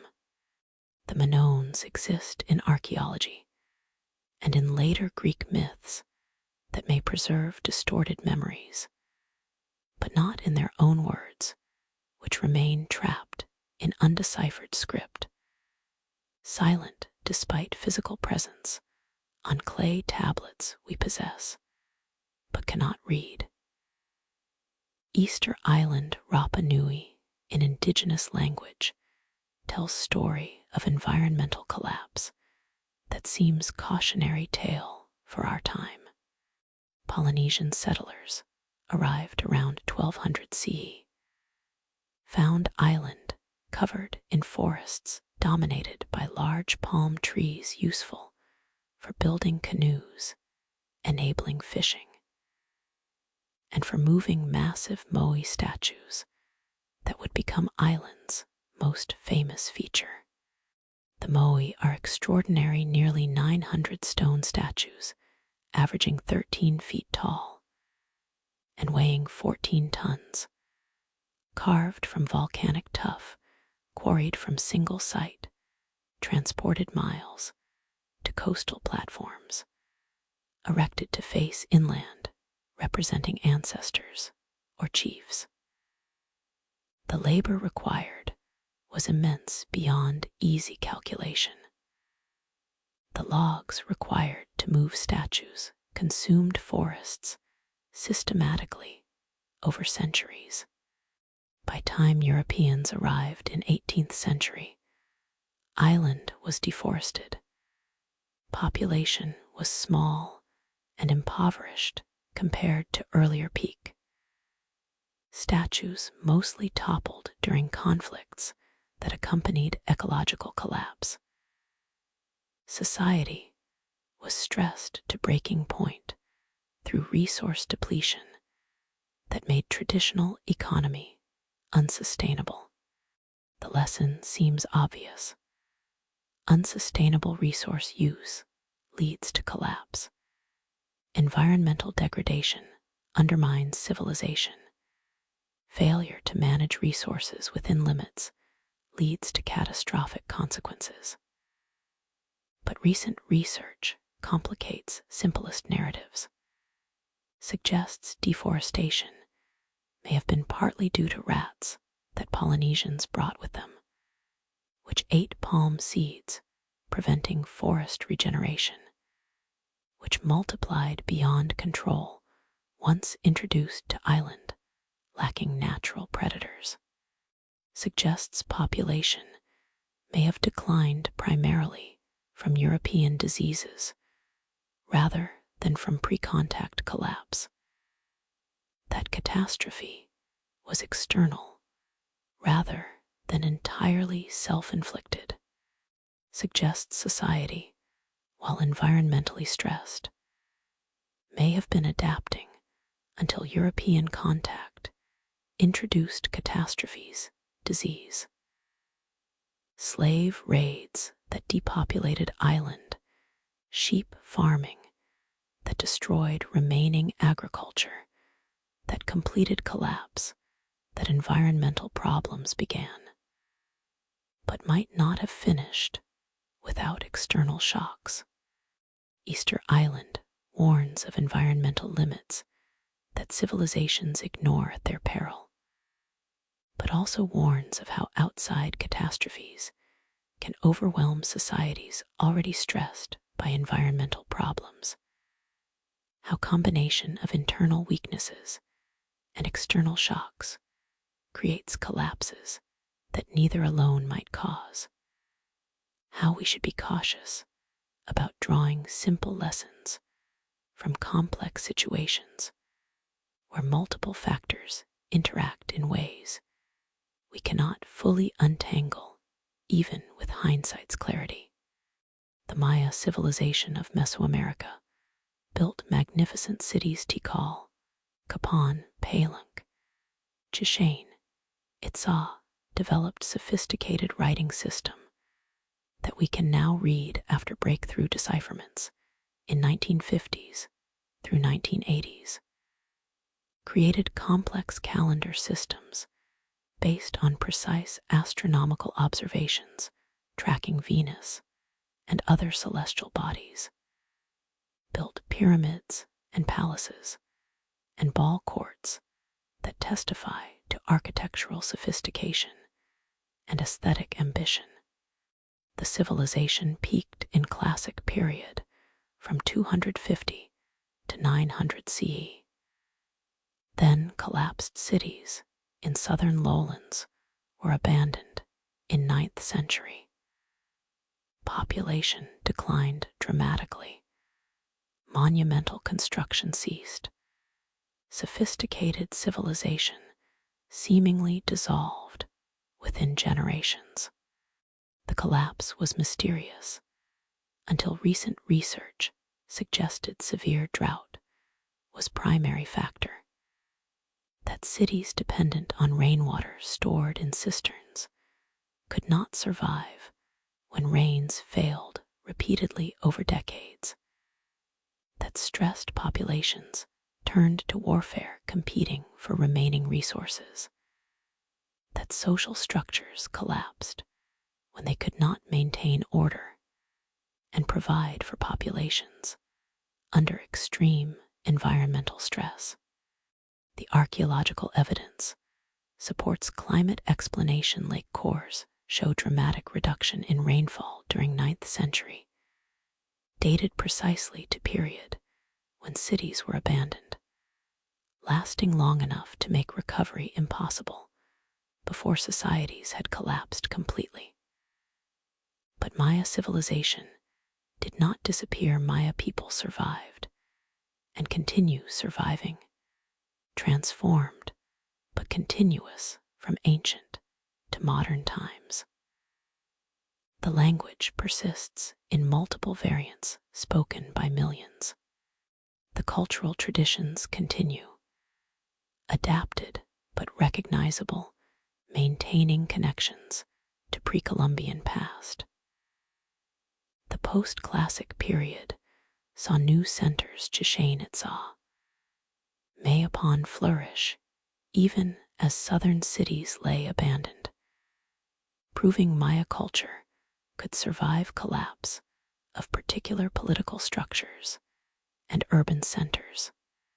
Spanish conquest disrupted but did not destroy Maya culture, which survived colonialism and continues into present, maintaining identity and traditions with roots in ancient civilization. The collapse was of specific political structures and cities, not of Maya people themselves. The distinction matters profoundly.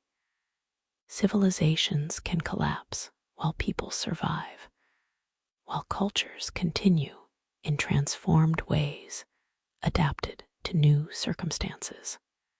The survival testifies to human resilience, exceeding any particular civilization's fragility, testifies that what collapses is not always what matters most, that cultures can persist and transform while political structures and urban centers fail.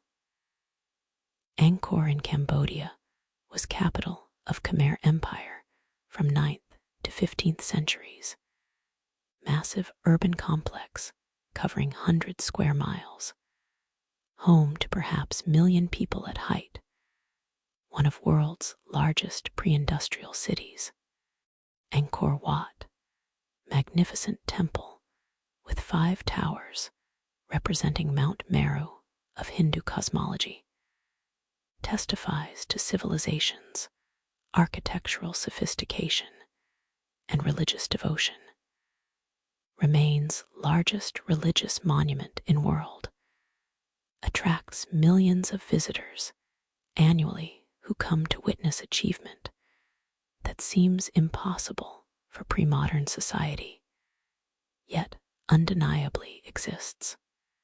But city was abandoned in 15th century reasons remain debated, though research increasingly points to water management system failure. The elaborate network of reservoirs and canals that enabled dense urban population in region with seasonal monsoons that distributed water through dry season, allowing year-round agriculture, supporting massive population, apparently failed through combination of over-engineering creating system vulnerable to catastrophic collapse. Climate change, bringing alternating severe droughts and heavy floods that system couldn't handle. Deforestation, contributing to erosion and siltation clogging canals. Complexity, creating fragility, where sophisticated system couldn't survive disruptions that simpler systems might have weathered. The jungle reclaimed temples. Strangler figs grew through walls, creating iconic images of nature reclaiming human creations. Water-filled moats that had been engineering marvels.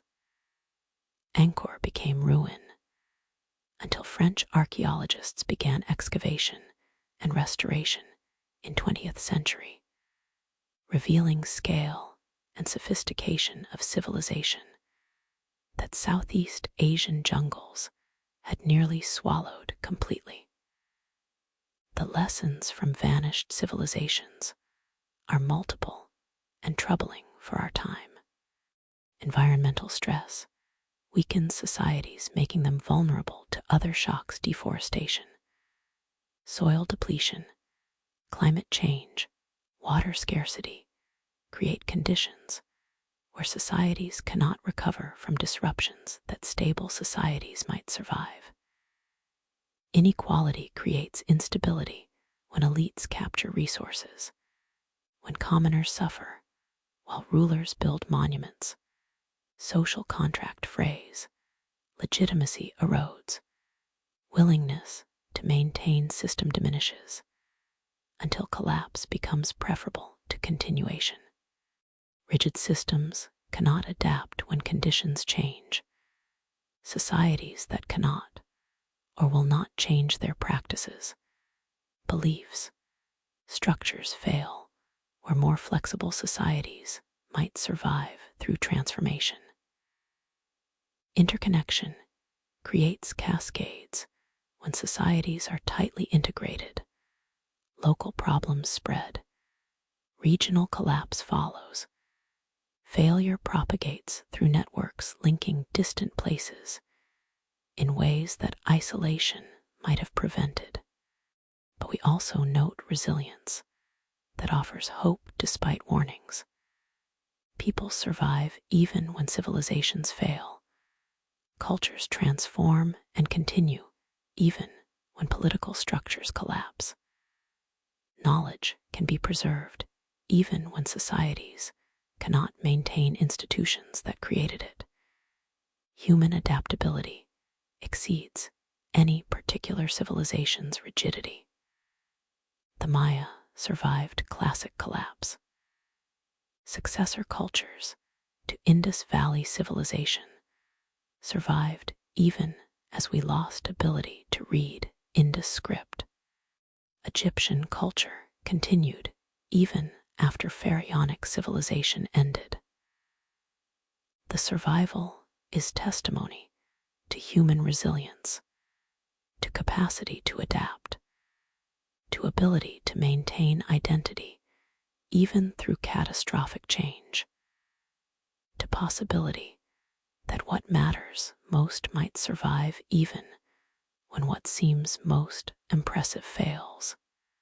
We close contemplating silence where cities stood, feeling presence of those who built what now lies in ruins, wondering what future archaeologists will make of our civilization's remains, what warnings they will read in what we leave behind, whether they will see our achievements or our failures more clearly with distance we lack, whether they will understand that we knew what we were doing wrong, knew we were depleting resources, knew we were causing climate change, knew inequality was unsustainable, knew environmental destruction would have consequences, but did it anyway because we could not imagine stopping, because short-term interests outweighed long-term wisdom, because we lacked will to change course despite knowing where current course led. The civilizations that vanished, the peoples that survived, the ruins that remain testifying to both human capability and human fragility, forever warning that no civilization is permanent regardless of how powerful it seems, that complexity is vulnerability requiring constant maintenance, that environmental limits exist whether we acknowledge them or not, that what we build might not endure despite our assumptions of permanence. Forever reminding that collapse is possible, has happened repeatedly, might happen again if we ignore lessons written in ruins scattered across continents and centuries. The silence between cities that were and cities that might have been if collapse had been prevented.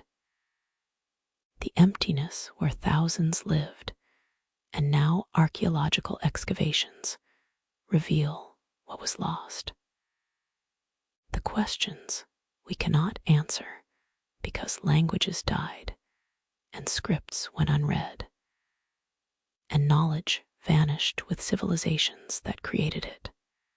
The warning written in absence, in silence, in ruins that testify more eloquently through their emptiness than any monument testifies through its presence.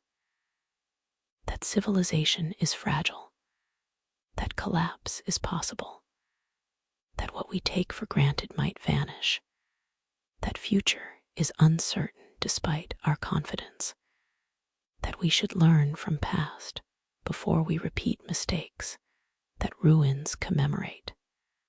Beneath trees considered sacred, in Himalayan temples where incense smoke rises toward snow-covered peaks and prayers carried on mountain winds, in Mesoamerican pyramids where priests offered blood to hungry gods demanding sacrifice, in cathedral shadows where light filters through stained glass creating colors seeming otherworldly. Religion has shaped civilizations across millennia and continents, has provided meaning when existence seemed purposeless, answers when questions seemed unanswerable, comfort when suffering seemed unbearable, has enforced morality when secular authority seemed insufficient, has legitimized rulers by claiming divine sanction for earthly power, has created community across distances and generations through shared beliefs and practices, binding strangers into congregations, has inspired both humanity's greatest compassion and its worst cruelty, both sublime art and book-burning zealotry, both selfless service and oppressive control. It is said that where humans gather to contemplate what exceeds understanding, where we seek connection to what we call divine, or sacred, or holy, where we build monuments to beliefs that cannot be proven, but cannot be abandoned. Their civilization takes shape around mysteries that define us as much as knowledge does, around questions that have no final answers, but require asking nonetheless. The earliest religions we can glimpse through archaeology seem focused on nature and its patterns on animals and seasons, on sun and moon and stars marking time's passage, on birth and death, and cycles governing all existence. The cave paintings at Lascaux and Chauvet may have served ritual purposes beyond aesthetic, may have been prayers for successful hunts or celebrations of animals' spiritual power, may have represented attempt to influence unseen forces through images rendered with reverence and skill.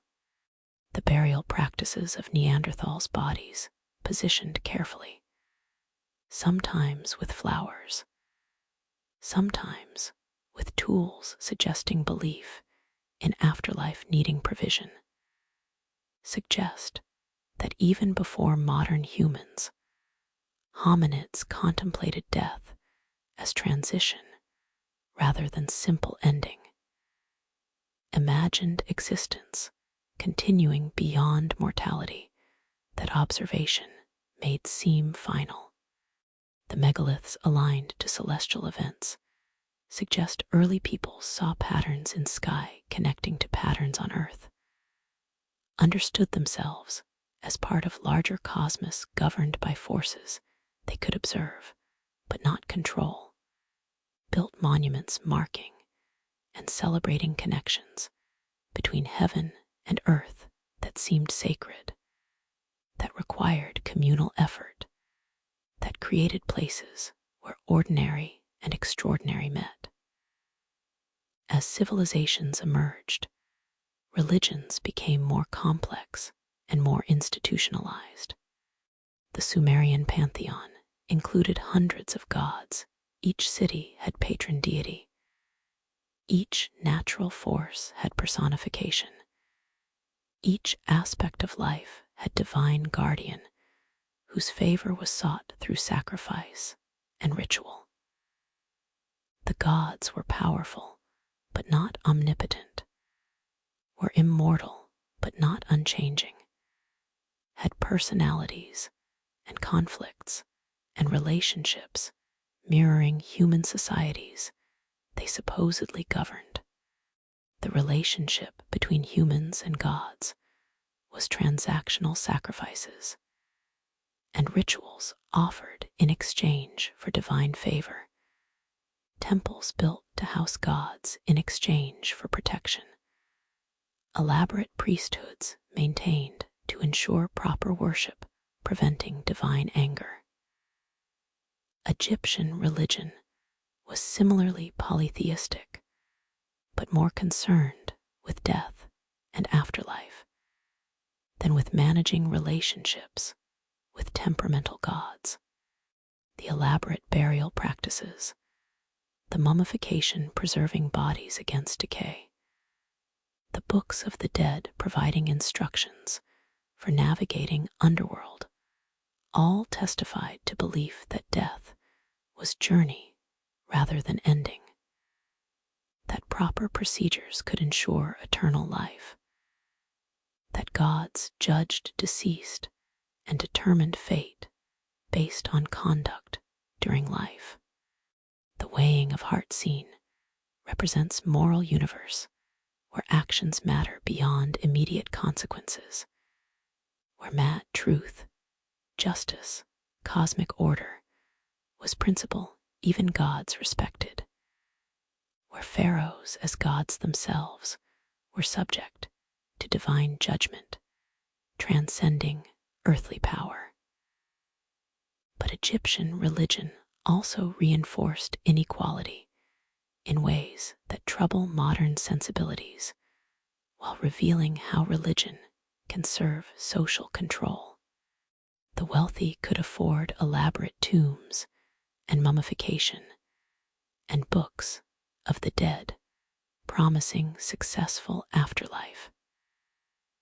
The poor could not afford preparations that religion taught were necessary for resurrection. The religion offering eternal life offered it unequally, provided better chances to those who could pay for proper procedures, created spiritual inequality, reflecting and reinforcing earthly inequality that concentrated wealth and power among elites who could purchase not just earthly comfort, but heavenly rewards. Hinduism emerged in India from complex synthesis of Vedic traditions brought by Indo-European migrants, indigenous beliefs of Indus Valley inhabitants, philosophical developments across millennia of cultural evolution.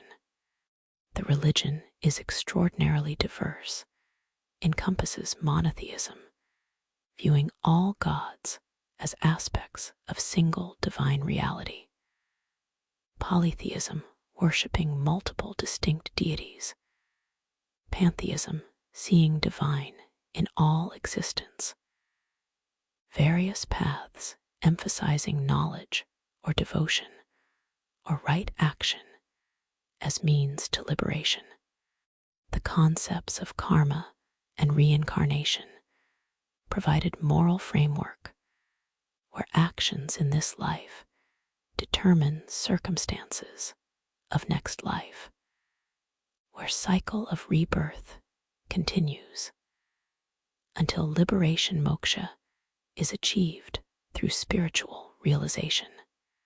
The caste system, rigid social hierarchy, where birth determines occupation and status, was justified religiously through concepts of karma.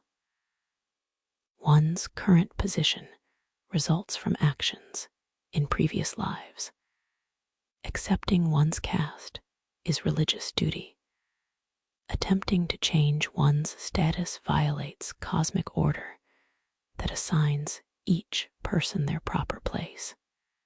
The injustice is obvious to modern observers. The system condemned millions to hereditary discrimination, denied opportunities based on birth, created suffering that religion then justified as deserved based on hypothetical past life actions that no one could remember or verify. But system also provided social stability and assigned meaning even to lowest positions, offered framework where every role had religious significance and dignity of purpose if one accepted cosmic justification. The ambiguity troubles us. How to acknowledge that religion provided genuine meaning and community, while also acknowledging it perpetuated oppression. How to honor religious traditions without ignoring their complicity in injustice. The questions have no simple answers, require holding contradictions without resolving them too quickly into judgments that might miss complexity of how humans find meaning even in unjust systems. How religions serve both liberation and oppression, sometimes simultaneously. Buddhism arose as reform movement within Hindu context, challenged caste system by teaching that liberation was available to all regardless of birth, emphasized that suffering results from attachment, and that enlightenment comes through ethical conduct, meditation, and wisdom, rather than through hereditary status or elaborate rituals. The Buddha's life story, prince who renounced wealth and privilege to seek understanding of suffering, who achieved enlightenment under Bodhi tree and spent remaining years teaching path to liberation, provided model of spiritual seeking that inspired millions across 2.5 millennia. The four noble truths: suffering exists, suffering has causes, suffering can end, path exists to end suffering, provided framework for understanding human condition and addressing it practically rather than through appeals to deities or through acceptance of inevitable fate. The Eightfold Path prescribed ethical and meditative practices for achieving enlightenment through right understanding, right intention, right speech, right action, right livelihood, right effort, right mindfulness, right concentration, practical program, accessible to anyone willing to practice regardless of birth or social status. Buddhism spread peacefully along trade routes, adapted to local cultures, created diverse traditions, emphasizing different aspects of teachings. But Buddhism also sometimes failed its principles. Buddhist monks sometimes supported warfare despite teachings of nonviolence. Buddhist institutions sometimes accumulated wealth and power despite Buddha's warnings about attachment. Buddhist nationalism in modern period has sometimes persecuted minorities, revealing that even religions emphasizing compassion can be corrupted by human failings, that no tradition is immune to being used for purposes opposing its core teachings. Judaism emerged as monotheistic religion in ancient Near East, proclaimed that single God created universe, chose Abraham and descendants as covenant people, gave law through Moses at Sinai, establishing ethical monotheism that would profoundly influence Western civilization. The Hebrew Bible preserves founding narratives, legal codes, prophetic literature, poetry, and wisdom-creating text that shaped not just Judaism, but Christianity and Islam emerging from it. The emphasis on ethical monotheism, that the one God demands justice and compassion, that ritual without ethics is meaningless, that poor and stranger must be protected, created moral vision, continuing to shape Western ethics. But Hebrew Bible also contains troubling elements that honest reading cannot ignore: genocidal commands in conquest narratives, patriarchal structures subordinating women, exclusive chosenness that could become chauvinism, violence justified by divine command. The text is complex, contains multiple voices, sometimes contradicting each other, includes both universal ethical principles and tribal particularism, both sublime poetry and brutal violence. Reading it requires discernment, requires distinguishing between eternal wisdom and time-bound cultural prejudices, requires acknowledging both contributions and limitations, requires wrestling with text rather than accepting it uncritically or rejecting it completely. Christianity emerged from Judaism, proclaiming Jesus was promised Messiah, that his death and resurrection created new covenant, that salvation came through faith in him rather than through following law. The religion spread rapidly through Roman Empire despite persecution, offered hope to marginalized and oppressed, created communities crossing ethnic and social boundaries, proclaimed equality before God, challenging Roman hierarchies. The early Christian emphasis on love and service, on care for poor and sick, on community welcoming outcasts, created powerful appeal that would transform Western civilization. But Christianity also became tool of empire when Constantine converted in 4th century and Christianity became state religion. The religion of persecuted became religion of persecutors. Christian emperors closed pagan temples, banned pagan practices, sometimes killed pagan philosophers. The Crusades launched holy wars, killing Muslims and Jews. The Inquisition tortured and burned heretics. The colonization of Americas was justified by Christian mission to convert heathens, accompanied by destruction of indigenous religions and cultures. Christian anti-Semitism created centuries of persecution, culminating in Holocaust. The violence committed in Christianity's name is staggering. Betrays founder who taught love of enemies and nonviolence. Testifies how religions preaching peace can inspire war when they gain power. Islam emerged in 7th century, Arabia proclaiming Muhammad was final prophet. That Quran was God's word revealed in Arabic. That submission Islam to God's will was path to salvation.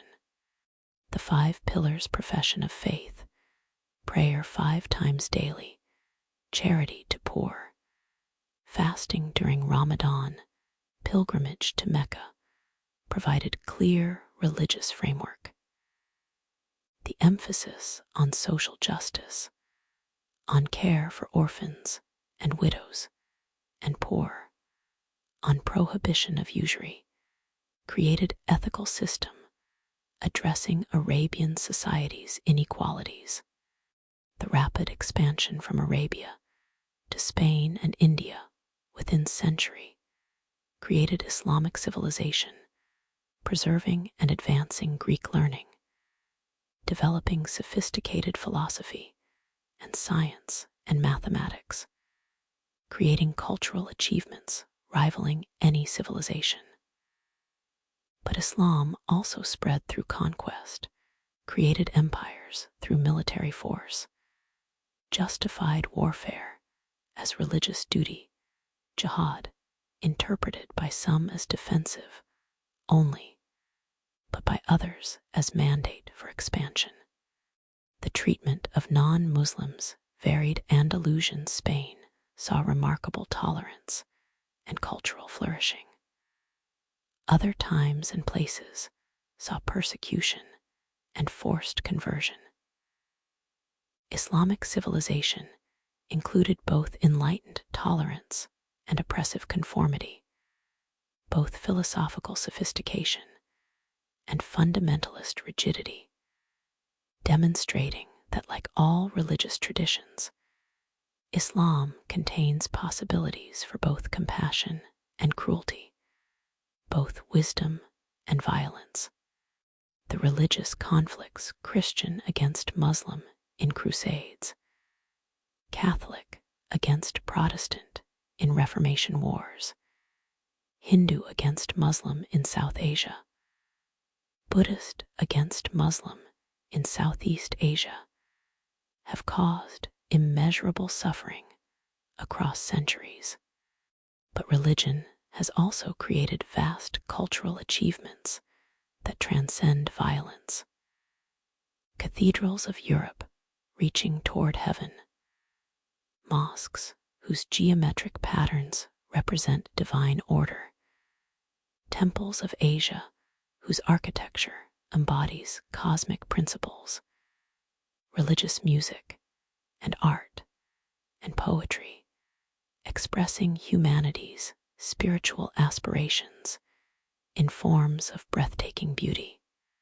Religion has inspired both Inquisition and Bach's Mass in B minor, both Crusades and Michelangelo's Sistine Chapel, both religious warfare and Gandhi's nonviolent resistance.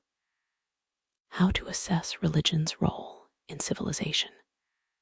The question defies simple answer because religion contains both, provides meaning making suffering bearable, creates moral frameworks restraining violence, inspires compassion and charity, builds communities supporting members across generations, but also justifies oppression, divides humanity into believers and infidels, inspires violence against those believing differently, resists social progress, subordinates women, and persecutes minorities. Perhaps duality is inherent in religion's power, that anything powerful enough to inspire devotion, sustaining people through suffering, is also powerful enough to inspire devotion sufficient to inflict suffering on others. That beliefs strong enough to create meaning are also strong enough to create fanaticism. That communities cohesive enough to support members are also exclusive enough to reject outsiders. That authority sufficient to enforce morality is also sufficient to enforce oppression. We close in quiet sanctuary, could be temple, church, mosque, synagogue, any sacred space where humans gather to contemplate what exceeds understanding, feeling presence of centuries of worship, of generations seeking meaning, of individuals finding comfort and community in beliefs that sustained them. Feel also weight of violence done in religion's name, of persecution justified by faith, of humanity divided by beliefs that should unite if their core teachings were followed rather than corrupted by human failings. Religion's role in civilization is irreducibly complex, neither simply positive nor simply negative, neither unqualified blessing nor unmitigated curse, neither purely civilizing nor purely barbarizing. Is human response to questions having no final answers, is attempt to create meaning in universe, offering none automatically, is both our reaching toward transcendence and our falling into violence when we mistake our reaching for arrival, when we claim certainty about mysteries that should humble us, when we use divine authority to justify human desires for power and control. The sacred groves where ancient peoples worshipped, the temples and churches and mosques where billions have sought divine, the prayers offered across millennia, the rituals performed connecting generations, the faith sustained through suffering and joy, all testimony to human spirituality, to need for meaning beyond material existence, to capacity for both profound wisdom and terrible folly, to both our highest aspirations and our basest impulses, finding expression through religion that can elevate or can destroy depending on how we use it, depending on whether we honor its wisdom or weaponize its authority. The sacred groves, forever places where humans seek meaning, forever testifying to our spiritual yearning and our moral failings, forever asking whether we can keep wisdom while rejecting violence, whether we can maintain meaning while abandoning oppression, whether we can honor sacred while remembering that no human fully understands it, that claiming divine sanction for human preferences is presumption rather than piety, that humility before mystery is truer faith than certainty about what cannot be known. Precious fabric so fine Romans marveled at its lightness, worth its weight in gold in Mediterranean markets, hungry for luxuries from mysterious East. Gold flows eastward in payment, enriching merchants who brave dangerous journey, creating fortunes for those willing to risk bandits and storms and distances seeming infinite, and along routes connecting east and west silk rode across Central Asian mountains and deserts, maritime routes across Indian Ocean linking Africa to India, to Southeast Asia, to China civilizations touch and transform each other through exchanges that are commercial and cultural, material and intellectual, mundane and profound.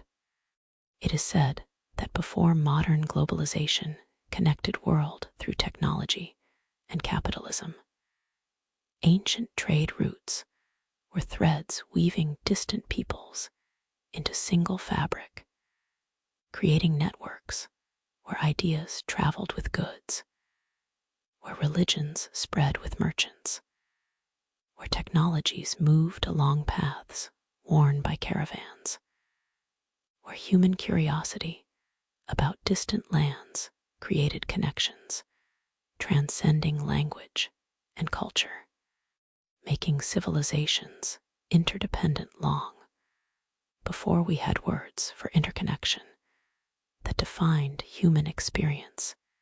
Even in ancient world, we imagine as isolated.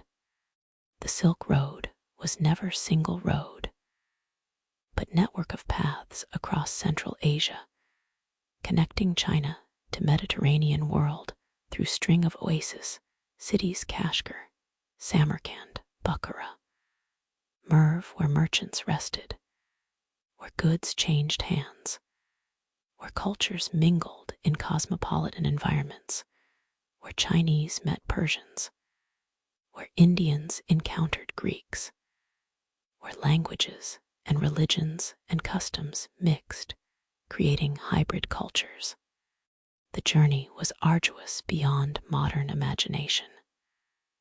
From Chang'an modern Xi'an in China to Antioch or Constantinople took months or years, depending on route and pace.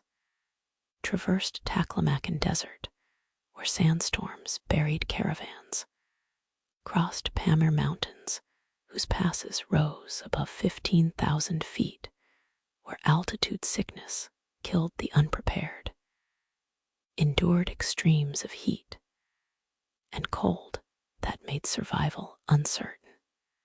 The merchants who traveled entire route were few more commonly.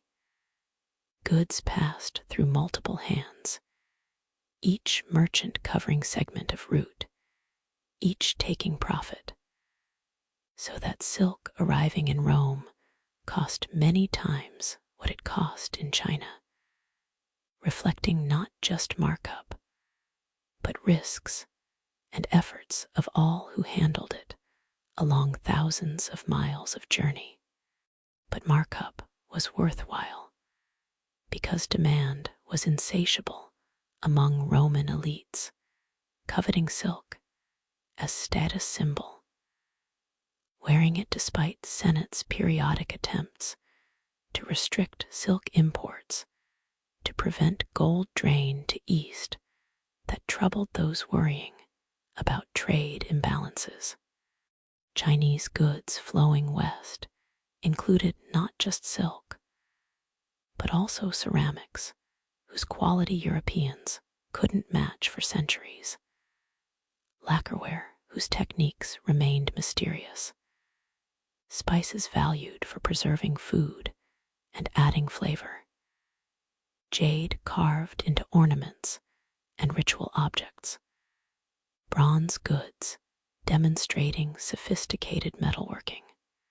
Western goods flowing east included gold and silver that China valued, glassware whose transparency and brilliance Chinese admired, wool textiles, horses particularly, the heavenly horses from Central Asia that Chinese desired for military purposes, precious stones, including lapis lazuli from Afghanistan, prized for its deep blue color. The trade enriched intermediaries beyond calculation, Sogdian merchants who dominated Central Asian trade, Persian merchants controlling routes through their empire, Arab merchants carrying goods across deserts, Indian merchants linking maritime and overland routes.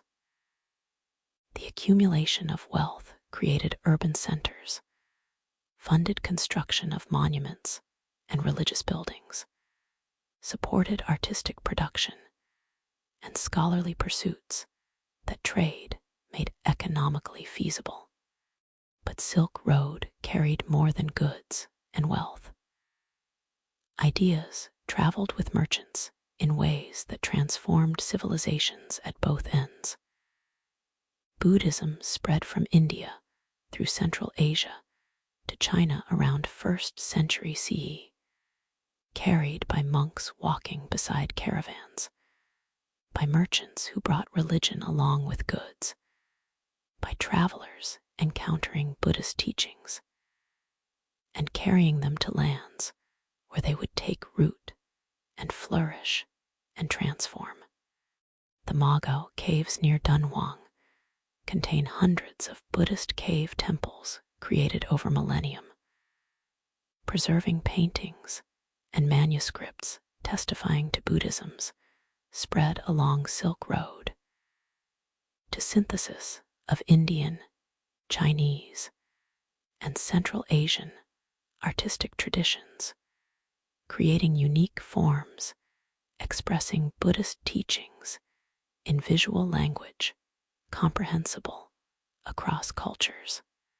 The Diamond Sutra, printed in 868 CE and discovered at Dunhuang, is world's oldest dated printed book, testifies to both Buddhism's presence in China and to Chinese printing technology that would eventually reach west and transform European civilization through making books affordable and abundant, enabling reformation and scientific revolution and mass literacy that printed books made possible.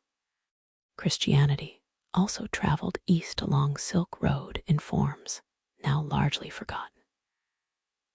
Nestorian Christians, deemed heretical by Byzantine Church, established communities across Central Asia reaching China by 7th century, created monuments like Xi'an Nestorian stele recording Christianity's arrival and describing Christian doctrine in Chinese philosophical terms that would have seemed strange to European Christians, but made sense to Chinese audience.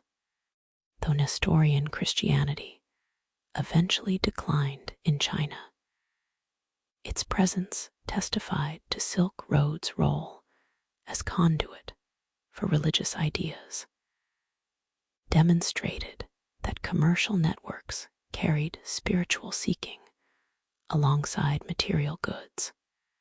Islam spread along trade routes both overland and maritime, carried by Arab and Persian merchants who traded across Indian Ocean and into Southeast Asia and China, bringing religion that appealed partly because merchants who converted found commercial advantages. Shared faith created trust.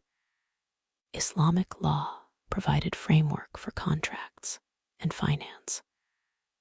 Muslim networks facilitated trade across vast distances. The conversion of Southeast Asian kingdoms to Islam happened largely through trade, through gradual adoption by coastal trading cities that then spread Islam inland, creating Muslim societies from Morocco to Indonesia connected by faith and by trade networks that coincided.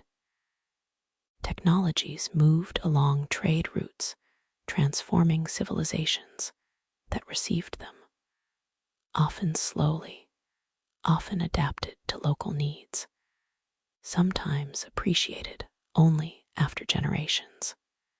Paper, invented in China in 2nd century CE, reached Central Asia by 8th century, when Arab armies captured Chinese papermakers at Battle of Talas, was adapted by Islamic civilization, reached Europe through Islamic Spain, transformed European civilization by making books cheaper and more abundant, enabling cultural and scientific developments that expensive parchment had constrained.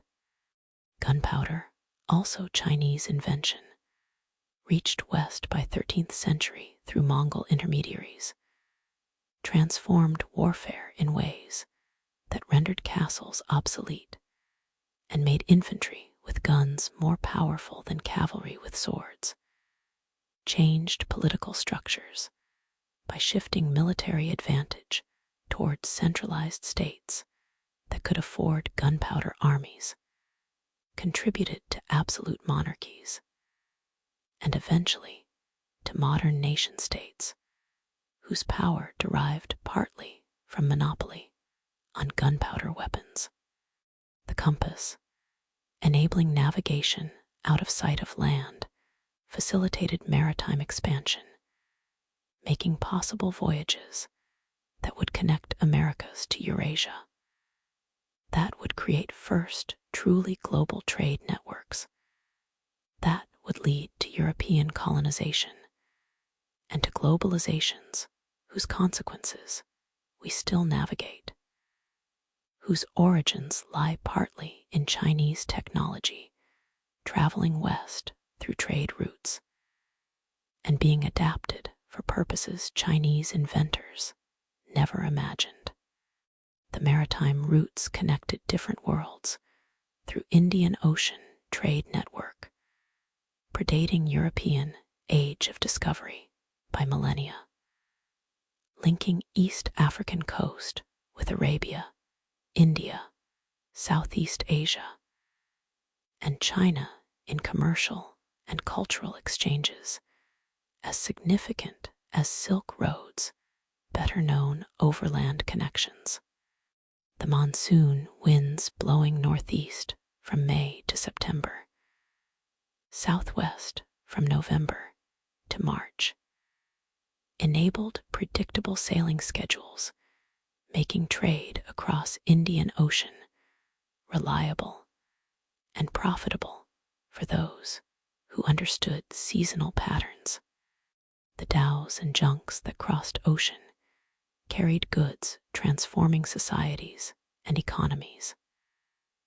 Spices from Southeast Asia valued in Middle East and Europe for preserving food and adding flavor. Textiles from India, whose quality was unmatched. Porcelain from China, whose beauty and durability made it treasured across cultures. Gold from Africa that funded kingdoms and empires. Ivory, and slaves whose traffic in human lives is among trade's darkest legacies.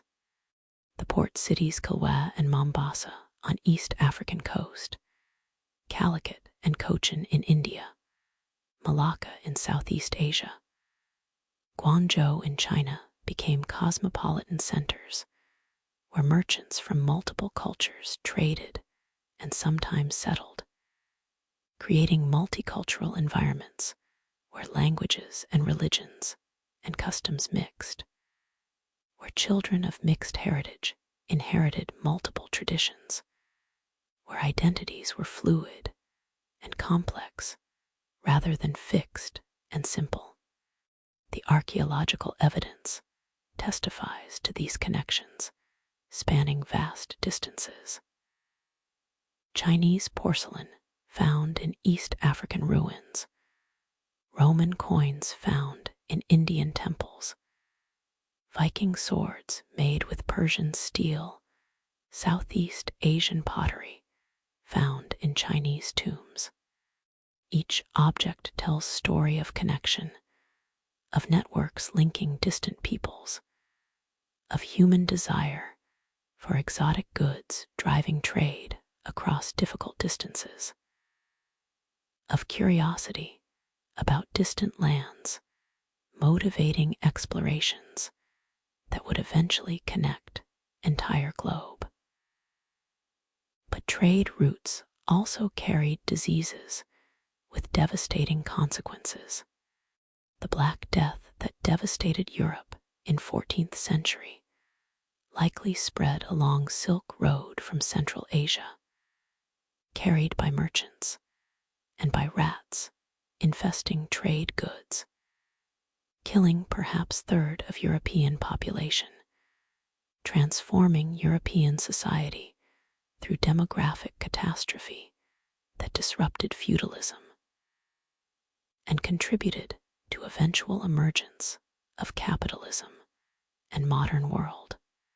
The Columbian Exchange, following 1492, carried diseases from Eurasia to Americas, where Native American populations lacked immunity to smallpox and measles and other diseases, killing up to 90% of Native American populations, creating demographic catastrophe that facilitated European conquest, that destroyed civilizations.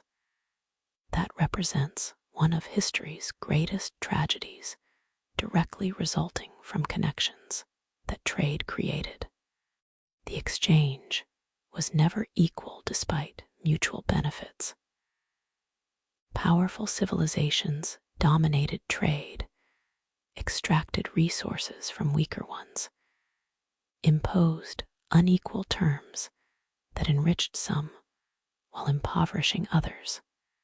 The European maritime expansion, beginning in 15th century, created global trade networks that enriched Europe while impoverishing many colonized regions, extracted wealth from Americas and Asia and Africa through combinations of trade and conquest, created patterns of inequality persisting today, demonstrated that connection can serve domination as easily as it serves mutual benefit.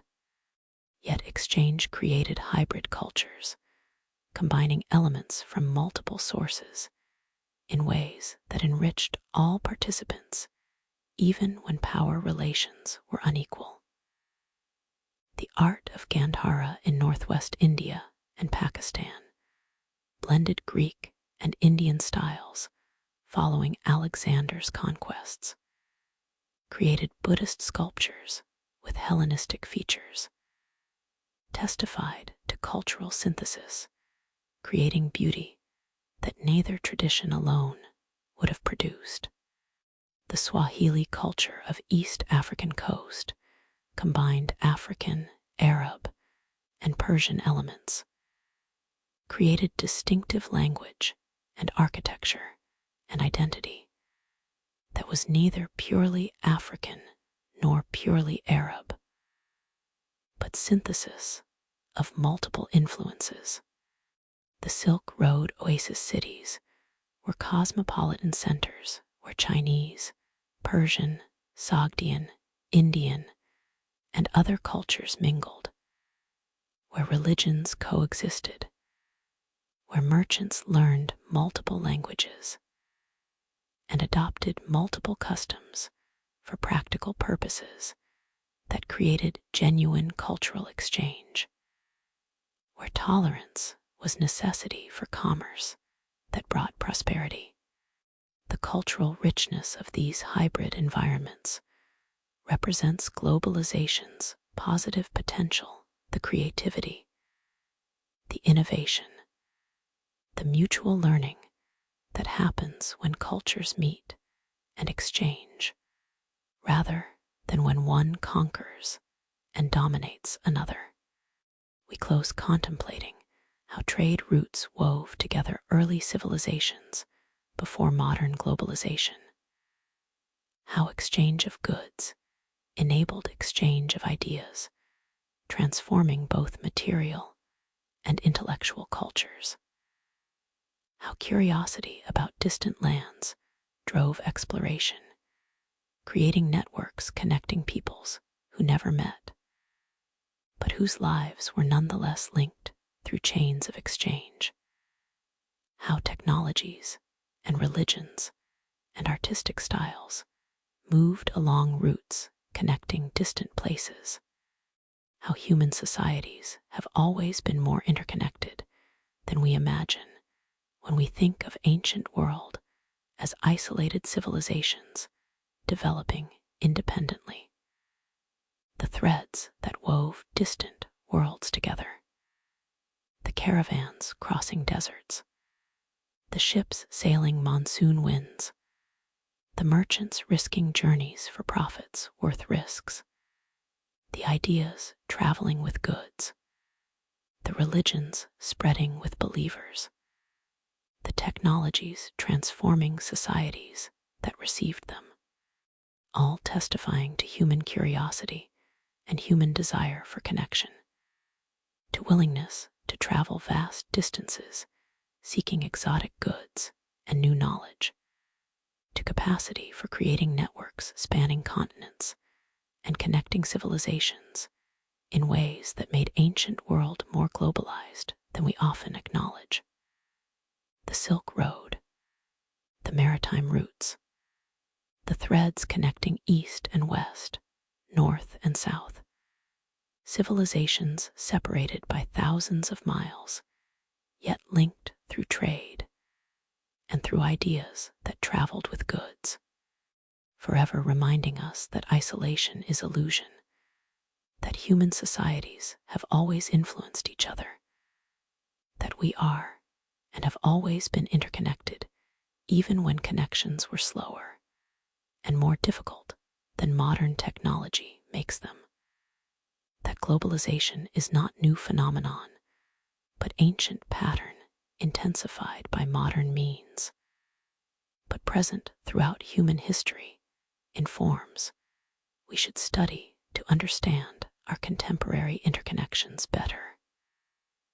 The threads that weave civilizations together, forever binding us across distances, forever demonstrating that no society develops in isolation, forever testifying to human desire for connection and for knowledge about distant places and peoples, the ancient trade routes, the connections that shaped civilizations, the exchanges that transformed cultures, forever part of human story, forever reminding us that we have always been one world, one human family, one interconnected civilization, learning from each other across distances that seem vast, but that human ingenuity has always found ways to cross.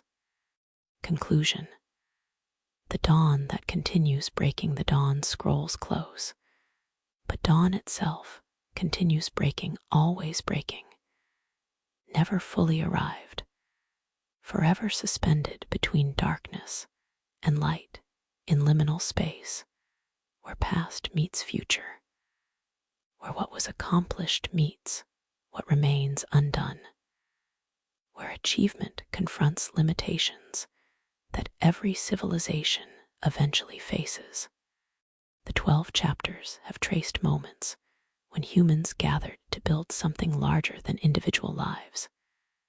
Cities in Mesopotamia, stone circles in Neolithic Europe, pyramids along Nile, oracles on Greek mountainsides, writing systems transforming thought, empires unifying vast territories, pillars proclaiming ethical governance, libraries preserving knowledge, roads connecting distant provinces, civilizations vanishing, religions shaping societies, trade routes weaving cultures together. What have we learned through this nocturnal journey?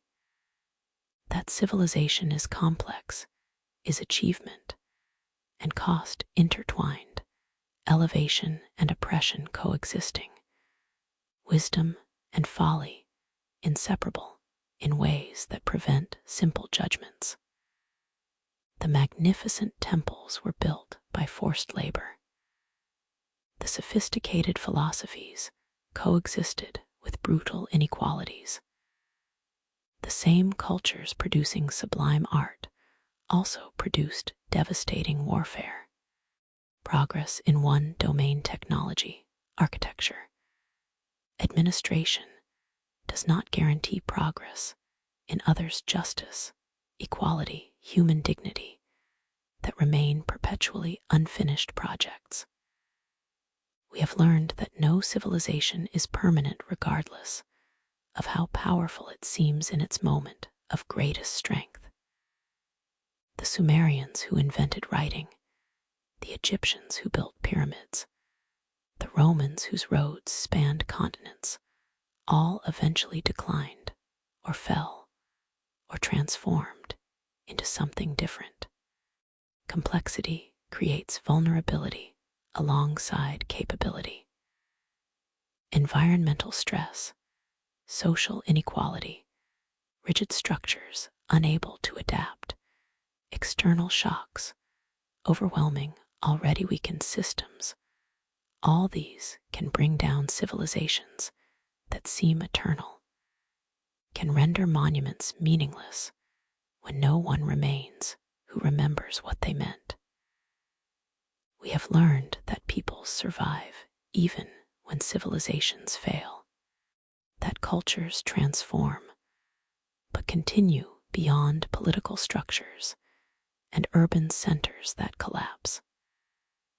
The Maya survived classic period collapse. Egyptian culture continued after pharaonic civilization ended. Buddhism survived in Asia after declining in India. The survival testifies to human resilience, exceeding any particular civilization's fragility, testifies that what collapses might not be what matters most, that identity and culture and wisdom can persist through catastrophic changes that destroy cities and empires and monuments. We have learned that we are connected across time through writing that binds us to ancestors, through monuments testifying to achievements and failures, through trade routes that created networks millennia before modern globalization.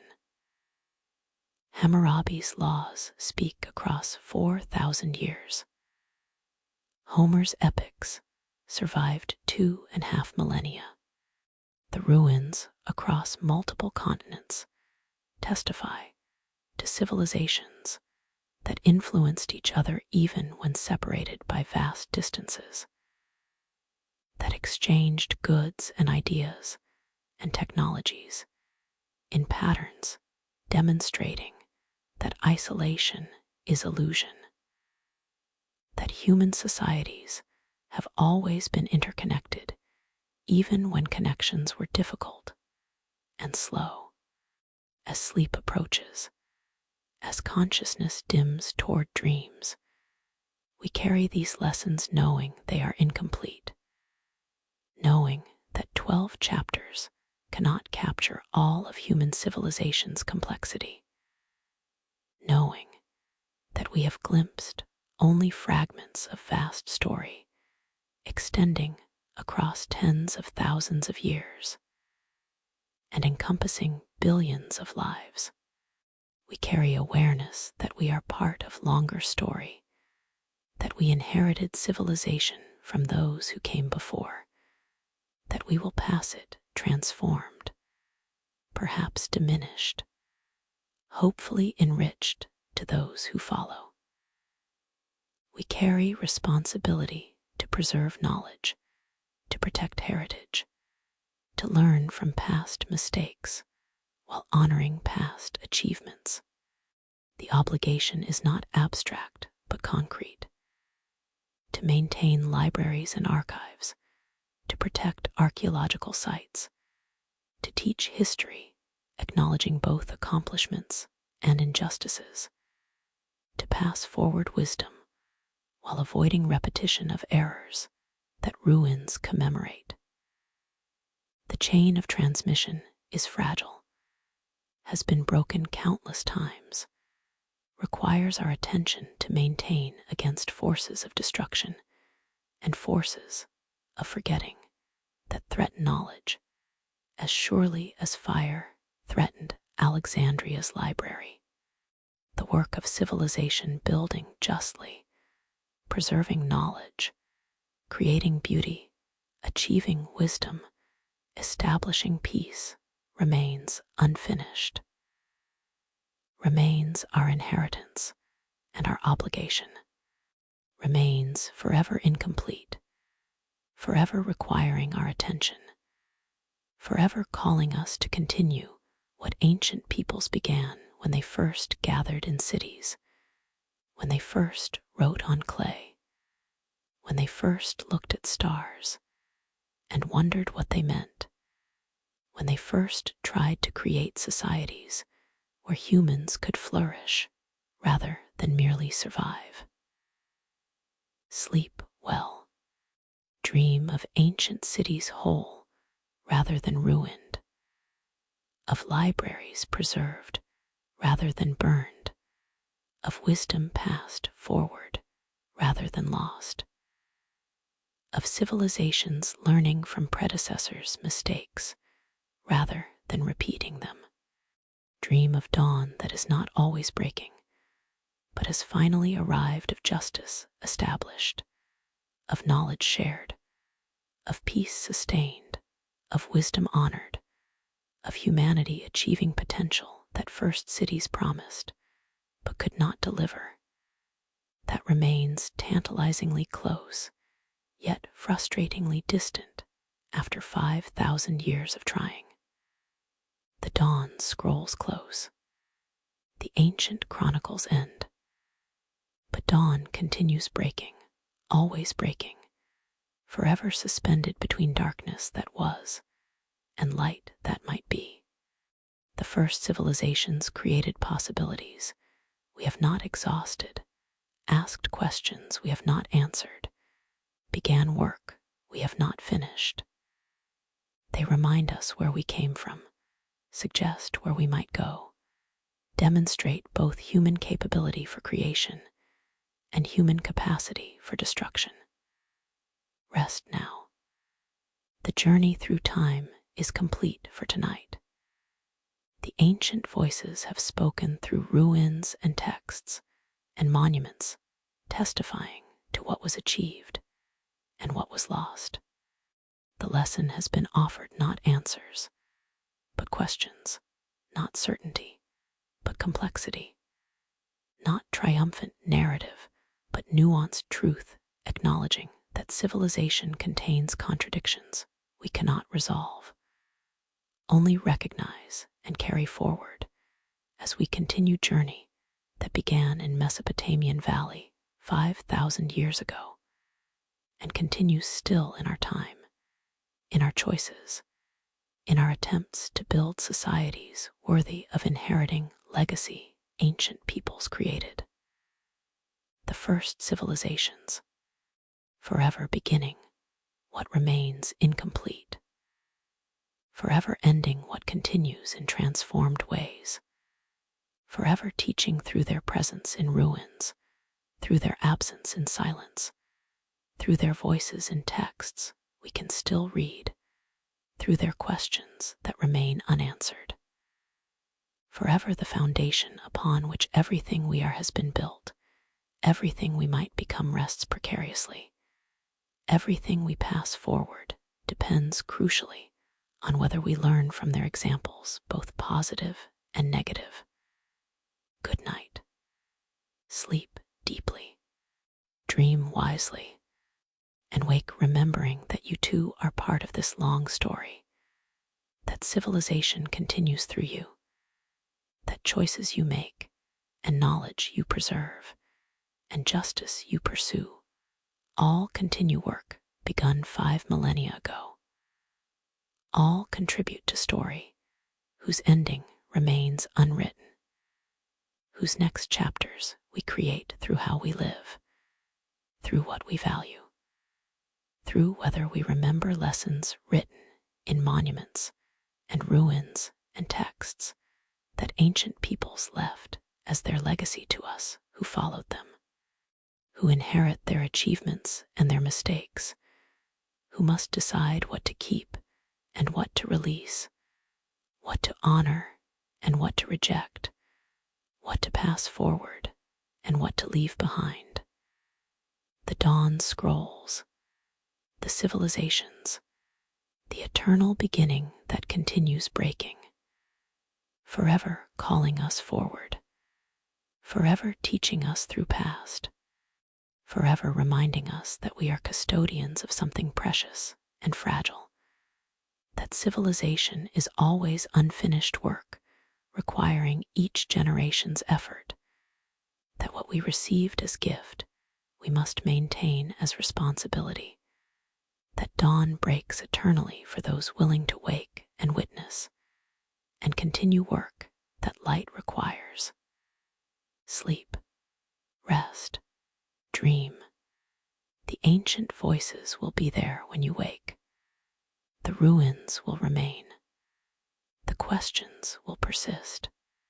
And the eternal work of building justly, living wisely, honoring what is sacred, passing forward what we received will continue calling, will continue requiring our response, will continue asking what we will contribute to long story of human civilization that began in valleys and deserts and mountains, where our ancestors first gathered, first built, first wrote, first wondered what it meant to be human, and to create societies worthy of our highest aspirations. The end and the beginning, forever both, forever neither completely, forever the human story, forever unfinished, forever ours to continue. Good night, sleep well, wake remembering, and carry forward what you have learned through this nocturnal journey into times when civilization was born, and when it continues being born through every generation that chooses to honor past while creating future, that chooses wisdom over folly, that chooses to build rather than to destroy, that chooses to pass forward light rather than to allow darkness to return. The dawn, the scrolls, the beginning, forever.